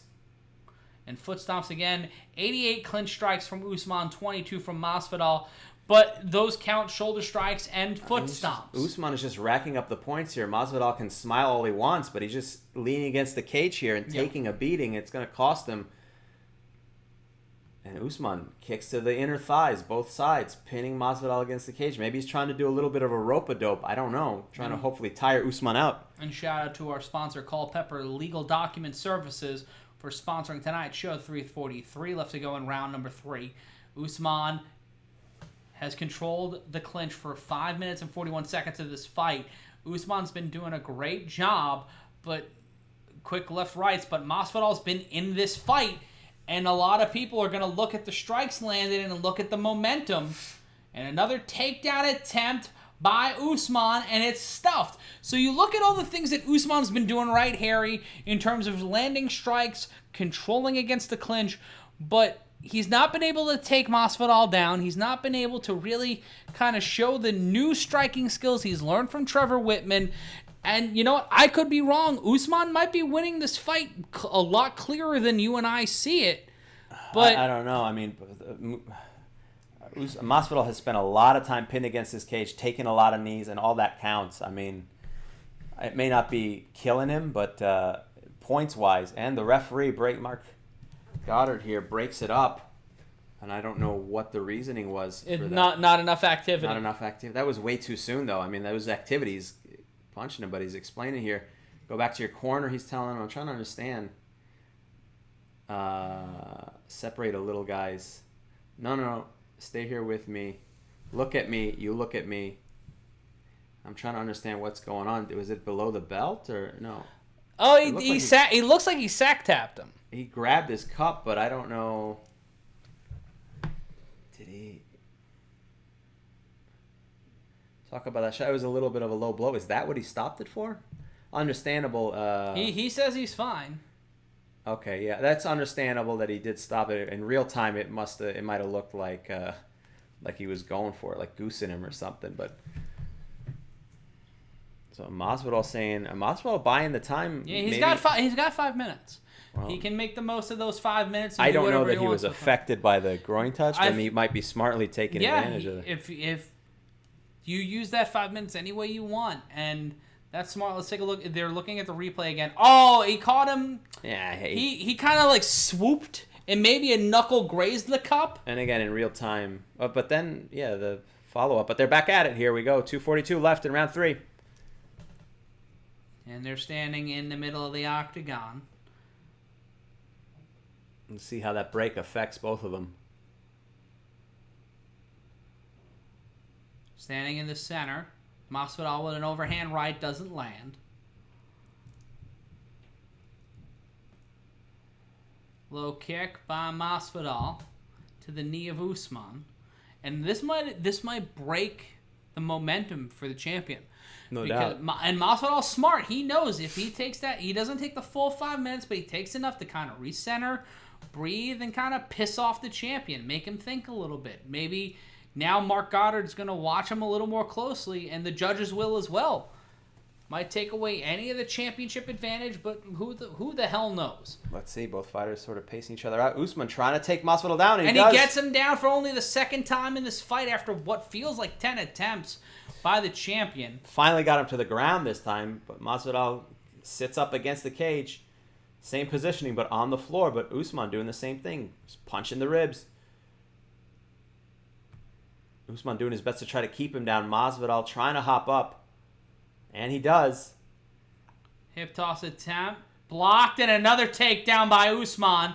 But Masvidal throwing some strikes from the bottom. Side control by Usman. Just outside the center of the octagon with 1:10 left to go in the third round. And this round you can probably give to Usman.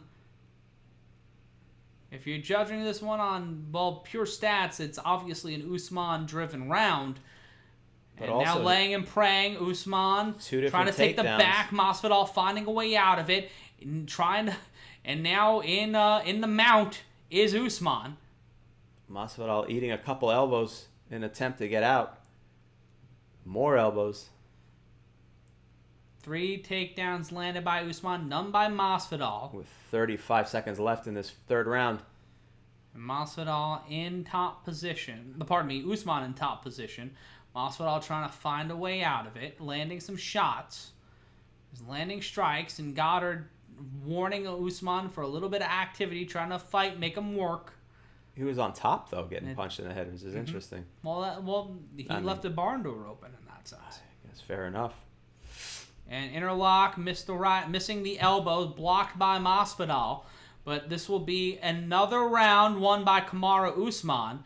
And right now, Harry, on my scorecard, it's 2-1. Yeah, I agree with you. Same deal here, Usman. And that round 1 victory was a lot closer. So I would, right now, Usman is leading this fight as far as I'm concerned. I mean, again, more of the same, taking him down, just smartly, pinning him up against the cage. And Usman not sitting down, choosing to stand up each and every time, I do believe here. And is he cut or something? Why is there blood on that towel? No, he's cut. If they're putting Vaseline, he's got a cut. Yeah, I don't see it, though. I don't see where he's... It could also just be precautionary. It also could be Masvidal's blood. Oh, maybe that's what it is. Yeah, but, oh, no, it's the logo. I apologize. Yeah. No, yeah, it's the whatever red logo is on it. And we're over 8,200 watching us right now. We're so glad you're joining us here tonight. I'm Matt Ryan. That's Harry Terjanian. Hey. And sorry if we told people to go fuck themselves, but we're very, we're very protective. I'm not sorry. What do we tell you to go in? During the puppet thing. Oh, well, yeah, geez. I mean, the puppet's a different story. We can't be held responsible for what the puppet does. Oh, no, we got bad at people. Well, Jesus. Sorry. Yeah. And this is the 4th time that Usman's entered championship rounds, the 2nd from Masvidal. 4th round with just about 10 minutes left to go. Still a lot of fight. A lot of fight left to go, but Masvidal is going to have... This is going to be Masvidal having to put the afterburners on here. Single leg takedown attempt by Usman, stuffed by Masvidal. Masvidal's back against the cage, and now trying to find a way out of it. To me, Masvidal always looks tired as he's leaning against the cage. I mean, then he pops out of it and he's fine, but he's eating a lot of damage here. And a shout out to Demi and Carlos watching and rooting for Kamaru Usman at home. You guys should be in bed, but we're so glad you're joining us here tonight on the ESPN MMA YouTube channel. More punches to the ribs. Usman again, the referee warning him about something. I didn't see what that was about. But again, Usman pushing him into the cage. Oh, maybe warning him about grabbing onto the cage. And more punches to the ribs, more stomps to the feet by Usman. And Masvidal again just looking even more tired, just laying down on top of Usman here. Usman pressing against Masvidal in the cage and going back to those shoulder strikes. And this could be the turning point of this fight. Oh, knee by Masvidal. Masvidal's got to be more aware. He's got to put the pressure on Usman here. He had it in the first round, but he stuffs another takedown attempt. Tried to go for a guillotine, but now Usman has Masvidal against the fence in the corner and trying to find a way to make Masvidal work with 3:22 left to go in round number 4. You know, you get the sense that Masvidal could turn it on at any moment, but that seems to be fading away little by little. You can see the body language. He definitely looks more tired, and Usman goes back to work. The wrestling is so strong, and then just landing those strikes and adding it up. Now, still pinning him against the cage and just kneeing the back of his thighs. Masvidal just letting Usman, unless he's trying to do the Homer Simpson tactic and let him tire himself out and go for the finish in the 5th. Like, what's Usman calling the ref over for? That's how little activity is going on. Usman's got time to have a chat. It's shoulder strikes and foot stomps against the cage. And an uppercut to the ribs every once in a while as a sorbet, so to speak, just to shake things up a little. A nice aperitif, as it were. Just to shake things up for the fans. More shoulder strikes. And Masvidal not having much of an answer here. I don't really, the strategy, I think he's just tired. We think there's more of it. And now, and we got a dogfight standing in the middle, standing and trading, and now they're back in the middle of the octagon. Superman punch does not land from Masvidal. He knows that he needs to show up and show out in these final 2 rounds. He needs to find a way to steal it from Usman. 2 minutes left to go in round number 4 of 5 for the UFC Welterweight Championship. Left hand landed by Usman to the jaw of Masvidal. And Masvidal looks a little tired here. You can see the kicks are not fully crisp. The punches are not crisp. And Usman looks like he's got his second wind here. Good body positioning. Masvidal with his arms down unless he's suckering him in. Tried to do wrist control from a standing position. Did Masvidal. 90 seconds left to go.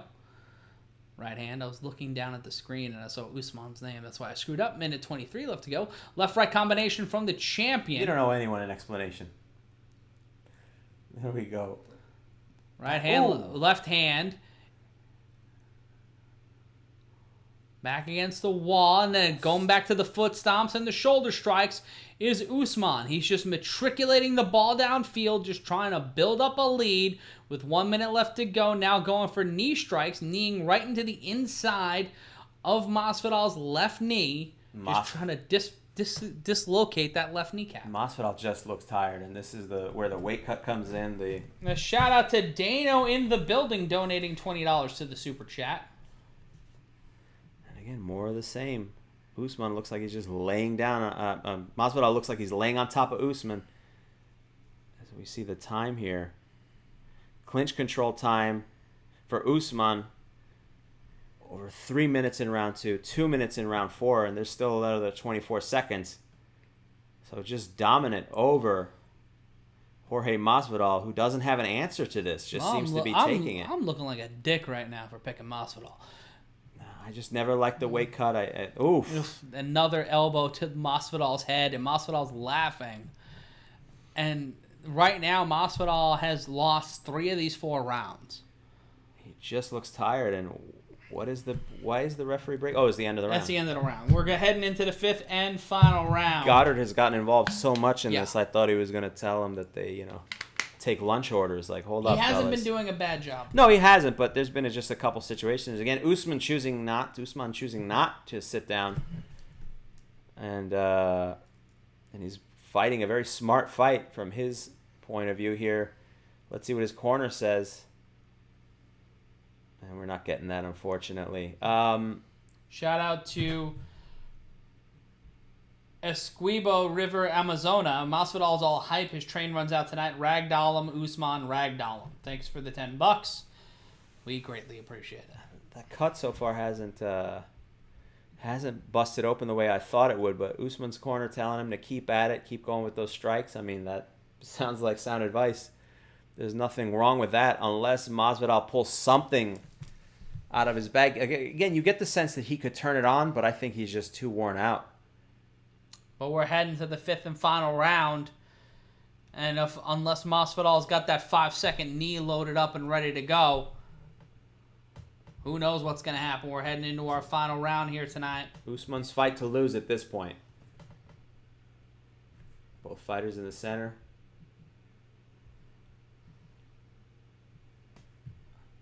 A light jab from Usman. Masvidal looks tired. Not the only one. Dancing around the octagon. Usman putting on a great performance here. It's not as dominant as his win over Colby, but it's certainly a great performance. A different fight altogether. But a smart fight, just wearing him down. There's no reason to do anything silly. Masvidal needs to turn this on. He has no choice but to knock him out or submit He's him. going to have to find the opening. No doubt. Usman has lost once in his career, and it's by submission. So if you're looking to knock him out, this is the Hail Mary. You got 4 minutes to throw the kitchen sink. Shout out to Al Cash. Said, you guys are great. Every other live sucked. Well, we appreciate it. Well, thank you. No need to burn their candles out to make ours shine brighter, but we appreciate it. You see that puppet penis? Yeah. That's what makes us different. That's what makes us stand out, baby. Over 9,000 watching us right now. We're so glad you're joining us. And Goddard checking in again. That seemed odd. I think he's got money on the fight. Yeah, I mean, what was that about? Let's see. Again, Usman just on top, barreling down on Masvidal. Masvidal, at this point now, laying on the ground here. Doesn't have much footwork to stay up. And that cut is now starting to leak into the eyes of Masvidal. As Usman continues to maintain control here with 3 minutes and 12 seconds left in this fifth and final round. And Masvidal on his back, trying to find a way to prop up. 3:05, as you said, Harry. Left to go in the round. Masvidal trying to fight his way out, putting his knee up, trying to bounce back, but his head is pinned to the ground as Usman maintaining control. Masvidal slapping him in the face. He's just landing punches from the bottom, just trying to find something here. It's probably going to end up being 49-47 or something like that for Usman in this fight, unless a knee lands to the jaw of Usman from the bottom as Masvidal gets caught trying to go for an armbar, but his toes are interlocked in the cage, and Mark Goddard putting a stop to that, and Masvidal trying to aim for a submission, trying to aim for a Hail Mary with 2:20 left to go. He's in the bottom, and Masvidal trying to go for the ankle pick. Usman finding a way out of it, and now trying to go for the ankle of Masvidal. Inside control is Usman. With 2:09 left to go in the round, with this title on the line, Masvidal trying to find something, trying to roll Usman over, but Usman smothering and covering, using the Waffle House offense to just put pressure on the BMF titleist. Masvidal looking for anything, hopefully trying to get an armbar. Usman gets him away from the cage. Masvidal almost gives up his back. Now he's giving up the north-south position here. Usman maybe going for a front choke here. He might be trying to lock in that guillotine. Masvidal smartly grabbing the legs, not letting him get the leverage. If I'm Usman, I'm just riding out these 90 seconds. No doubt. You're coasting at this point. Don't open yourself up to get okey-doked by Masvidal. But if Masvidal is giving up that neck, he's got doing nothing with his hands to protect that neck. You know, you can't not go after it to try to finish this off. And Masvidal has his hands right by the groin like an actual professional wrestling referee. Mark Goddard has to warn him. And here we go, north-south, just on top of him. A gator roll without the gator roll here. What would you call this positioning, Matt? I would call it front face lock. Yeah, it's a variation of a front face lock. 55 seconds left to go in the round. It's the shit, I bet on the wrong guy position. And Masvidal has no way to get out of this, basically. No energy, anyway. 45 seconds left to go in the round, both standing. Masvidal's back against the cage. Foot stomp by Usman, and this has been the story of the fight. Masvidal against the cage, foot stomp shoulder, and now Masvidal trying to go for some last second knees. 30 seconds left to go in the fight. Masvidal's gonna need to give it all, and he's gonna have to say, "Fuck it, I'm emptying the gas tank. I'm launching the afterburners." Standing in the middle at 18 seconds, and Usman keep away, knee into a right hand, does not land for Masvidal. Head kick lands by Masvidal. 10 seconds left to go in the round, and Usman is gonna coast to victory here. But hell, Jorge Masvidal on 6 days' notice gave it his all and tried his best, and we're going to see Kamaru Usman remain the UFC welterweight champion and shit-talking to the end, but it's a sign of respect from Jorge Masvidal and Kamaru Usman. That may not be the best title fight of the night, but it was hell of a fight. It was a good fight, but again, interesting. I think coming on short notice for Jorge Masvidal and that weight cut. I've said it before. I'm never a big fan. 20 pounds is a huge weight cut to come into, especially for a fight you have not necessarily been training for. Usman looks like he's in immaculate shape, and it showed. I mean, the highlights of this fight, are mostly Usman just smothering Masvidal and just peppering him with strikes. Yeah. Adding up point after point, and we just never saw the fire out of the consistent fire anyway for Masvidal. And it would be highly shocking that Kamaru Usman does not retain Kamaru Usman, does not retain his welterweight championship. And you see some of the highlights here, and it was pretty consistent. I mean, Usman just... What the hell happens if this fight goes the other way? It would be highly shocking. I think you'd see a rematch pretty quickly. If they could make it happen. I really doubt that. I mean, I don't know what you'd have to be scoring. Stranger things have happened in the fight world, no doubt about it. And listen, it's Fight Island, baby. Anything can happen. More highlights. Kamaru Usman. Just, again, peppering him throughout. And Jorge Masvidal was, if he wasn't tired before this fight, he was definitely worn out by just being pinned against the cage and not having too much of an answer throughout this. A lot of chit-chat, but no trash talking, it seems, as both fighters shake hands. Referee Mark Goddard brings them to the center of the cage here as we wait for Bruce Buffer to give us our... the official announcement here, and I would be surprised if this is not a unanimous decision for Kamaru Usman.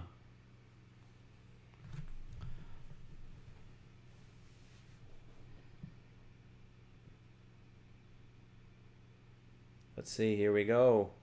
Bruce Buffer with the announcement. Ladies and gentlemen, after 5 rounds, we go to the judges' scorecards for a unanimous decision. 50-45? 49-46 in a unanimous decision for Kamaru Usman. Yeah. Great performance by the champion.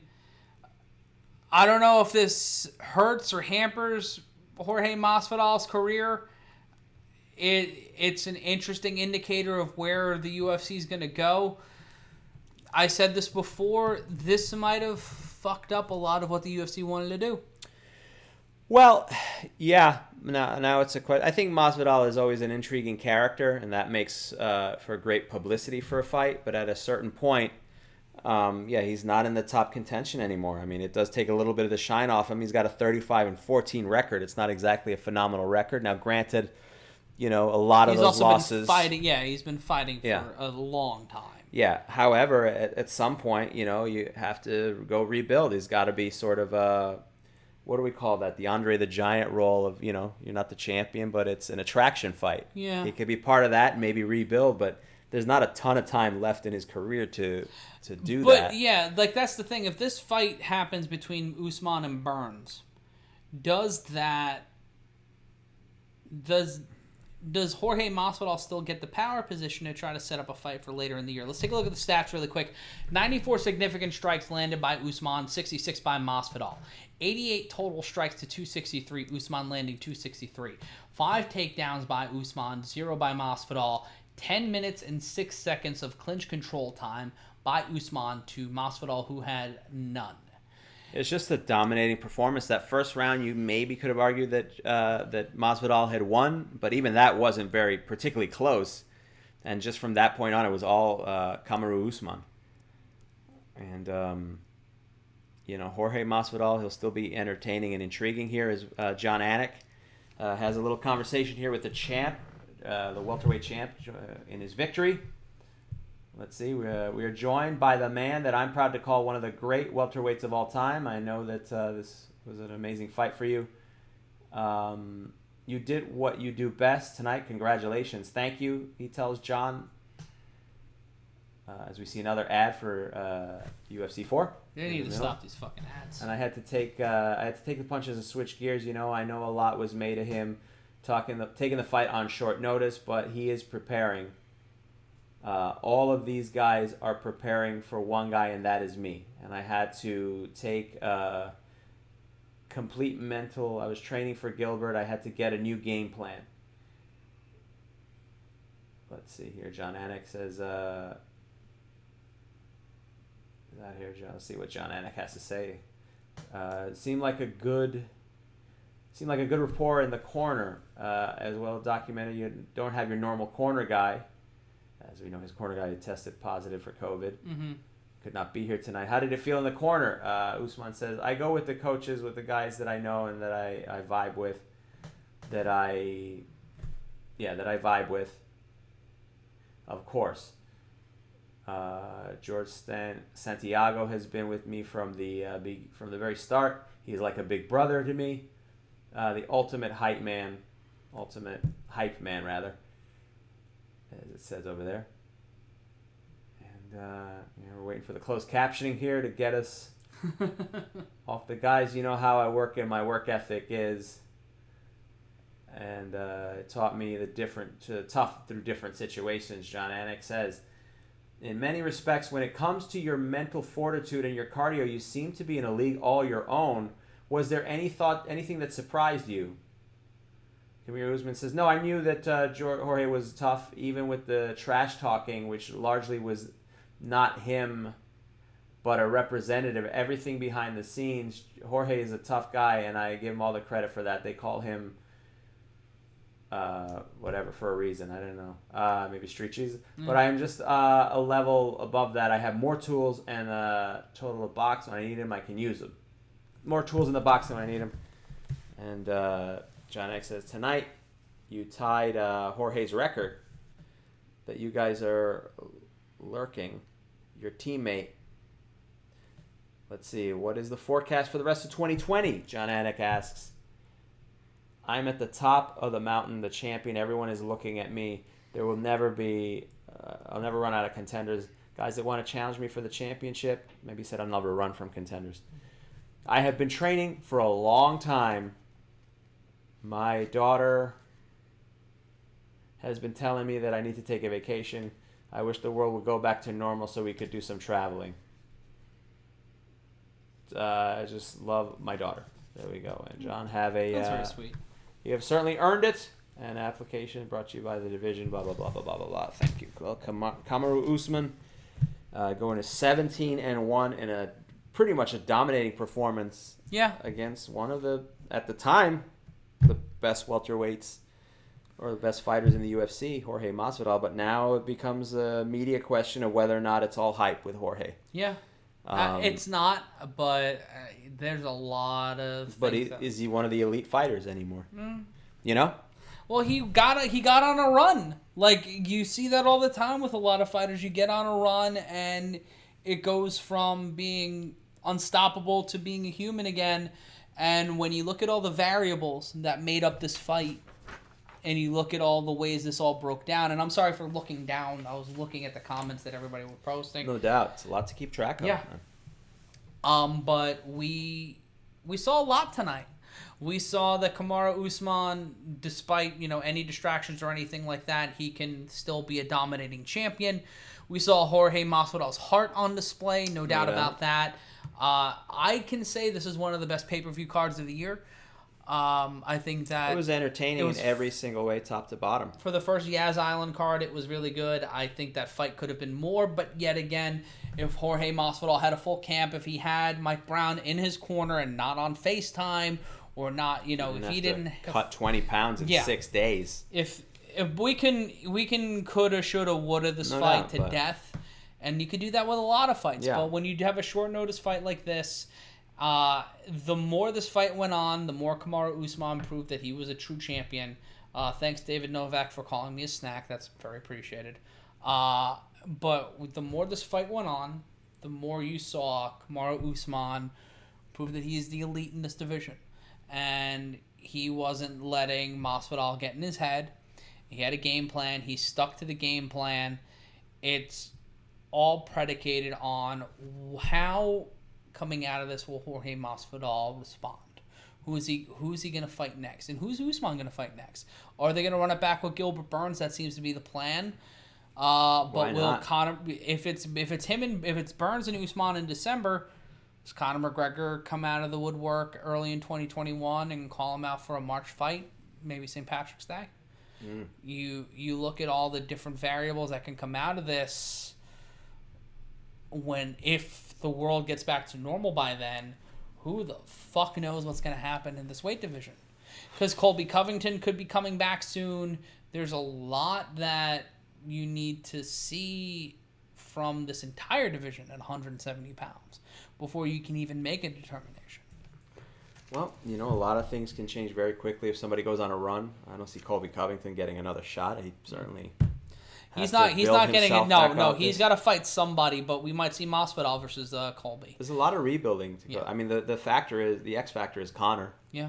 It's interesting again. Because does he drop but- back to 155? Does he drop to 145? He's not going back to featherweight, but does he stay at lightweight and try to get a shot at the winner of Gaethje and Khabib, or does he fight a Poirier? Does he fight a Tony Ferguson? Does he go back to 155, or does he stay? Does he do the fights at 170? Does he become a full-fledged welterweight? There's a lot of different questions that you can ask, and that 170-pound division, to me, has the more question marks, because at 155, it's a little more defined. Yeah, I mean, there's just a lot. It's one of those situations that we've seen it. There's a lot of rebuilding to do in that division, but right now at the top is Kamaru Usman, and a dominating performance. He goes to 17-1-0, and it's his division at the moment for the time being until we see somebody come out with some more magic. And we don't know who that's going to be. Yeah, there's a lot of questions. We're not going to get a lot of answers right now. But we're looking ahead to August. We're looking to DC versus Stipe Miocic. We talked about that card a little bit earlier on. And maybe by the time we do find a contender, we'll be ready for that riverboat that they put the the enchantment under the Octagon dance that they do. Who knows where?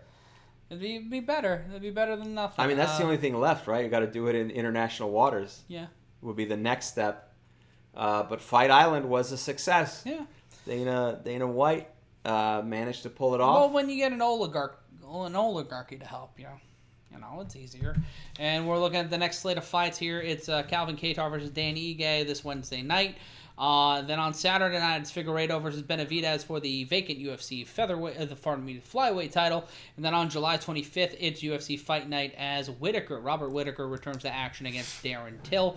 A whole bunch of great fight cards that you can follow along with live tweeting at Bloody Elbow and at MMA Mania across the board. And we're excited to have those with you coming up in the next couple of weeks. Harry, your final thoughts before we go home. A great card. It was for all the spectacle and the conversation we're having about Fight Island and all the jokes. The card came together very well. Even though the last fight wasn't as competitive as we had hoped it would be, it was still a pretty good fight to watch. It was strong. The Max Holloway fight was a fantastic fight as well. I want to see that run back. Yeah, I mean, it was, for all that happened. Give me a third one of that. I don't care if Volkanovski won 2 in a row. Give me one more of those.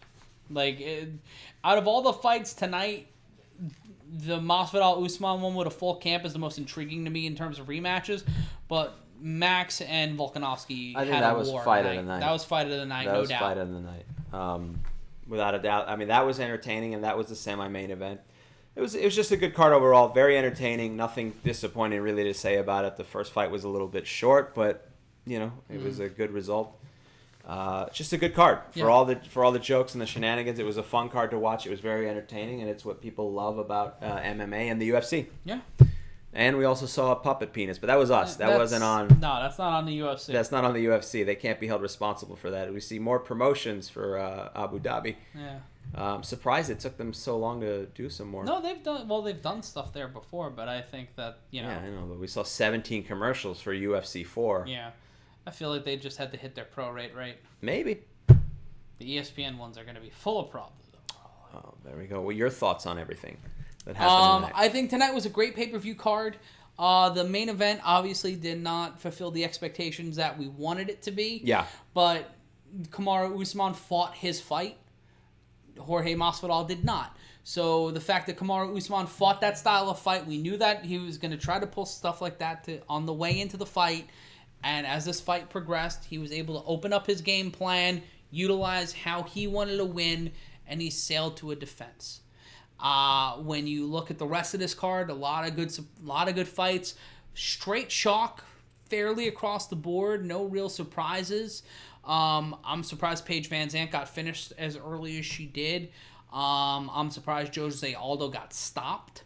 But outside of that, the people that you expected to win these fights, for the most part, were able to come through the other side with the victory.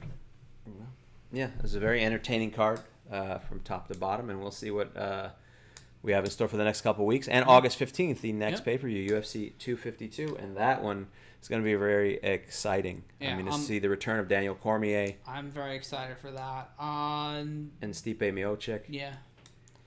I always love it when you get some great heavyweights together. Not a great heavyweight fight tonight on the prelims. It was probably the worst fight on the card. But overall, this UFC card from beginning to end was a fun card. Started off with a knockout, ended with a decision. Hopefully, you wish it goes the other way around. But I had fun. Hopefully you people watching at home had fun. We shit talk each other and we say a lot of stuff, but it's probably the most enjoyable part of my month is to talk with you guys, and it's all in good fun, and it's probably some of the best entertainment we can provide, and it's a unique kind of show to say the least. Oh, no doubt. It's what we do. A shout out to Fake Darth Vader channel donating $5 in the super chat. Usman didn't win that fight, and Jorge didn't win that fight. COVID-19 won that fight. Fair point. What does he mean? Because if Gilbert Burns doesn't get popped for COVID, I get it now. And that was kind of my thinking in this. Is like, it's great that we got this fight, but it would have been better if Burns and Usman fought, and then the winner of that got Masvidal. Oh, no doubt. Because that would have been ideal. Yeah. Time to train again. It's always dangerous to take a fight on short notice. Every once in a while it works in your favor, but I think that on top of the weight cut, it's just too much. I think anytime you do a weight cut, I find I'm not the only one who finds those. Yeah. It hurts you. It dehydrates you. And Masvidal definitely looked tired, and whether it was from the weight cut or just the lack of training or just the dominance of Usman, it caught up to him. He just had nothing in the tank. And on that note, we're so grateful that you joined us. We'll be back again next month for UFC 252. Don't forget to follow Bloody Elbow and MMA across social media at MMA on Facebook, Twitter, and Instagram. Look up Bloody Elbow across all social media at Bloody Elbow on Twitter, especially for our live coverage beginning with this coming Wednesday, July 15th for UFC Fight Night on ESPN. For Dan A. White, for Harry Terjanian, I'm Matt Ryan. So long from the Garden State, and we'll see you back here for Stipe versus Cormier on August 15th. So long, everybody.